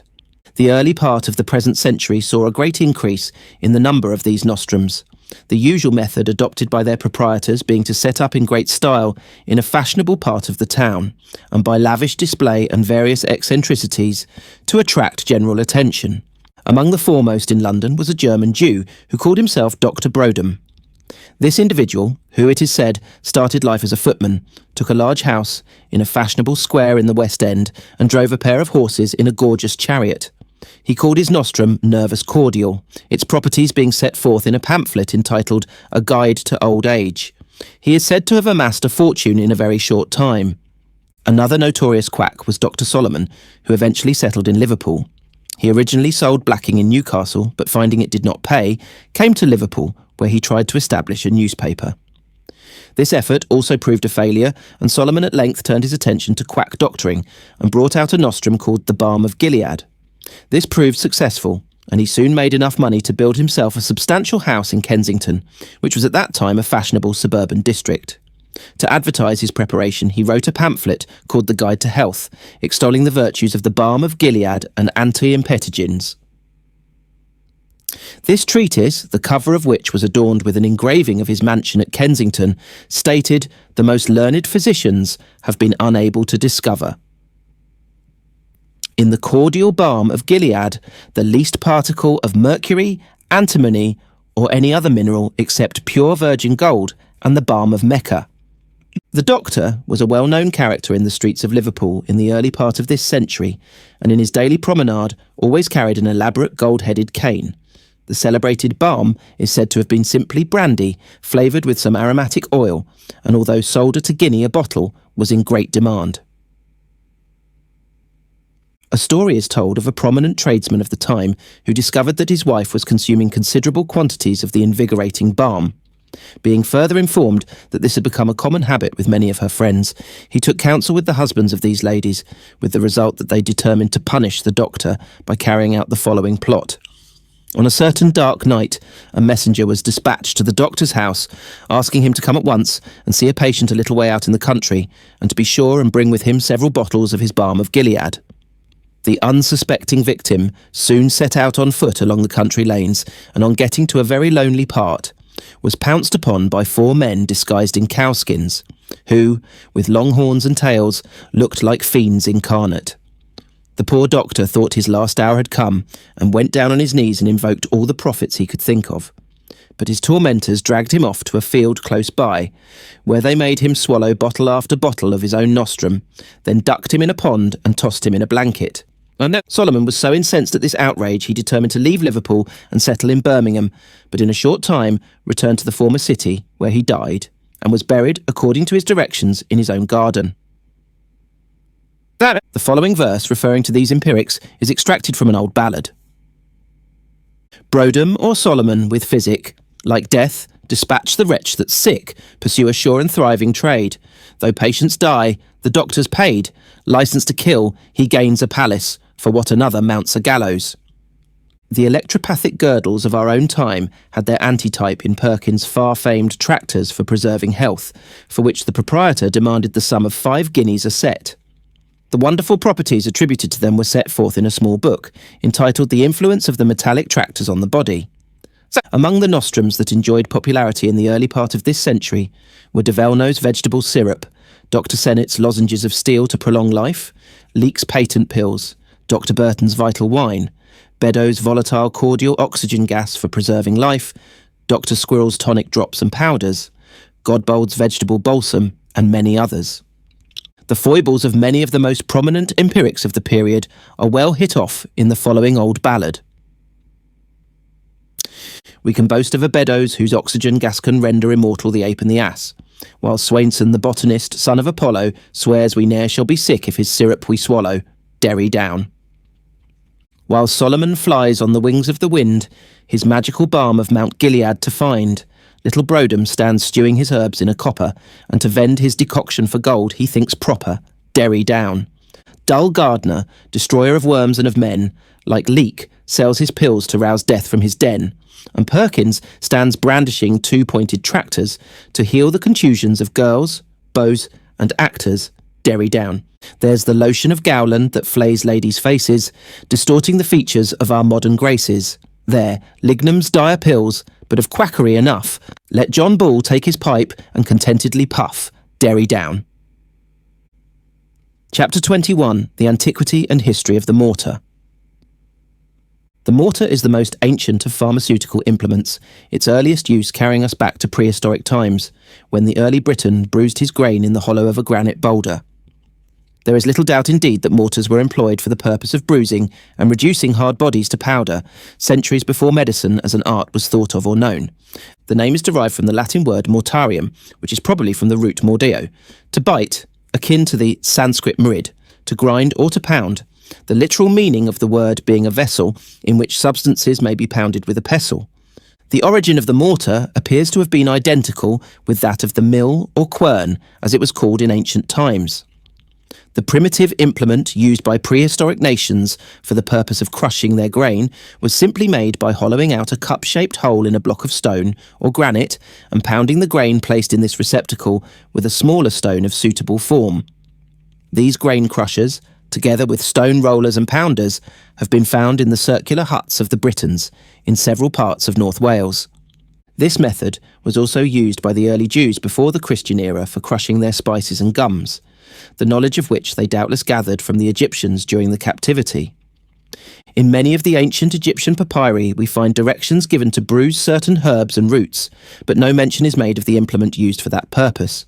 Carvings in stone, however, are extant, which show the mortars used by the Egyptians were similar in form to those employed several centuries later. It is interesting to note that the mortar has also been known to several Oriental and savage races from time immemorial, and in the mortar employed by the pharmacist today, we have an implement that links us not only with prehistoric man, but also with the savage races of the world. In Africa, mortars and pestles of wood have been used from a period of unknown antiquity for the purpose of crushing grain. The one illustrated in Figure 1 is composed of wood and was brought from Central Africa. In India, stone mortars with wooden pestles have for centuries been used for shelling and pounding rice. Figure 2 represents a Singhalese mortar of stone, from 2 to 3 feet in height, taken from a drawing of the 17th century. Coming to the time of the Roman Empire, we have the first real evidence of the use of the mortar for pharmaceutical purposes. Medicine and pharmacy allied, in the time of Celsus, had become practical arts. And we know from the preparations described by that author that practical appliances were necessary. Thus, the malagma used as an application to the skin was a kind of soft mass directed to be beaten up to the consistency of a thick paste, and the ingredients of the catapotia were often ordered to be bruised before being mixed. Roman mortaria, composed of earthenware, are very commonly found, and many examples may be seen in most of our museums, among other Roman remains. They were chiefly made for domestic use, and although they vary very little in pattern, the sizes are numerous. The larger ones are, as a rule, very strongly made, and all have a thick divided rim, with a rounded moulding. The inside was roughened with splinters of flint or hard stone, or hard-burnt earthenware, which was fixed on with a kind of slip or liquid clay with which the Romans finished their ware. A wooden pestle was used with these mortaria, which were no doubt chiefly employed for triturating, svantantes, and mixing various condiments for domestic use. The Roman mortarium shown in Figure 3 is 28 inches in breadth and bears the stamp of the maker's name, showing it to be the work of one Publius Raso. Some of the smaller mortaria found are composed of a very white clay of a vitreous character, burnt hard like porcelain, and are non-absorbent. These were probably used for mixing more delicate condiments. There were large manufactories for mortaria in Britain, situated chiefly in the south of England, at the mouth of the Thames, and in Essex and Staffordshire. From these factories there was a considerable export trade to Rome and Gaul. Roman mortars of stone are much rarer, and the one depicted in Figure 4 is a unique specimen, and was with little doubt at one time used for pharmaceutical purposes. Composed of stone, with a solid square base, it stands about 12 inches high and is about 8 inches broad. The notches at the corners are evidently intended for fixing it down on a wooden table or slab, to keep it steady when being used for pounding or breaking up hard substances. Closely akin to mortars were the querns or small mills used for grinding purposes from the Roman period. In shape, they somewhat resembled the mortar, but were covered in at the top, having a hole in the centre through which the pestle was worked. They were made of stone and wood. A beautiful example of a wooden quern is depicted in Figure 5. It stands 13 inches high and is made of very hard wood. It is an exquisite specimen of the turner's art, some of the side mouldings being of great delicacy, no thicker than a fine needle, yet perfectly true in every particular. The pestle was worked through the hole in the centre of the cover. These wooden querns were used during the 16th and 17th centuries. There is little doubt that marble succeeded stone as a material for making mortars, and this brings us down to medieval times, when the apothecaries, combining the practice of medicine and pharmacy, became wielders of the pestle. The value of the mortar as a pharmaceutical implement was recognised by these early practitioners and was given the most prominent position in their shops, and so the pestle and mortar became a symbol or trade sign of pharmacy.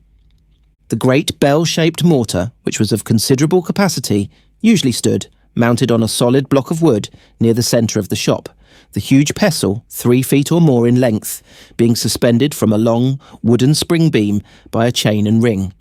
One can readily picture the youthful apprentice, clad in jerkin and trunk hose, exercising his muscles with the ponderous pestle, and with what mingled feelings he would essay the task of pounding 1/2 weight of aloes to begin his day's work, and give him an appetite for his midday meal. These large mortars were usually bell-shaped in form, as illustrated in Figure 6, and composed of iron or bell metal. The smaller mortars of this period were made of brass, copper and bell metal, and were occasionally ornamented with some symbol or device.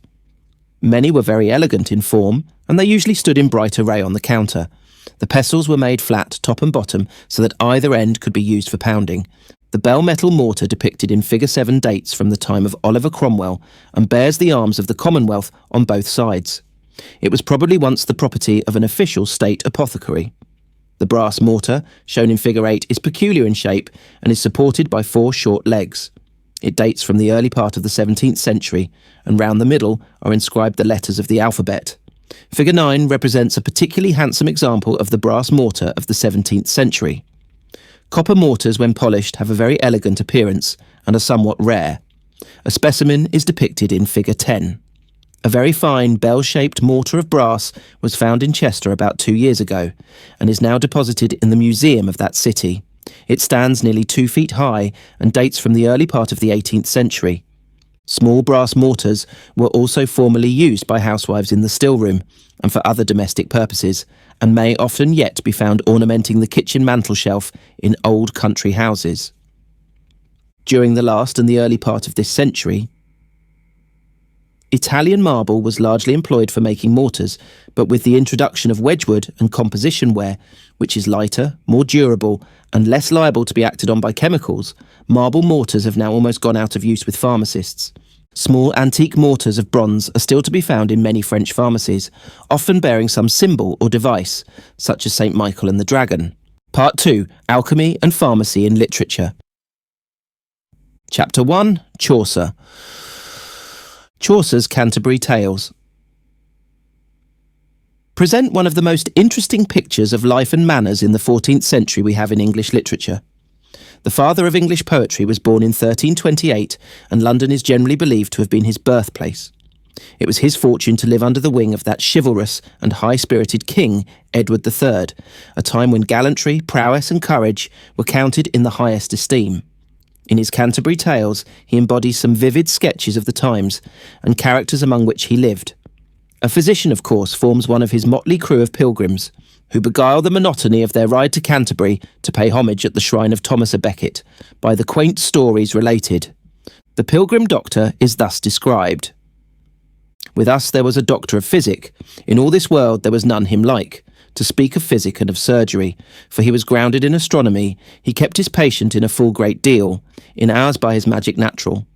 Well could he fortune the ascendant of his images for his patient, he knew the cause of every malady, were it of cold, or hot, or moist, or dry, and where engendered, and of what humour, he was a very perfect practisor. The cause he know, and of his harm the root anon he gave to the sick man his boot. Full ready had he his apothecaries to send his drugs and his lectuaries, for each of them made other for to win, their friendship was not new to begin.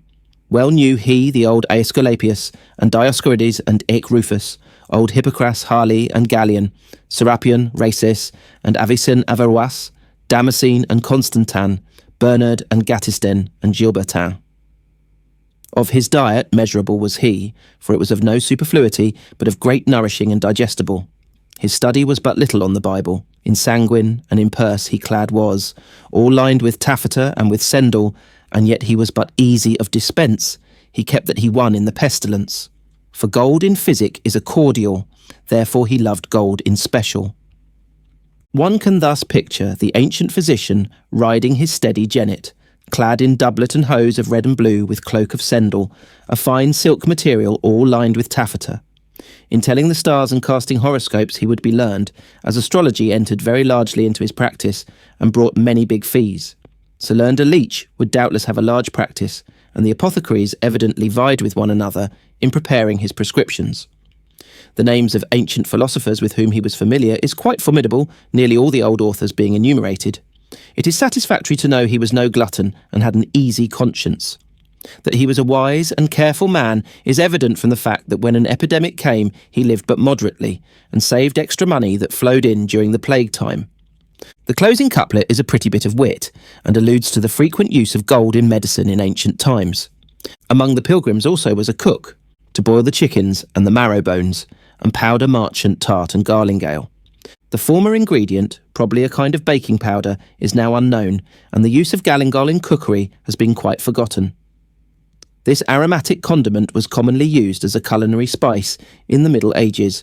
Reference is made to the drug in the writings of Ibn Khaldun, the Arabian geographer, in the year 869. It was used mixed with cloves and cardamoms, and also employed in medical practice as early as the 9th century. In the course of the knight's romantic tale, Palamon, a gallant young knight, escapes from a prison in which he has been immured for 7 years by drugging the jailer.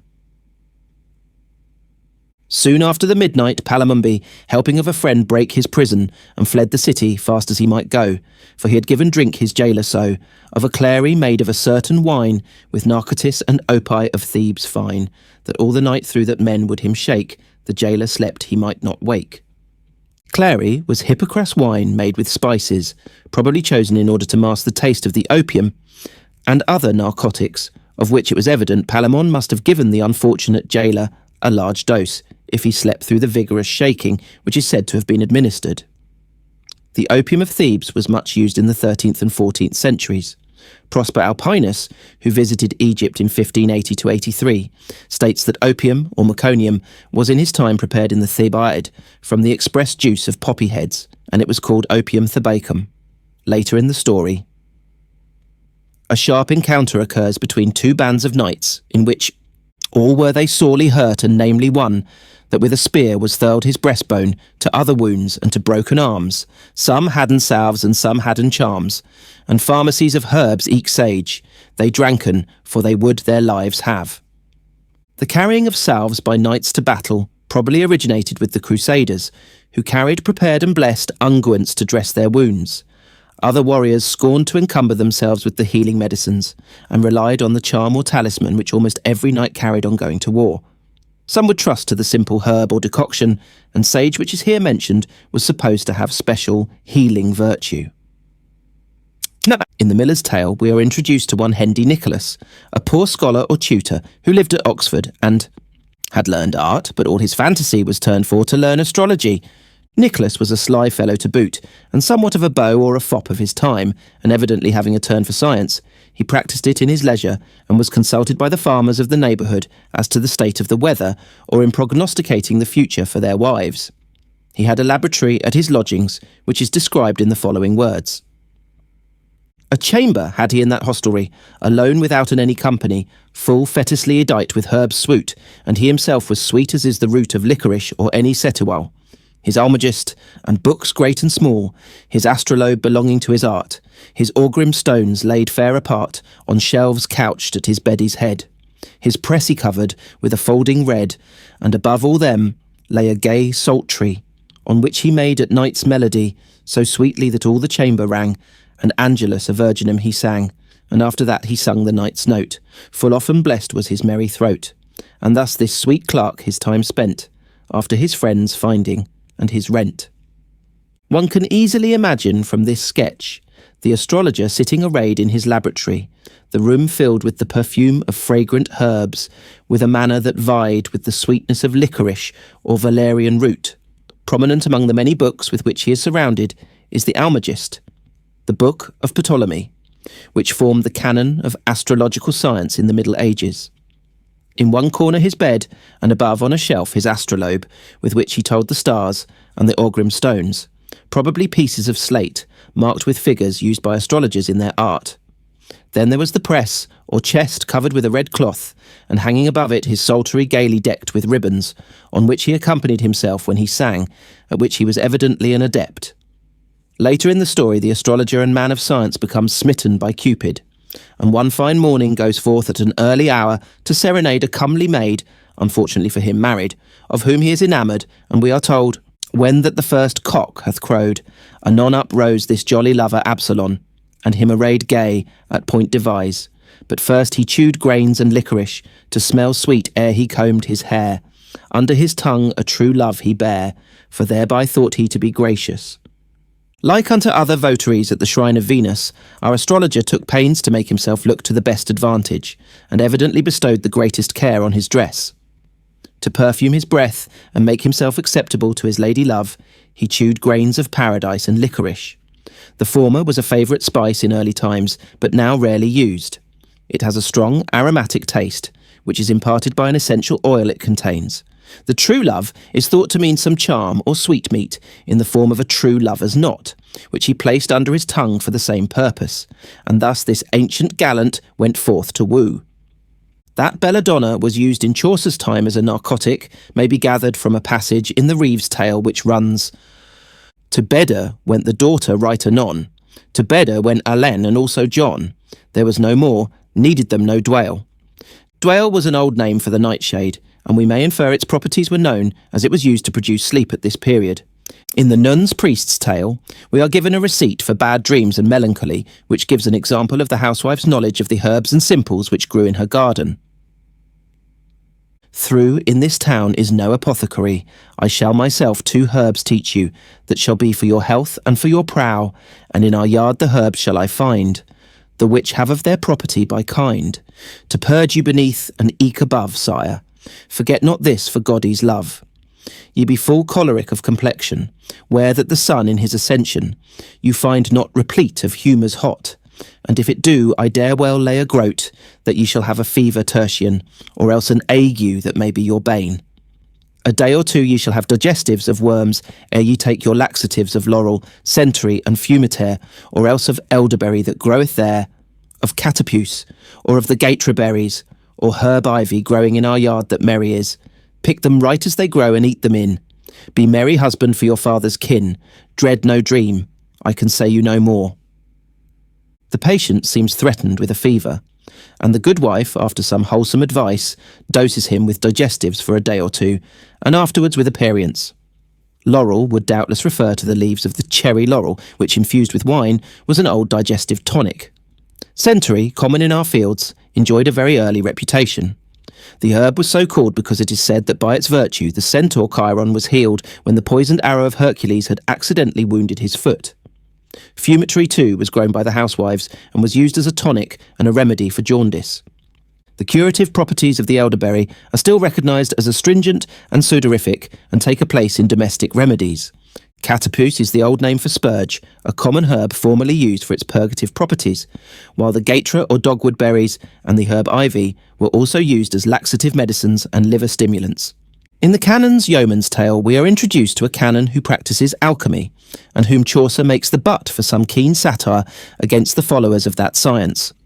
It seems, says Tyrwhitt, that some sudden resentment had determined Chaucer to interrupt the regular course of his work in order to insert a satire against the alchemists, that their pretended science was much cultivated about this time and produced its usual evils, may fairly be inferred from the act that was passed soon after, whereas it was made a felony to multiply gold or silver above the art of multiplication. The description of the canon as he joined the procession is somewhat amusing. His hat hung at his back down by a lace, for he had ridden more than trot or pace. He had pricked like as he were wood. A cloak leaf he had laid under his hood, for sweat and to keep his head from heat, but it was joy for to see him sweat. His forehead dropped as a stilatory were full of plantain or of parrot tree. To keep his head cool while riding hard, he had placed a clote or burdock leaf, which was formerly used as a poultice, in his hat or hood, a common custom in some parts of the country at the present time.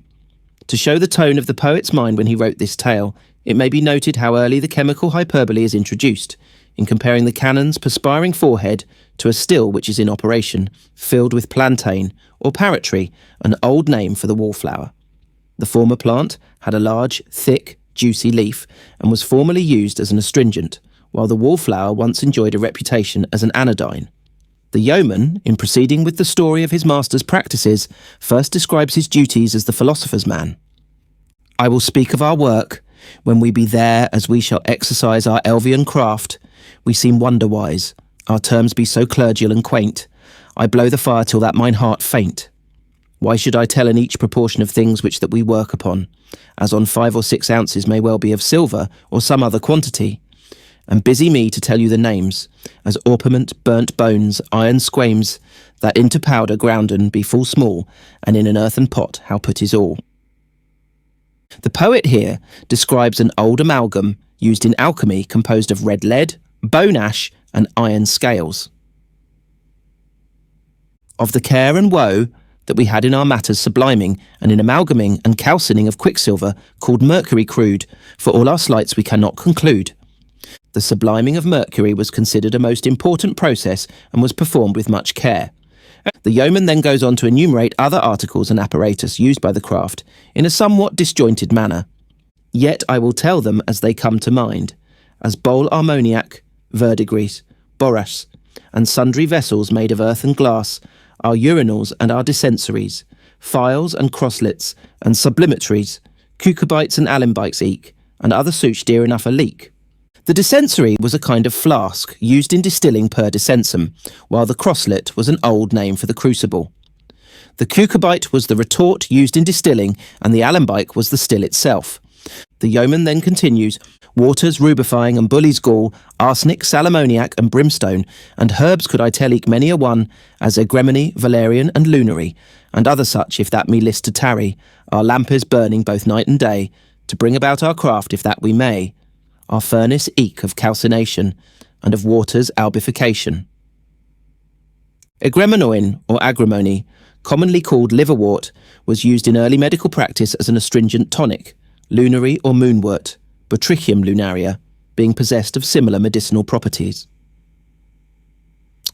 Clay made with horse and man's hair, and oil of tartar, alum, glass, balm, wort and argoil, rosalga and other matters imbibing, and eke of our matters incorporing, and of our silver citrination, our cementing and fermentation, our ingots, tests, and many things mo. Among the other strange articles named, argoil was the potter's clay used as a luting to close the joints, seal the flasks, and exclude the air. Rosalga was the ancient name for flowers of antimony, much esteemed by the philosophers. The term citrination refers to the yellow colour, which when it occurred through chemical action proved the philosopher's stone. We next have the Alchemist's Creed and the fundamental principles of the old philosophy. I will tell you, as was one taught also, the 4 spirits and the body's 7. By order as oft I heard my lord them neven, the first spirit quicksilver called is, the second orpiment, the third is sal ammoniac, and the 4th brimstone, the body sionecelo them here anon. Sol gold is, and lunar silver was threpe, Mars iron, Mercury quicksilver, we clepe. Saturnus is lead, and Jupiter is tin, and Venus copper by my father's kin. The metallic bodies were described in the works of alchemists by the planet under whose influence they were supposed to operate, and known by the alchemical symbol of that planet. Thus gold is called Sol, represented by its alchemical symbol, and copper is termed Venus, represented by its alchemical symbol. It appears to have been a custom of the apothecaries from very early times to fill bottles with coloured solutions which were marked with these symbols. Thus, a bottle containing a yellow solution signifying gold would be marked by Sol's alchemical symbol, and a red one would be marked with Mars' alchemical symbol, signifying iron. These gradually became a kind of trade sign, and are probably the origin of the coloured globes used as the insignia of the pharmacist or compounder of medicines at the present time. Inside Chapter 2, Shakespeare. The Bard of Avon, in the wide and general knowledge he displays of the manners, ways and customs of his own and other countries in his plays, makes many allusions to drugs and herbs and their use. In his references to drugs, there is none perhaps on which greater difference of opinion exists than that alluded to in the speech of the ghost in Hamlet, in which the apparition says, "Sleeping within mine orchard, my custom always in the afternoon, upon my secure hour thy uncle stole, with juice of cursed Hebanon in a vial, and in the porches of mine ear did pour the leprous distilment, whose effect holds such an enmity with blood of man, that swift as quicksilver it courses through the natural gates and alleys of the body, and with a sudden vigour it doth posset and curd like eager droppings into milk, the thin and wholesome blood, so did it mine." It has always been a matter of individual speculation and dispute as to the juice of what plant Shakespeare alludes to here as the cursed Hebanon. The meaning of the word Hebanon is ebony-coloured, or black, so that it might apply to any dark liquid. Most writers and commentators seem to be of opinion that henbane is alluded to, but judging from the rapid effect of the liquid, it would appear that some more powerful poison is intended. The juice of henbane is not a powerful poison, and it is but a feeble narcotic whose effects are mainly sedative and soothing. It acts also as a neurotic, affecting the brain and producing delirium. It will be seen that there is little similitude between the actual effect of henbane and that of the poison described by the poet. Others think it more probable that hemlock, an ancient poison of the Greeks, is intended. Its action is much more rapid and powerful, the spinal cord being chiefly affected, and paralysis caused, ending in death. The drug is a powerful narcotic and anodyne, and is also a paralysant. It was well known to the apothecaries of Shakespeare's day, its poisonous properties having been observed from very early times. It should be taken into account that as a matter of fact the pouring of any poisonous liquid of vegetable origin into the ear would have little or no immediate effect, and unless the tympanum had been ruptured, it would be almost impossible for it to be absorbed into the system and at once prove fatal. Paris says, "Might not the juice of cursed Hebanon, by which, according to Shakespeare, the King of Denmark was poisoned, have been the essential oil of tobacco?" In the first place, the learned commentator Dr. Gray observes that the word here used, Hebanon, was more probably designated by a metathesis, either of the poet or transcriber for Hennebon, that is, henbane.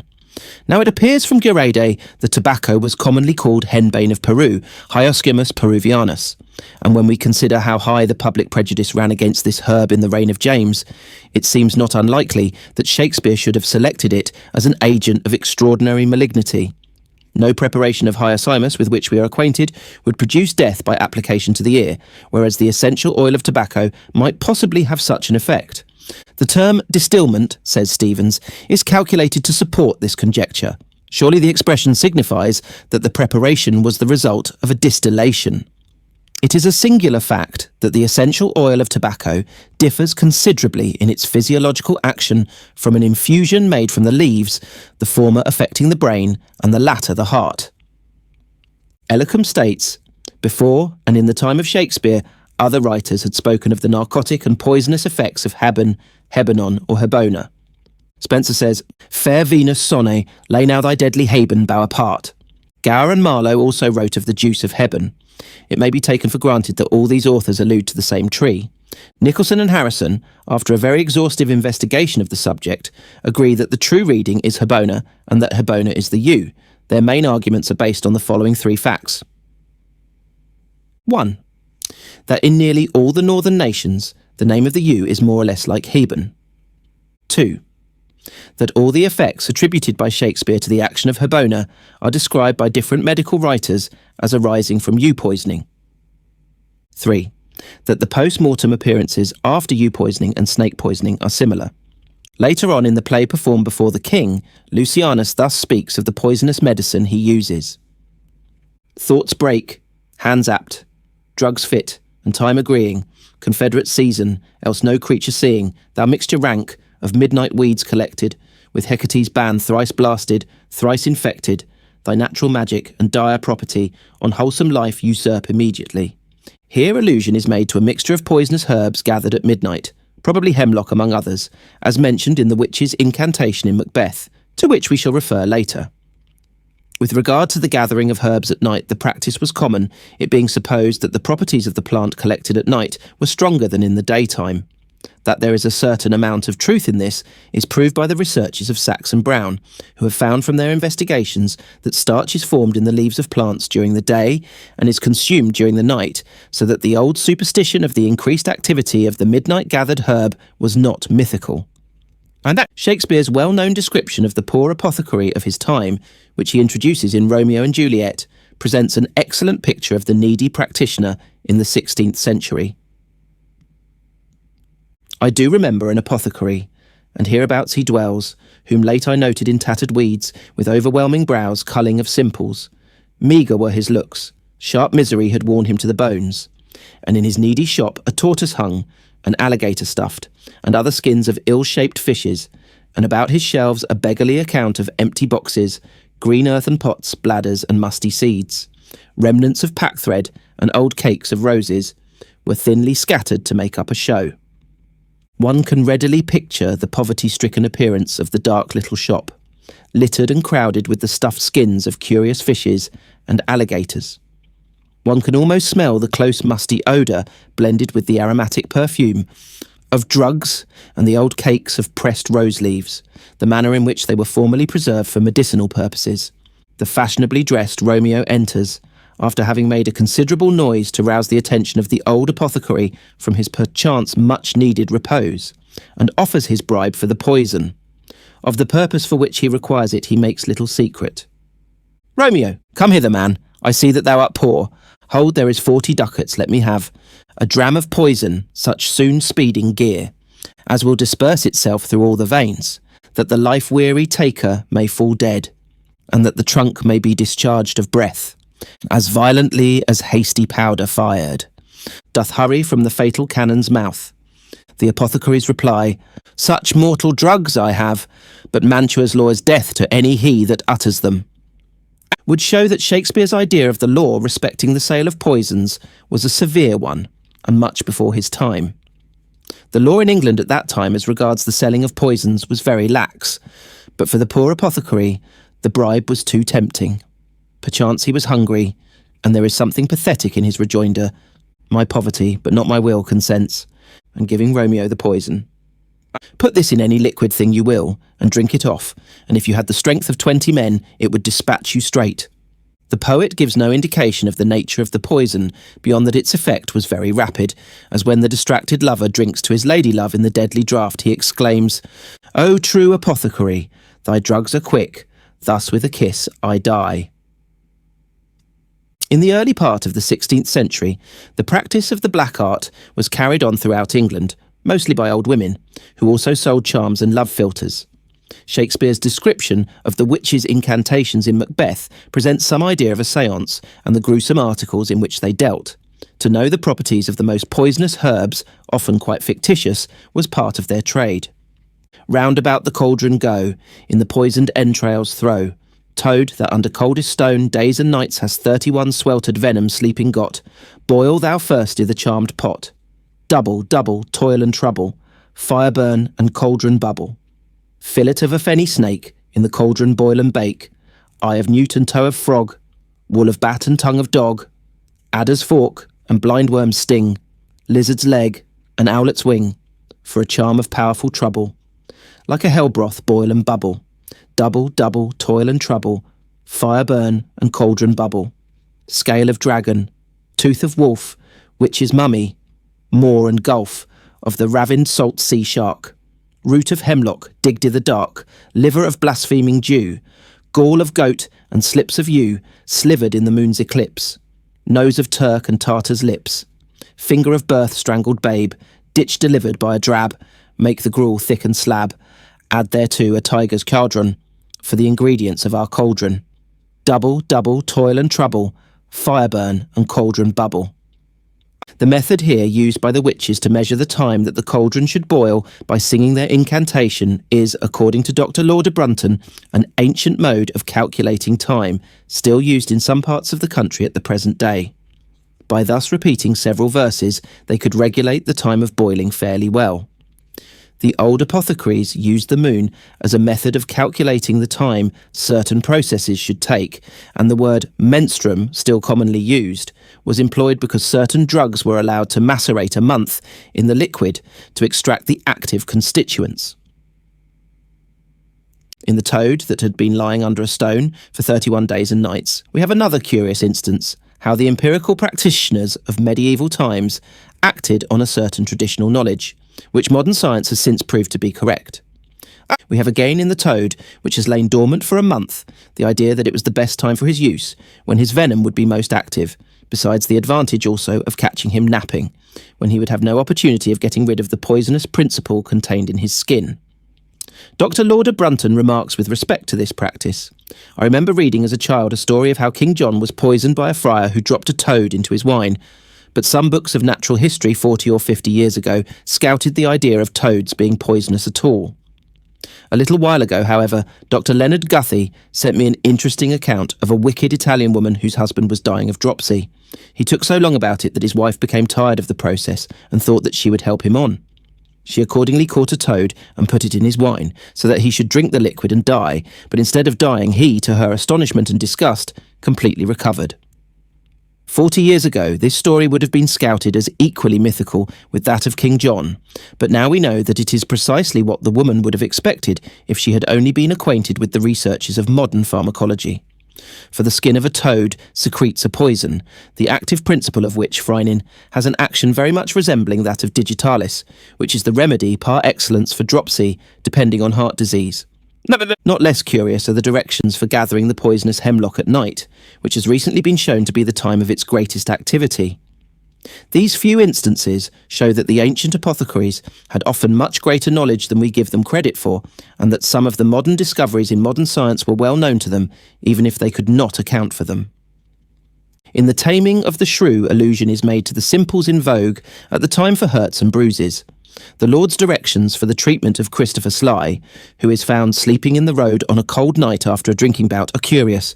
Balm his foul head with warm distilled waters, and burn sweet wood to make the lodging sweet. The distilled aromatic waters, of which the apothecary manufactured a considerable number, were much used in the Middle Ages for the purpose of fomentation. The burning of sweet woods, such as aloe or sandal, to take away evil smells, was a very ancient practice. An old cure for melancholy is embodied in the following lines.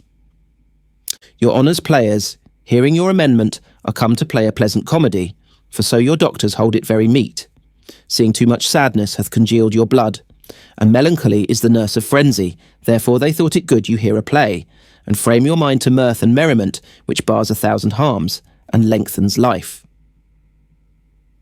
In Measure for Measure, the poet had evidently the dulcamara, or bittersweet, in mind when he penned the lines.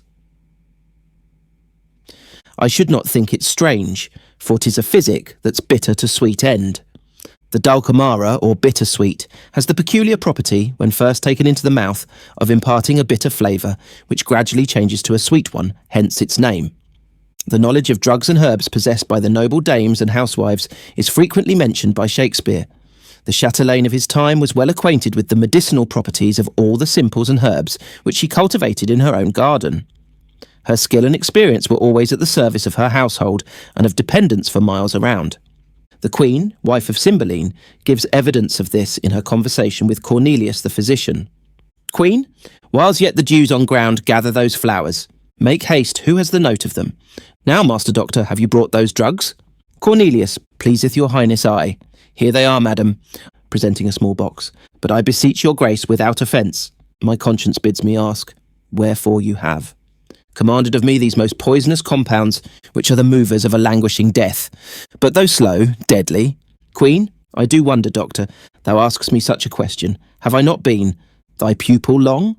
Hast thou not learned me how to make perfumes, distill, preserve?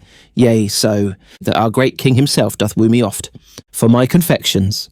Having thus far proceeded, unless thou thinkst me devilish, is not meet. That I did amplify my judgment in. Other conclusions, I will try the forces. Of these thy compounds on such creatures as we count not worth the hanging, but none human, to try the vigour of them and apply allayments to their act, and by them gather their several virtues and effects. Cornelius, your highness, shall from this practice but make hard your heart. Besides, the seeing these effects will be both noisome and infectious. Queen, oh, content thee. Enter Pisanio, aside. Here comes a flattering rascal upon him. Will I first work? He's for his master, an enemy to my son. How now, Pisanio? Doctor, your service for this time is ended. Take your own way. Cornelius, aside. I do suspect you, madam, but you shall do no harm. I do not like her. She doth think she has strange lingering poisons. I do not know her spirit, and will not trust one of her malice with a drug of such damned nature. Those she has will stupefy and dull the sense a while, which first perchance she'll prove on cats and dogs, then afterwards up higher, but there is no danger in what show of death it makes, more than the locking up the spirits a time. To be more fresh reviving, she is fooled with a most false effect, and I the truer, so to be false with her. The caution of the physician is well described, and his resort to subterfuge in order to checkmate the evil design of his wily mistress and old pupil, whom he evidently distrusts. The Queen is supposed to have possessed considerable knowledge and skill in the use of drugs, and her conserves had evidently a great reputation. Her scientific ideas were in advance of the age she lived in when she states her desire to make physiological experiments on animals to advance her knowledge. But the clear acumen of Cornelius saw through the apparently laudable spirit of research that imbued his pupil, and he supplied her with drugs of less potency. The following allusions are made to the apothecary. Cardinal Beaufort, bid the apothecary bring the strong poison that I bought of him. And again in Pericles, Prince of Tyre, Cerimon says, your master will be dead ere you return. There's nothing can be ministered to nature that can recover him. Give this to the apothecary and tell me how it works.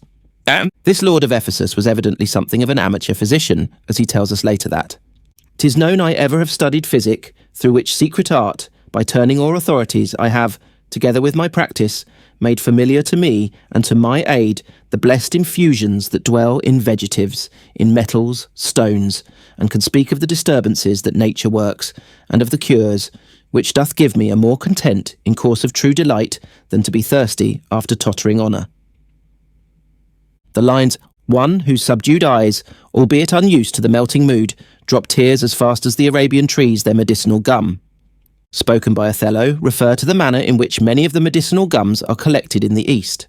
Small slits or punctures are made in the bark of the tree, through which the semi-liquid gum slowly oozes. It then coagulates in the form of a tear, and is at length scraped off and collected. Set ratsbane by his porridge. I had as lief they would put ratsbane in my mouth, as offer to stop it with security. I would the milk thy mother gave thee, when thou suck'st her breast, had been a little ratsbane for my sake. Ratsbane, mentioned in the 3 preceding quotations, was an old name for arsenic, which in Shakespeare's time was commonly used for poisoning rats, hence the name. I have bought the oil, the balsamum and aqua vitae, says Dromio of Syracuse. These were the medical comforts for the bark of epidamnum, and show that sailing vessels in those days carried a certain amount of medicine. The oil may have been one of the many panaceas of the time for purging the body of bile or humour, while balsams there were by the score of Hungary, and aromatics for wind and pain. The aqua vitae alluded to was probably brandy, which would serve to keep the courage of the voyagers up and the cold out. Proteus in the 2 Gentlemen of Verona exclaims, When I was sick, you gave me bitter pills, and I must minister like to you. In Lucrece, the bard shows he knew something of the counteracting effects of certain drugs from the following lines. The poisonous simple sometimes is compacted in a pure compound, being so applied, his venom in effect is purified. King Henry, the united vessel of their blood, mingled with venom of suggestion. As for a purpose, the age will pour it in, shall never leak, though it do work as strong, as aconitum or rash gunpowder. The aconite or monk's hood, formerly called wolf's bane, gives us one of the most powerful vegetable poisons, its properties having long been known and employed in medical practice. It was used by the early Greeks and Romans and is probably even of still greater antiquity. On account of its rapid and deadly action, Shakespeare compares it to gunpowder. Some commentators are of the opinion that aconite was the poison sold by the apothecary to the lovesick Romeo. A curious old tradition is alluded to by Falstaff when speaking of the chamomile in the following sentence. Though the chamomile, the more it is trodden on, the faster it grows, yet youth, the more it is wasted, the sooner it wears. The chamomile has an ancient reputation for its medicinal properties as a stomachic and febrifuge. Its growth is said to be improved by being pressed or trampled into the earth. Shallow, nay, you shall see my orchard, where in an arbour we will eat a last year's pippin of my own graffing, with a dish of caraways and so forth. Caraway seeds were very largely used in Shakespeare's time as a spice and condiment. The essential oil they yield has carminative properties. The seeds were often served with roast apples, a custom still said to be kept up at Trinity College, Cambridge. Iago, the food that to him now is as luscious as locusts, shall be to him shortly as bitter as coloquintida. The coloquintida, mentioned, is the old name for colocynth, a drug largely used in medicine at the present time. It was employed by the Greek and Roman physicians as a purgative, and was known in Britain as early as the 11th century. It has a drastic, bitter taste, and is commonly known as bitter apple. Shakespeare makes several allusions to the elder, a tree concerning which there are many old traditions. One of them will suffice. Holophants, begin, sir, you are my elder. Byron, well followed. Judas was hanged on an elder. The Sambucus nigra, or black elder, has long been used in medicine as a discutient, yet tradition gives it an evil name. Judas was supposed to have hanged himself on an elder tree, which doubtless brought it into disrepute, although its flowers distilled with water make an excellent cosmetic. Ophelia, there's fennel for you and columbines. This herb was greatly valued by the old apothecaries, and was known also to the ancients. There was an old belief that the fennel in flower predicted an early summer. Its chief use now is as a flavouring agent. Several allusions are also made to ginger. Clown, I must have saffron to colour the Warden pies.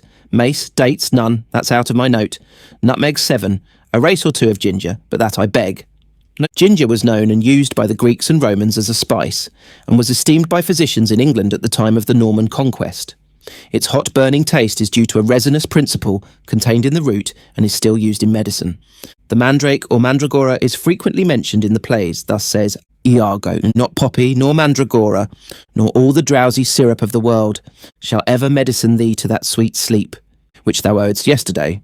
Also, Juliet, and shrieks like mandrakes torn out of the earth, that living mortals hearing them run mad. Alluding to the old tradition that the mandrake groaned when pulled up by the roots, and the person who did it would surely die soon. The mandragora, to which wonderful properties were ascribed by the ancients, is not now used in medicine. Lafo, go to, sir. You were beaten in Italy for picking a kernel out of a pomegranate. The medicinal properties of the pomegranate have been known from very ancient times, frequent mention of it being made in the Bible. A decoction of the root is recommended by Celsus, Dioscorides and Pliny for tapeworm, and it is still used as an astringent. The poppy is mentioned by Iago in the quotation previously given as being known for its narcotic properties. Macbeth, what rhubarb senna, or what purgative drug, would scour these English hence? Rhubarb was known to the Chinese 2700 BC, and has been used for its purgative properties from the earliest times. It is said to take its name from the river Rue, now the Volga, on whose banks it grows. Perdita, for you there's rosemary and rue, these keep, seeming and savour all the winter long, grace and remembrance be to you both. Rosemary has been esteemed for centuries for its refreshing and aromatic perfume, due to the essential oil it contains, and which even now has a reputation as an application for the hair. It is mentioned by Pliny and has been cultivated in Britain since the time of the Norman conquest. On account of its evergreen leaves, it was considered an emblem of constancy, and was frequently carried at wedding and funeral ceremonies. It was customary in France at one time to place a bunch of rosemary in the hands of the dead. The old apothecaries had great faith in the oil as an embrocation, and it was largely used to place among clothes as a preventive of moths. Ophelia, there's rue for you, and here's some for me. We may call it Herb Grace o' Sundays. Oh, you must wear your rue with a difference. Some curious traditions are attached to rue, or as it was formerly called, the Herb of Grace, probably on account of its being often worn as an amulet to ward off disease, and also used by the old Romanists in the exorcisms. It has ever been regarded as a symbol of sorrow or pity, as its name implies. The word is probably derived from the same root as ruth, meaning sorrow and remorse, while to rue was to be sorry for. In ancient times, it was supposed to be useful for almost every disease, its properties being due to an essential oil still used in pharmacy. It was largely employed in affections of the eye and for its antiseptic properties as a preservative to ward off decay. The plant is not a native of England, but has been cultivated in this country for more than 800 years and was extensively grown in the old herb gardens. Euphrasia and rue were often used together as a curative application for the eyes. In Paradise Lost, Milton says, "Then purged with euphrasia and rue the visual nerve, for he has much to see." Roué was employed also to take away warts, the freshly cut stem being rubbed over the excrescence, and the following couplet repeated, "Ashen tree, pray bury these warts of me." Another old rhyme runs, "What savour is better, if Physica be true, for places infected than wormwood or rue?" Clown! I must have saffron to colour the warden pies. Saffron was formerly much prized as a medicine, a condiment, and a dye. It is said to have been introduced into England in the reign of Edward III, and was cultivated in the neighbourhood of Walden, in Essex, to which it gave its name. The quality of English saffron was renowned in Shakespeare's time. It was used by the monks in medieval days in illuminating their missals and dyeing materials, as well as being esteemed as a febrifuge and cordial. Macbeth. What rhubarb senna or what purgative drug would scour these English hence? The well-known purgative properties of senna leaves were held in great repute by the old apothecaries. The drug was introduced into Europe about the 9th or 10th century by the Arabs, and it soon attained a reputable position in medical practice. The best variety was originally supposed to have been brought from Mecca. Rosalyn.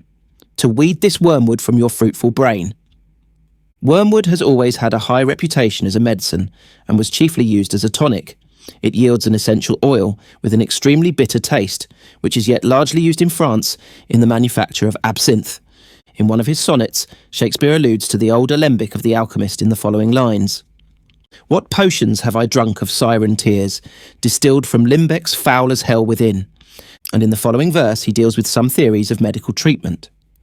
"Like as to make our appetites more keen, with eager compounds we our palate urge. As to prevent our maladies unseen, we sicken to shun sickness when we purge. Even so, being full of your ne'er-cloying sweetness, to bitter sauces did I frame my feeding, and sick of welfare, found a kind of meatness to be diseased, ere that there was true needing. Thus policy in love, to anticipate the ills that were not, grew to faults assured, and brought to medicine a healthful state, which rank of goodness would by ill be cured. But thence I learn, and find the lesson true, drugs poison him that so fell sick of you." Chapter 3. Spenser. Edmund Spenser was born in London towards the close of the year 1552, and in his after career added lustre to an age which for brilliancy in literature has never been equalled in the history of this country. He lived for some time in Lancashire in his early days, but in 1578 quitted the country for the court. It was probably his friend Sir Walter Raleigh who introduced him to court favour and Queen Elizabeth. In 1589 he published The Fairy Queen, a poem which will ever live in English literature. There are few allusions in the works of Edmund Spenser to medicinal plants, although he frequently mentions salves and other methods of administration used in the leechcraft of his time, as instanced in the following quotations. "Eft soons he can apply relief of salves and medicines which has passing preface. With wholesome reed of sad sobriety, to rule the stubborn rage of passion blind, give salves to every sore but counsel to the mind." In the first book of The Fairy, Queen Spenser makes an interesting allusion to trees and their uses in his time in the following lines. Much gave they praise the trees so straight and high, the sailing pine, the cedar proud and tall, the vine-prop elm, the poplar never dry, the builder oak, sole king of forests all, the aspen good for staves, the cypress funeral, the laurel, mead of mighty conquerors, and poet sage, the fir that weepeth still, the willow, worn of forlorn paramours, the yew, obedient to the binder's will, the birch for shafts, the sallow for the mill, the myrrh sweet bleeding in the bitter wound, the warlike beech, the ash for nothing ill, the fruitful olive and the plantain round, the carver holm, the maple, seldom inward sound. The sailing pine was doubtless so called on account of it being so largely used for the masts of ships. The wood of the aspen tree was often used for making staves on account of its toughness. He alludes also to the ancient use of the cypress at funeral rites and the wearing of the willow as a badge of the unfortunate. The yew chiefly employed for making the long bows, the birch for the strongest arrows, and the sallow, which when plaited, form the sails of the windmills. Incisions are cut in the bark of the myrrh tree, in order that the gum should exude as from an open wound. Beech was used for the shafts of spears and axes, and the carver holm, or cutting holly, was so called from its prickles. In the 6th canto, we have mention of the flower de luce. The lily, lady of the flowering field, the flower de luce, her lovely paramour. Flower de luce was the old name for the iris, and is also the French fleur de lis, and the origin of that symbol. The roots of many of the iris species have long been used in medicine for their cathartic and emetic properties. That of the Ansa florentina is well known for its sweet violet smell, and from early times has been employed to sweeten the breath and as an ingredient in tooth powders. Another old name for this plant was the flower of delights. In the 7th canto, the poet shows he was well acquainted with some medicinal plants and gives us quite a group of herbs of ill favour. Their mournful cypress grew in greatest store, and trees of bitter gall and ebb and sad, dead sleeping poppy and black hellebore, cold coloquintida and tetramad, mortal samnitis and secuta bad, with which the unjust Athenians made to die wise Socrates, who, thereof quaffing glad, poured out his life and last philosophy to the fair Critias, his dearest Bellamy. Here we have mention of the narcotic poppy and the black hellebore, a drastic purgative with which tradition states Melampus, the great soothsayer and physician, cured the daughters of Preface, king of Argos, of madness. Also the colocynth or bitter apple, tetramad, an old name for the belladonna or deadly nightshade, savin, here called mortal samnitis, a plant possessing powerful properties used in medicine from the time of the Romans, and the secuta or hemlock, which formed the active ingredient in the poison cup of the Greeks. In the shepherd's calendar we have another allusion to the black hellebore. Here grows melampode everywhere, and terebinth good for goats, the one my madding kids to smear, the next to heal their throats. The ancient name for hellebore was melampus root, hence the name melampode, which doubtless arose from the old tradition. By terebinth, the poet probably means one of the species of pine, from which turpentine is obtained. Chapter 4. Goethe. The Faust legend, around which Goethe wove his great tragedy, was one of those floating traditions which were common in the romantic lore of many countries during the 15th and 16th centuries, and which seem to have originated in the general belief in occult forces. The Johann Faust of the popular stories was undoubtedly an individual of that name, born towards the close of the 15th century. In the little town of Knittlingen, near Maulbronn in Württemberg. His parents were poor, but he was enabled by the bequest of a rich uncle to study medicine. He attended the University of Krakow, where he probably received his doctor's degree, studied magic, which was there taught as an accepted branch of knowledge, and appears to have afterwards travelled for many years through Europe. Manlius, the disciple of Melanchthon, quotes the latter as having said, "This fellow Faust escaped from our town of Wittenberg after our Duke John had given the order to have him imprisoned. He also escaped from Nuremberg under the like circumstances. This sorcerer Faust, an abominable beast, a common sewer of many devils, boasted that he, by his magic arts, had enabled the imperial armies to win their victories in Italy. It was probably the famous battle of Pavia, fought in 1525, of which Faust spoke, as the time of his visit to Wittenberg appears to have been about the year 1530. Further evidence of the existence of such a character is to be found in the Index Sanitatis of the physician Philip Bagardi, published at Worms in 1539, and in the Sermones Conviviales of Johann Gast, who gives an account of a dinner given by Faust at Basle at which he was present. The original form of the legend is contained in a work published by Spies in Frankfurt in 1587, entitled The History of Dr. Jobsauer's Faust, the notorious sorcerer and black artist, etc., etc. This book was first translated into English in 1590, and from it Marlowe doubtless obtained the material for his tragedy of Dr. Faustus, which appears to have been first performed in London in 1593, the year of his death. In the first act of Goethe's tragedy, we are introduced to Faust, who is sitting in his lofty arched Gothic chamber or laboratory, his desk piled high with the works of noted writers on magic and astrology. And this one book of mystery from Nostradamus' very hand is not sufficient company. Nostradamus, the famous astrologer, was born at Saint-Rémy in Provence in the year 1503. His real name was Michel de Notre Dame.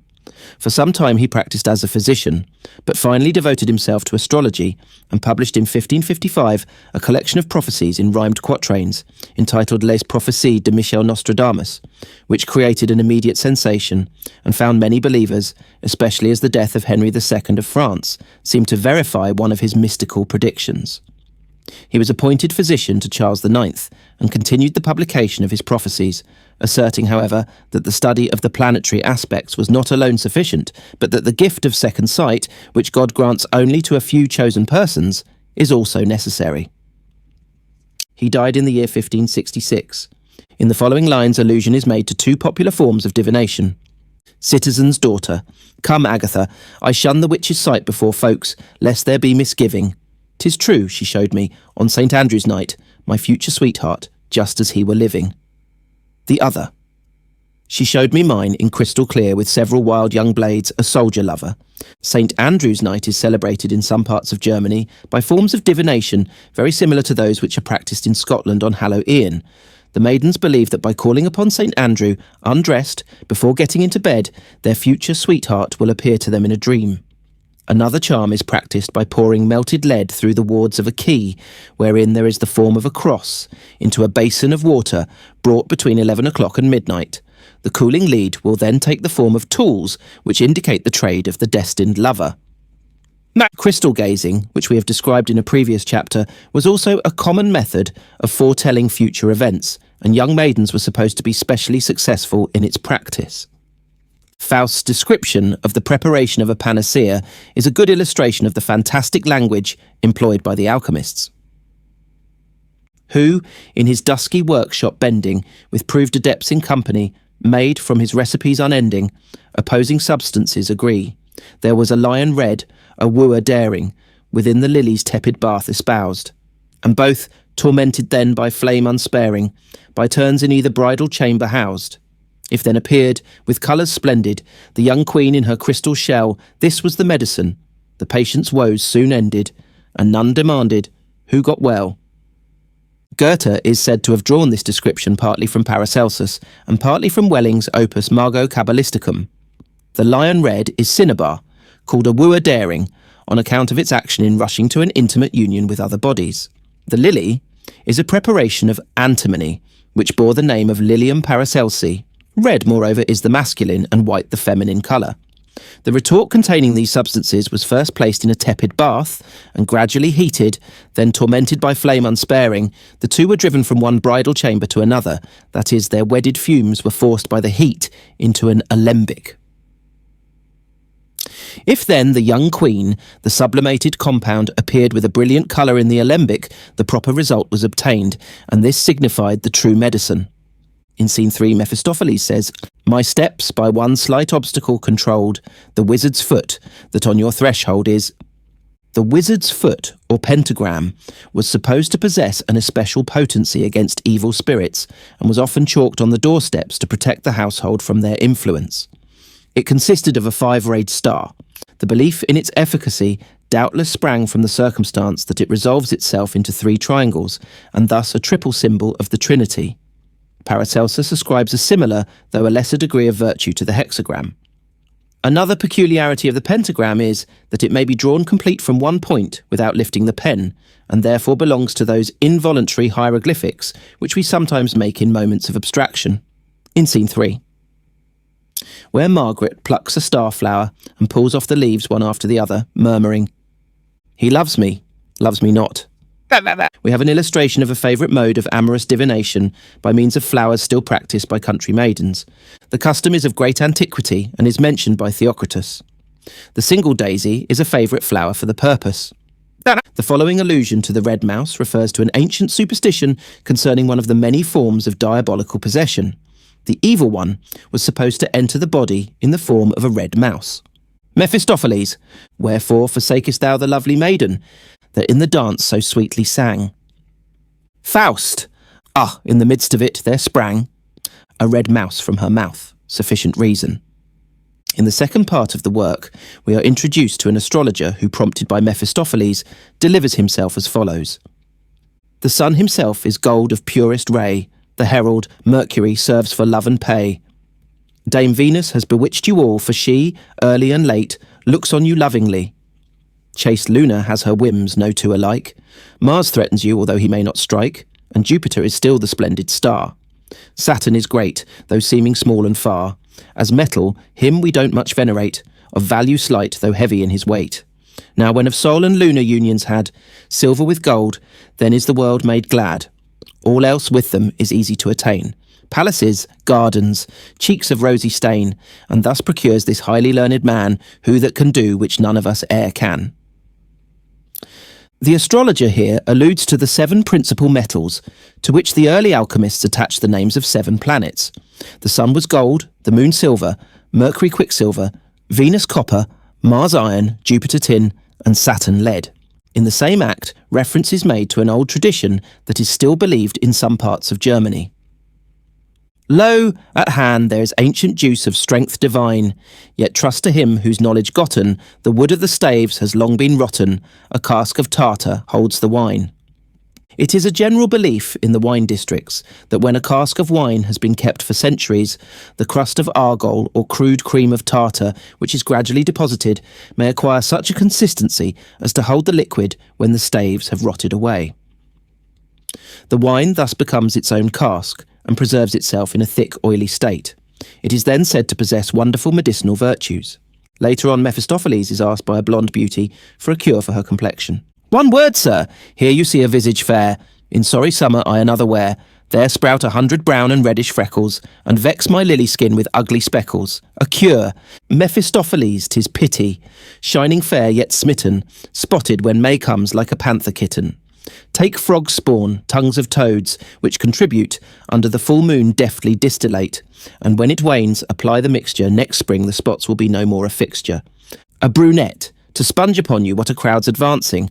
I beg a remedy, a frozen foot annoys me much, in walking as in dancing, and awkwardly I manage to salute. Mephistopheles, a gentle kick permit then from my foot. The brunette, well, that might happen when the two are lovers. Mephistopheles, my kick a more important meaning covers, similia similibus, when one is sick, the foot cures foot, each limb its hurt can palliate. Come near, take heed, and pray you don't retaliate. Frog spawn and toad's tongues formed an old remedy for spots on the skin, and in the gentle kick, we have a satire on the homeopathic theory of medicine. Chapter 5, Lesage. Lesage draws a vivid picture of the medical practitioner of his day in his well-known work Gil Blas. Dr. Sangrado, bigoted, obstinate and dominated by one idea, was doubtless very true to nature, and a type of physician not unfrequently met with even later than the 17th century. The character is supposed to have been drawn from that of Dr. Ecke, Dean of the Faculty of Medicine at Paris, a man extremely thin and spare in body, and who is said never to have drank anything but water. Lesage describes his physician as a tall, meagre, pale man who had kept the shears of Clotho employed during 40 years. He had a very solemn appearance, weighed his discourse, and gave an emphasis to his expressions. His reason was geometrical, and his opinions extremely singular. All the city looked upon him as another Hippocrates. The licentiate Sedillo, a fat clerical Epicurean, having fallen sick with the fever and gout, this great physician was called in, and after examining his patient, delivered himself of the following diagnosis. The business here is to supply the defect of obstructed perspiration. Others in my place would doubtless prescribe saline draughts, diuretics, diaphoretics, and such medicines as abound with mercury and sulphur. But cathartics and sudorifics are pernicious drugs invented by quacks, and all the preparations of chemistry are only calculated to do mischief, said this disciple of Aesculapius. You must renounce all palatable food. And do you drink wine? Yes, said the poor canon, wine and water. Oh, watered as much as you please, replied the physician. What an irregularity is here! What a frightful regimen! You ought to have been dead long ago, if you had drunk nothing but pure water all your life, and had been satisfied with simple nourishment, such as, for example, boiled apples, peas, and beans. You would not now be tormented with gout, and all your limbs would perform their functions with ease. The poor canon promised to obey in all these things, but the doctor hadn't finished yet, for he sent for a surgeon and ordered him to let 6 good porringers of blood as the first effort to supply the want of perspiration. And return in 3 hours and take as much more and repeat the same tomorrow, said this veritable leech to the surgeon, for a patient cannot be bled too much. Besides this, the unfortunate patient was dosed incessantly with warm water, 2 or 3 pints in as many draughts, for, said the physician, water is the true specific in all distempers whatever. Little wonder that in less than 2 days, Gil Blas tells us, the old canon was reduced to the last extremity, and soon after breathed his last, much to the regret of the physician, who declared it was because he had not lost blood enough, nor drank a sufficient quantity of water. The mercurial Gil Blas shortly after took service with this learned medico, and kept his books, which he declares might have been with great justice styled a register of the dead, for almost all the people whose names it contained died soon afterwards. But after being about a week with the physician, Gil Blas was seized with a cramp, which he attributed to the quantity of the universal dissolvent he was compelled to imbibe, and had to consult his master. Why, truly, Gil Blas, I am not at all surprised that thou dost not enjoy good health, said the hydropathist. Thou dost not drink enough, my friend. Water taken in small quantities serves only to disentangle the particles of the bile, and give them more activity, whereas they should be drowned in a copious dilution. I will warrant the consequence, and if thou wilt not take my word, Celsus himself shall be thy security. It need hardly be wondered at that Gil Blas soon came to believe that he also had a natural talent for the medical profession, which was so easy to acquire and lucrative to practice, and was rapidly promoted as assistant to his master. Listen, my child, said the doctor one day, I will immediately disclose to thee the whole extent of that salutary art which I have professed so many years. Know, my friend, all that is required is to bleed thy patients and make them drink warm water. This is the secret of curing all the distempers incident to man. I have nothing more to impart. Thou knowest physic to the very bottom. Thus the ci-devant valet soon robed himself in a physician's gown and long peruca, then went forth to practice, but resolved to drink wine every day, of which he said he drank huge draughts, and, no disparagement to the Roman oracle, the more I filled my stomach, the less did that organ complain of the injury it received. So he bled and watered the community. But the time soon came when this young practitioner met with a reverse. When called into consultation with a Spanish doctor of another school, a dispute arose on the subject of the water cure, which ended in a pitched battle being fought between the rival medicos over the unfortunate patient, and they were not separated until each had lost a handful of hair. This ended in the discharge of Gil Blas, who immediately took the opportunity of imbibing a considerable quantity of wine at the first tavern he came across, and returned to his patron in a condition of considerable elevation. The wine having made him thirsty, he consumed a large quantity of water while telling his story. I see, Gil Blas, thou hast no longer an aversion to water, said the physician. Heaven be praised, thou drinkest it now like nectar, a change that does not at all surprise me, my friend. Sir, replied Gil Blas, there's a time for all things. I would not at present give a pint of water for a hogshead of wine. That Lesage had a very poor opinion of the professors of the art of medicine in his time may be gathered from the following conversation which Gil Blas holds with his employer. Scarcely a day passed in which we did not visit 8 or 10 patients each, from whence it may be easily conceived what a quantity of blood was spilt and water drank. But I do not know how it happened, all our sick died. We very seldom had occasion to make 3 visits to one patient. At the second, we were either told that he had just been buried, or we found them at the last gasp. And as I was but a young physician who had not yet had time to be inured to murder, I began to be very uneasy at the fatal events which might be laid to my charge.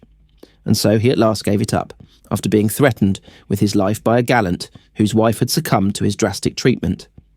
Towards the close of the story, Gil Blas has an interview with his former master, who describes to his old pupil the change that had taken place in the practice of medicine in a few years, which forms an interesting account of the transition through which the medical art was passing towards the end of the 17th century. "Ah, my son," says the worthy doctor, "what a change has happened in physic within these few years. There are in this city physicians, or such as call themselves so, who are yoked to the triumphal car of antimony.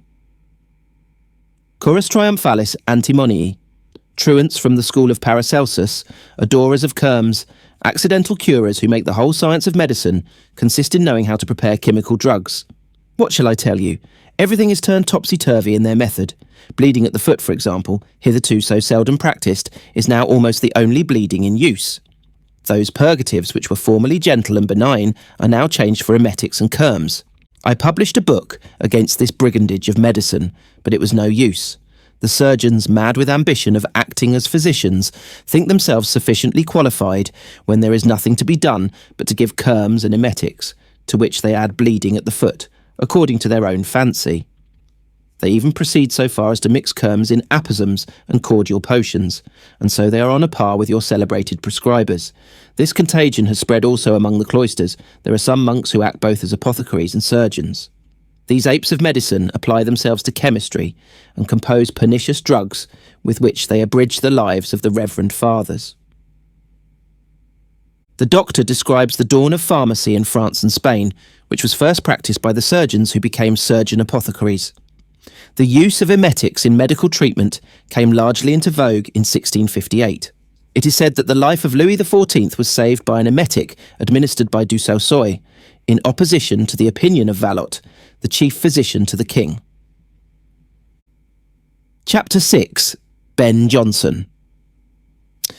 Ben Jonson gives a description of the itinerant doctor in Queen Elizabeth's time who travelled the country, usually accompanied by a jester, or zany as he was called, who carried the box or chest containing his remedies. We see the professor with his copper rings, shining chain, better than gold but not quite so valuable, his yellow jewel, his dirty feather-embroidered suit, grave look and starched beard. "Hush," he begins, "most noble gentlemen and my worthy patrons. I have nothing to sell, little or nothing to sell, though I protest I and my 6 servants are not able to make of my precious balsam so fast as it is fetched away from my lodging by the worthy men of the town. O health, health, the blessing of the rich, the riches of the poor, who can buy thee at too dear a rate. And since there is no enjoying the world without thee, for when a humid flux or catarrh by the mutability of air falls from your head into an arm or shoulder, take you a rose noble or an angel of gold and apply to the place affected. See what good effect it can work. No, to this blessed unguent, this rare extraction that hath only power to dispose all malignant humours that proceed either of hot, cold, moist, or windy causes, to fortify the most indigest and crude stomach, I, were it one that through extreme weakness vomited blood, applying only a warm napkin to the place after the unction and fricas. For the vertigo in the head, putting out a drop into your nostrils, likewise behind the ears, a most sovereign and approved remedy. The mal caduco, cramps, convulsions, paralyses, epilepsies, tremor cordia, retin nerves, ill vapours of the spleen and stoppings of the liver, or stops a dysentery, immediately cureth poison of the small guts and cures melancholia, being taken and applied, according to my printed recipe, shows his bill and vial, and the zany sings a song. It will cost you 8 crowns, and has cured all the kings in Christendom. Many have attempted to make this oil, wasting thousands of crowns in the ingredients, for there go to it 60 several simples, besides some quantity of human fat, for conglutination, which we buy of the anatomists. But when these practitioners come to the last decoction, blow, blow, puff, puff, it flies in fumes, poor wretches. Gentlemen, honourable gentlemen, I will undertake by virtue of chemical art, out of the honourable hat that covers your head, to extract the 4 elements, that is to say, the fire, air, water and earth, and return you your felt without burn or stain. You all know, honourable gentlemen, I never valued this ampulla or vial at less than 8 crowns, but for this time I am content to be deprived of it for 6. 6 crowns, then, is the price in courtesy. I know you cannot offer me less. Take it or leave it, howsoever, both it and I are at your service. Zany sings another song. Well, I am in a humour at this time to make a present of the small quantity my coffer contains to the rich in courtesy, and to the poor for God's sake. Wherefore now mark, I asked you 6 crowns, and 6 crowns at other times you have paid me. You shall not give me 6 crowns, nor 5, nor 4, nor 3, nor 2, nor 1, nor half a 1, nor a shilling. 6pence it will cost you, or £1.60.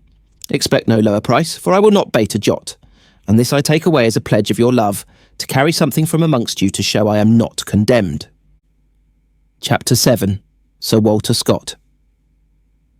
That picturesque period, when the astrologer formed part of the entourage of almost every European court and was petted by emperors and kings, is graphically described by Sir Walter Scott in Quentin Durward in the following words. Louis XI of France had retired to the castle of Plessis, where he received an ambassador from the Duke of Burgundy, with whom his relations were somewhat strained. Attached to the court of the king, we are told, and lodged in magnificent apartments, was the celebrated astrologer, poet and philosopher Galeotti Martius, author of the famous treatise De Vulgo Incognitis.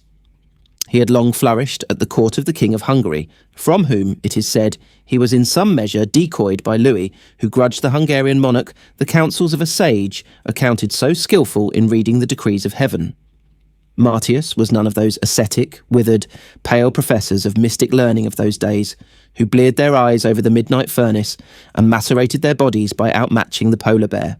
He was trained in arms and renowned as a wrestler. His apartment was splendidly furnished, and on a large oaken table lay a variety of mathematical and astrological instruments, all of the most rich materials and curious workmanship. His astrolabe of silver was the gift of the Emperor of Germany, and his Jacob's staff of ebony, jointed with gold, was a mark of esteem from the reigning Pope. In person, the astrologer was a tall, bulky, yet stately man. His features, though rather overgrown, were dignified and noble, and a Santon might have envied the dark and downward sweep of his long descending beard. His dress was a chamber robe of the richest Genoa velvet, with ample sleeves clasped with frogs of gold and lined with sables. It was fastened round his middle by a broad belt of virgin parchment, round which were represented in crimson characters the signs of the zodiac.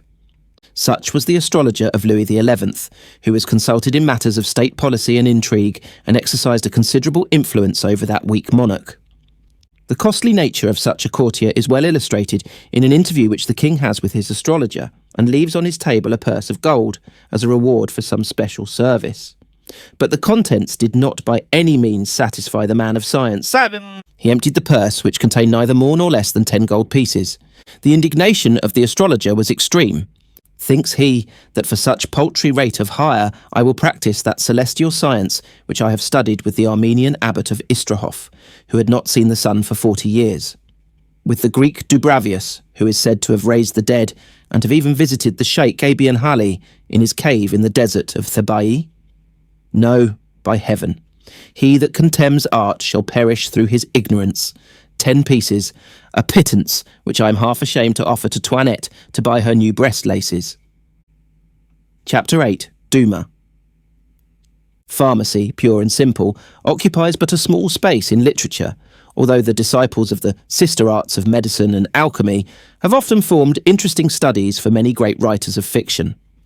Unfortunately, the scientific knowledge of the average novelist is, as a rule, extremely limited, and the effects they attribute to certain drugs are usually as fabulous as those believed in the Dark Ages. They tell us of mysterious poisons of untold power, an infinitesimal quantity of which will cause instantaneous death without leaving a trace behind. They also describe anaesthetics so powerful that a whiff from a bottle or the wave of a handkerchief will at once produce insensibility for any period desired. In fact, the writer of romance has a pharmacopoeia of his own, but why should we cavil at it or try to analyse it in the prosaic test tube of modern science? Exclude the marvellous and mysterious, and you kill romance. It performs its mission if it succeeds in interesting and amusing us, so we should be lenient if it errs in mere matters of science. The art of the romancer reaches its height when it succeeds in mixing the possible with the impossible, so that we can scarce perceive it. There are few characters in the realm of romantic fiction more fascinating than the Count Monte Cristo. As a work of imaginative power and absorbing interest, this masterpiece of Dumas stands unique. Nothing is impossible to this extraordinary individual, and incident after incident of the most dramatic and exciting nature crowd one upon another. The Count, who is supposed to have studied the art of medicine in the East, has always a remedy ready for every ill. From his hashes, in which he is a profound believer, to his mysterious stimulating elixir, a liquid, we are told, of the colour of blood, which he always kept in a phial composed of Bohemian glass. A single drop of this vital fluid, if allowed to fall on the lips, almost before it reaches them, restores the marble and inanimate form to life. His pillboxes were composed of emeralds and precious stones of huge size, and their contents were composed of drugs whose effect was almost beyond comprehension. In the Memoirs of a Physician, Dumas describes an alchemist of the last century, a time when the seekers after the philosopher's stone and the elixir vitae had almost died out. Joseph Balsamo, the hero of the story, drawn from the life of the notorious Cagliostro, is a necromancer of the modern kind, who works his marvels by what is now known as hypnotism or mesmerism, a condition little understood in those days. Althotas, an alchemist of renown, lives with Balsamo and aids him in his researches. He is described as an old man of over 100 years, with grey eyes, hooked nose and trembling bony hands, and he sits half buried in his chair, clad in a long silk robe, now nothing but a shapeless, colourless, ragged covering. He grumbled as he drew over his ears his cap of velvet, from under which a few locks of silver hair peeped out. The dwelling of the alchemist, says the novelist, might be about 8 or 9 feet high and 16 in diameter. It was lighted from the top like a well, and hermetically closed on the 4 sides. Besides the files, boxes, books and papers strewed around, copper pincers were seen, and pieces of charcoal which had been dipped in various liquids. There was also a large vase half full of water, and from the roof, hung by threads, were bundles of herbs, some apparently gathered the night before, others 100 years ago. A keen odour prevailed in this laboratory, which in one less strange would have been called a perfume. The old man was seated in his armchair on wheels, in the centre of a marble table formed like a horseshoe and heaped up with a whole world, or rather whole chaos, of plants, files, tools, books, instruments and papers covered with Kabbalistic characters. He was so absorbed that he never raised his head when Balsamo appeared. The light of an astral lamp, suspended from the culminating point of the window in the roof, fell on his bald, shining head. He was turning to and fro in his fingers a small white bottle, the transparency of which he was trying before his eye, as a good housekeeper tries the eggs which she buys at market. Balsamo gazed on him at first in silence, then after a moment's pause, "Well," said he, "have you any news?" Yes, yes, come hither, Akarat. You see me enchanted, transported with joy. I have found... What? Pardieu, what I sought. Gold? Gold indeed, I am surprised at you. The diamond? Gold, diamonds, the man raves. A fine discovery, forsooth, to be rejoiced at. Then what you have found is your elixir. Yes, my son, yes. The elixir of life, what do I say? The eternity of life. Oh, said Balsamo in a dejected voice, for he looked on this pursuit as mere insanity. So it is that dream which occupies you still. But Althotas, without listening, continued to gaze delightedly at his phial. At last, said he, the combination is complete. The elixir of Aristaeus, 20 grains, balm of mercury, 15 grains, precipitate of gold, 15 grains, essence of the cedar of Lebanon, 25 grains. But it seems to me that, with the exception of the elixir of Aristaeus, this is precisely your last combination, master. Yes, but I had not then discovered one more ingredient, without which all the rest are as nothing. And have you discovered it now? Yes. Can you procure it? I should think so. What is it? We must add to the several ingredients already combined in this phial the 3 last drops of the lifeblood of an infant. Ah, well, but where will you procure this infant? Said Balsamo, horror-struck. I trust to you for that. To me? You are mad, master. Mad? And why? Asked the old man, perfectly unmoved at this charge, and licking with the utmost delight a drop of the fluid which had escaped from the cork of the phial and was trickling down the side. Why, for that purpose you must kill the child. Of course we must kill him, and the handsomer he is, the better.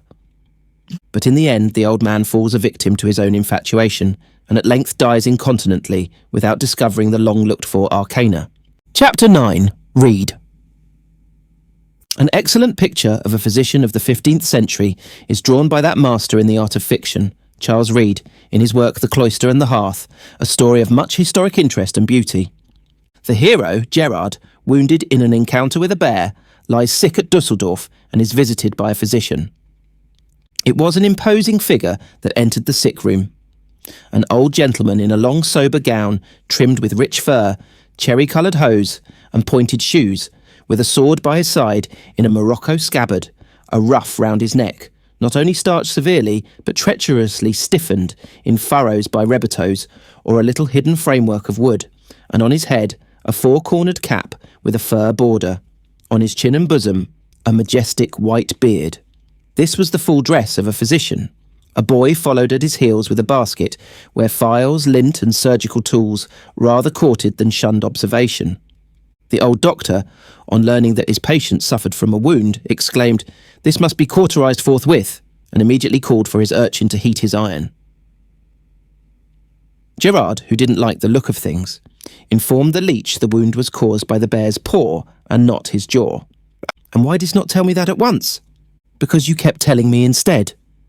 "Never conceal aught from your leech, young man," continued the senior, who was a good talker but one of the worst listeners in Europe.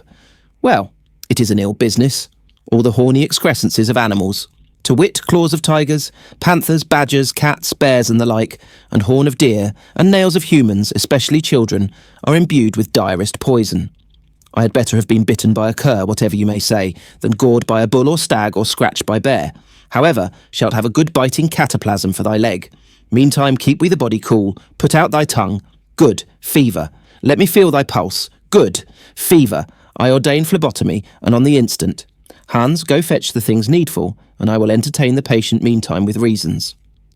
The man of art then entered into a learned disquisition on pathology and the healthful practice of bloodletting. Time was evidently no object, neither the extremity of his patient. "Think not," said he warmly, "that it suffices to bleed. Any paltry barber can open a vein. The art is to know what vein to empty, and for what disease. T'other day they brought me one tormented with earache. I let him blood in the right thigh, and away flew his earache. By the by, he has died since then. Another came with the toothache. I bleed him behind the ear, and relieved him in a jiffy. He is also since dead as it happens." After thus reciting his powers in venesection, the worthy doctor thought he could not do better than back it up with a show of knowledge, and recommenced on a new theme. "Know, young man, that two schools of art contend at this moment throughout Europe. The Arabian, whose ancient oracles are Avicenna, Rhazes, Alrakazes, and its revivers are Chauliac and Lanfranc, and the Greek school, whose modern champions are Bessarion, Plotinus, and Marsilius Ficinus, but whose pristine doctors were medicine's very oracles, Phoebus, Chiron, Aesculapius, and his sons Podolinus and Machaon, Pythagoras, Democritus, Praxagoras, who invented the arteries, and Dioctes, qui primus urinae animum didit. All these taught orally. Then came Hippocrates, the 18th from Aesculapius, and of him we have manuscripts, to him we owe the vital principle. He also invented the bandage, and tapped for water on the chest, and above all he dissected, yet only quadrupeds, for the brutal prejudices of the pagan vulgar withheld the human body from the knife of science. Him followed Aristotle, who gave us the aorta, the largest blood vessel in the human body. Surely, sir, the Almighty gave us all that is in our bodies, and not Aristotle, nor any Grecian man, objected Gerard humbly. Child, of course he gave us the thing, but Aristotle did more, he gave us the name of the thing, but young men will still be talking. The next great light was Galen. He studied at Alexandria, then the home of science. He, justly malcontent with quadrupeds, dissected apes as coming nearer to man, and bled like a Trojan. Then came Theophilus, who gave us the nerves, the lacteal vessels, and the pia mater. I am put to silence, sir. And that is better still, for garrulous patients are ill to cure, especially in fever. I say then that Erostratus gave us the cerebral nerves and the milk vessels. Nay more, he was the inventor of lithotomy, whatever you may say. Then came another whom I forget. You do somewhat perturb me with your petty exceptions. Then came Ammonius, the author of lithotrity, and here comes Hans with the basin to stay your volubility. Blow thy chafer, boy, and hand me the basin. 'Tis well. Arabians, quotha. What are they but a sect of yesterday, who about the year 1000 did fall in with the writings of those very Greeks, and read them awry, having no concurrent light of their own? For their demigod and camel-driver, Mahomet, impostor in science as in religion, had strictly forbidden them anatomy, even of the lower animals, the which he who severeth from medicine tollit solemn mundo, as Tully quoth. Nay, wonder not at my fervour, good youth. Where the general weal stands in jeopardy, a little warmth is civic, humane, and honourable. Now there is settled of late in this town a pestilent Arabist, a mere empiric, who, despising anatomy, and scarce knowing Greek from Hebrew, hath yet spirited away half my patience, and I tremble for the rest. Put forth thine ankle, and thou, hands, breathe on the chafer. At the end of this tirade, Gerard's friend and fellow traveller Denies appears on the scene, and will not hear of the bleeding being carried out. The blustering but good-tempered soldier soon comes to hot words with the old physician on the subject, and a wordy battle ensues, which ends by the doctor being offended, and decides to beat a dignified retreat. The concluding scene is too good to omit, and we will give it in the author's own words. "Ah, you reject my skill, you scorn my art. My revenge shall be to leave you to yourself. Lost idiot, take your last look at me, and at the sun. Your blood be on your head." And away he stamped. But on reaching the door, he whirled and came back, his wicker tail twirling round after him like a cat's. "In 12 hours at furthest, you will be in the secondary stage of fever.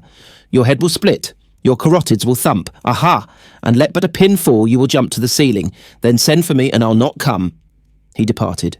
But at the door handle gathered fury, wheeled and came flying, with pale, terror-stricken boy and wicker tail whisking after him. Next will come cramps of the stomach. Aha! Then bilious vomit. Aha! Then cold sweat and deadly stupor. Then confusion of all the senses. Then bloody vomit. And after that nothing can save you, not even I. And if I could, I would not, and so farewell. Even Denies changed colour at threats so fervent and precise. But Gerard only gnashed his teeth with rage at the noise, and seized his hard bolster with kindling eye. This added fuel to the fire, and brought the insulted ancient back from the impassable door with his whisking train. And after that, madness! And after that, black vomit. And then, convulsions. And then, that cessation of all vital functions the vulgar call death, for which thank your own satanic folly and insolence. Farewell. He went. He came. He roared. And think not to be buried in any Christian churchyard, for the bailiff is my good friend, and I shall tell him how and why you died. Fellow de se, farewell. Gerard sprang to his feet on the bed by some supernatural gymnastic power excitement lent him, and seeing him so moved, the vindictive orator came back at him fiercer than ever, to launch some master threat the world has unhappily lost, for as he came with his whisking train and shaking his fist, Gerard hurled the bolster furiously in his face and knocked him down like a shot. The boy's head cracked under his falling masters, and crash went the dumb-stricken orator into the basket, and there sat, wedged in an inverted angle, crushing file after file. The boy, being light, was strewed afar, but in a squatting posture, so that they sat in a sequence, like graduated specimens, the smaller howling. But soon the doctor's face filled with horror, and he uttered a far louder and unearthly screech, and kicked and struggled with wonderful agility for one of his age. He was sitting on the hot coals. They had singed the cloth, and were now biting the man. Struggling wildly but vainly to get out of the basket, he rolled over with it sideways, and lo, a great hissing. Then the humane Gerard ran and wrenched off the tight basket, not without a struggle. The doctor lay on his face groaning, handsomely singed with his own chafer, and slaked a moment too late by his own villainous compounds, which, however, being as various and even beautiful in colour as they were odious in taste, had strangely diversified his grey robe and painted it more gaudy than neat. Gerard and Dennis raised him up and consoled him. "Courage, man, 'tis but cautery, balm of Gilead. Why, you recommended it but now to my comrade here." A curious specimen of medical treatment came to light when Philip, Duke of Burgundy, lay sick at Bruges. He was a doughty warrior, this Earl of Holland, as he was sometimes called, and wealthy withal, so the best advice was secured. "Now paupers got sick and got well as nature pleased, but woe betided the rich," says the novelist, "in an age when for one Mr. Malady killed, 3 fell by Dr. Remedy." The Duke's complaint, nameless then, is now called diphtheria. He was old and weak, so Dr. Remedy bled him. The Duke turned cold, wonderful. Then Dr. Remedy had recourse to the arcana of science. Ho! This is grave. Flay me an ape incontinent to clap him to the Duke's breast. Officers of state ran Septemvius, seeking an ape to counteract the bloodthirsty tomfoolery of the human species. But an ape could not be found. Then Dr. Remedy grew impatient and bade flay a dog. A dog is next best to an ape, only it must be a dog all of one colour. So they flayed a liver-coloured dog and clapped it, yet palpitating, to their sovereign's breast, and he died. Thus ended Philip the Good. Chapter 10. Dickens. The apothecary of romance is almost invariably pale and lean, with head nearly destitute of hirsute covering, and a man of retiring habits and sad demeanour. This is perhaps because he gets little chance to make the wherewithal to make him fat, and has few opportunities to seek enjoyment and recreation. Dickens's chemist, whom he describes in his pathetic little story The Haunted Man, is no exception to this rule. Who could have seen his hollow cheek, his sunken, brilliant eye, his black-attired figure, indefinably grim, although well-knit and well-proportioned, his grizzled hair hanging like tangled seaweed about his face, as if he had been through his whole life a lonely mark for the chafing and beating of the great deep of humanity, but might have said he looked like a haunted man? Who could have observed his manner, taciturn, thoughtful, gloomy, shadowed by habitual reserve, retiring always and jocund never, with a distraught air of reverting to a bygone place and time, or of listening to some old echoes in his mind, but might have said it was the manner of a haunted man? Who could have heard his voice, slow-speaking, deep and grave, with a natural fullness and melody in it which he seemed to set himself against and stop, but might have said it was the voice of a haunted man? Who that had seen him in his inner chamber, part library and part laboratory, for he was, as the world knew far and wide, a learned man in chemistry, and a teacher on whose lips and hands a crowd of aspiring ears and eyes hung daily, who that had seen him there, upon a winter night, alone, surrounded by his drugs and instruments and books? The shadow of his shaded lamp, a monstrous beetle on the wall, motionless, among a crowd of spectral shapes raised there by the flickering of the fire upon the quaint objects around him. Some of these phantoms, the reflection of glass vessels that held liquids, trembling at heart like things that knew his power to uncombine them, and to give back their component parts to fire and vapour.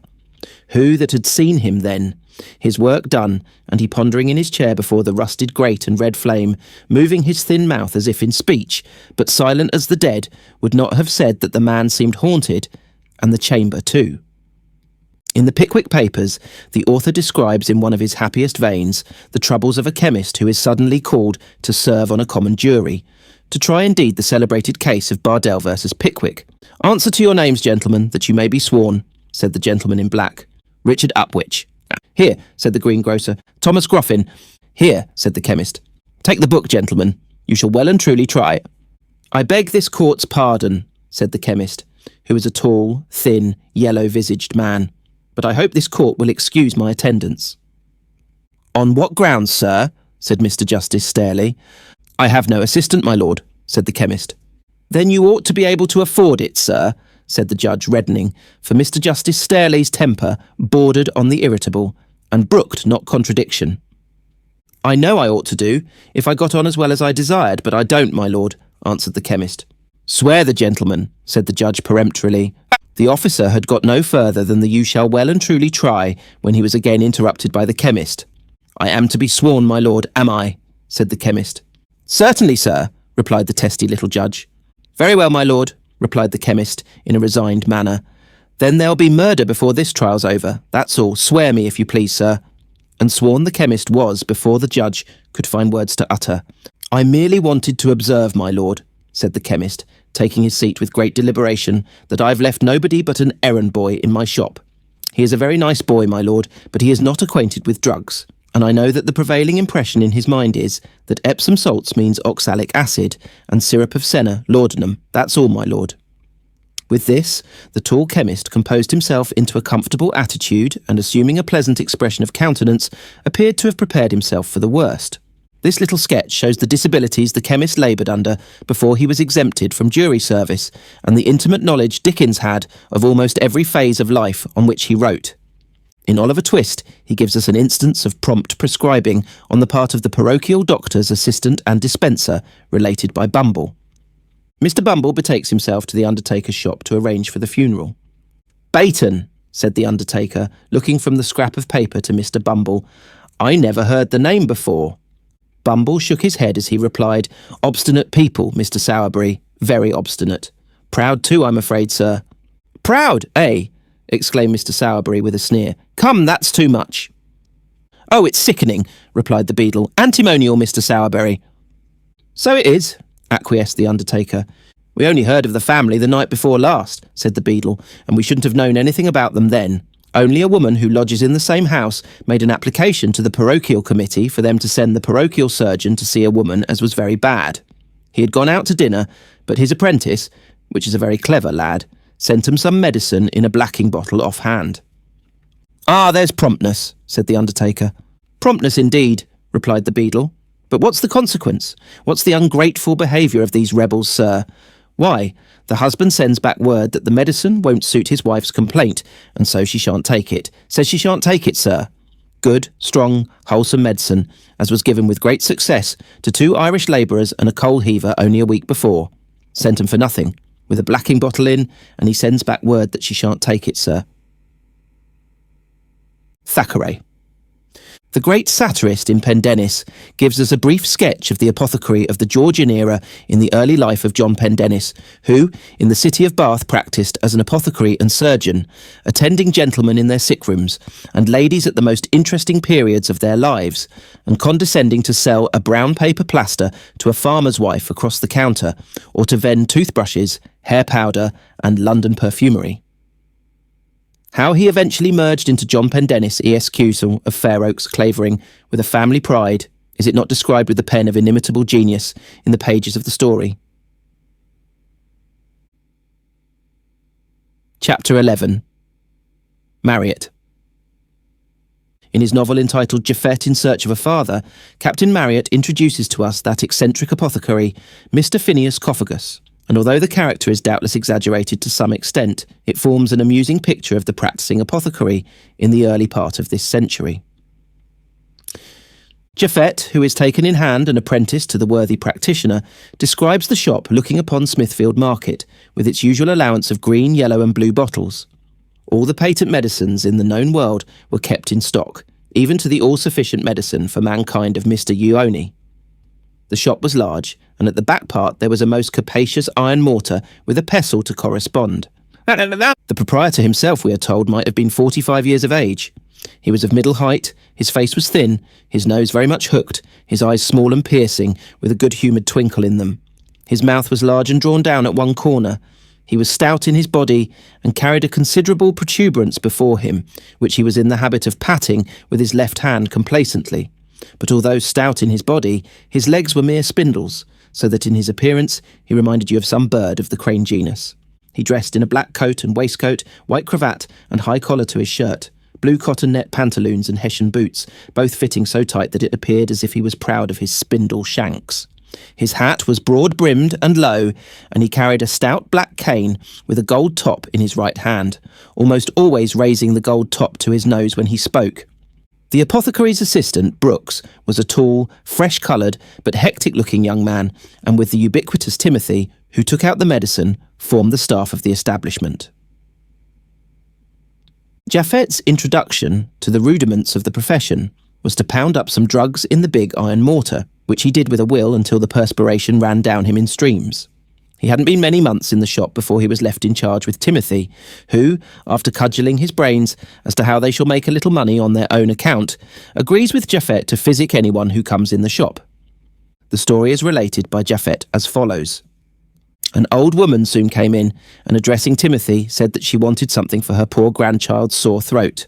"I don't mix up the medicines, ma'am," replied Timothy. "You must apply to that gentleman, Mr. Newland, who is behind the counter. He understands what is good for everybody's complaints." "Bless his handsome face, and so young too. Why, be you a doctor, sir?" "I should hope so," replied I. "What is it you require, a lotion or an embrocation? I don't understand those hard words, but I want some doctor's stuff." "Very well, my good woman.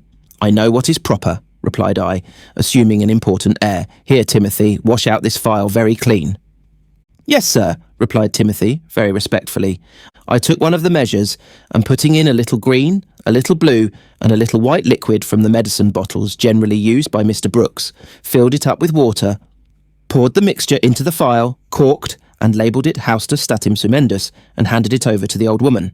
"Is the poor child to take it, or is it to rub outside?" inquired the old woman. "The directions are on the label, but you don't read Latin." "Dearie me, no, Latin. And do you understand Latin? What a nice, clever boy." "I should not be a good doctor if I did not," replied I.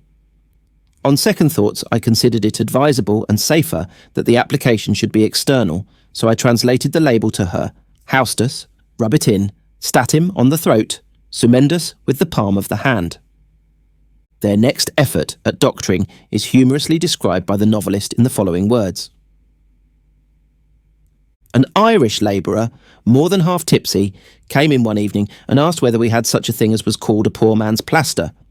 By the powers, it will be a poor man's plaster when it belongs to me, but they tell me that it is a sure and sartain cure for the thumbago, as they call it, which I've at the small of my back, and which is a hinder to my mounting up the ladder. So as it's Saturday night, and I've just got the money, I'll buy the plaster first, and then try what a little whisky inside will do. The devil is in't if it won't be driven out of me between the two. We had not that plaister in the shop, but we had blister plasters, and Timothy, handing one to me, I proffered it to him. And what may you be after asking for the same? Inquired he. The blisters were sold at a shilling each when spread on paper, so I asked him 18 pence that we might pocket the extra 6pence. By the powers, one would think that you had made a mistake, and handed me the rich man's plaster instead of the poor one's. It's less whisky I'll have to drink anyhow, but here's the money, and the top of the morning to ye, seeing as how it's just getting late. Timothy and I laughed as we divided the 6pence. It appeared that after taking his allowance of whisky, the poor fellow fixed the plaster on his back when he went to bed, and the next morning found himself in a condition not to be envied. It was a week before we saw him again, and much to the horror of Timothy and myself, he walked into the shop where Mr. Brooks was employed behind the counter. Timothy perceived him before he saw us, and pulling me behind the large mortar, we contrived to make our escape into the back parlour, the door of which we held ajar to hear what would take place. "Murder and turf!" cried the man, "but that was the devil's own plaster you gave me here for my back, and it left me as raw as a turnip, taking every bit of my skin off me entirely, forby my lying in bed for a whole week and losing my day's work." "I really do not recollect supplying you with a plaster, my good man," replied Mr. Brooks. "Then by the piper that played before Moses, if you don't recollect it, I've an idea that I shall never forget it. Sure enough, it cured me, but wasn't I quite kilt before I was cured?" "It must have been some other shop," observed Mr. Brooks. "You have made a mistake." "Devil a bit of a mistake, except in selling me the plaster. Didn't I get it of a lad in this same shop?" "Nobody sells things out of this shop without my knowledge." "No." The Irishman was puzzled. He looked round the shop. "Well then, if this aren't the shop, it was own sister to it." "Like all embryo apothecaries," says Japhet, "I carried in my appearance, if not the look of wisdom, most certainly that of self-sufficiency, which does equally well with the world in general. My forehead was smooth and very white, and my dark locks were combed back systematically and with a regularity that said, as plainly as hair could do, the owner of this does everything by prescription, measurement and rule. Altogether I cut such a truly medical appearance that even the most guarded would not have hesitated to allow me the sole conduct of a whitlow from inflammation to suppuration and from suppuration to cure, or have refused to have confided to me the entire suppression of a gumboil. Such were my personal qualifications at the time I was raised to the important office of dispenser of, I may say, life and death."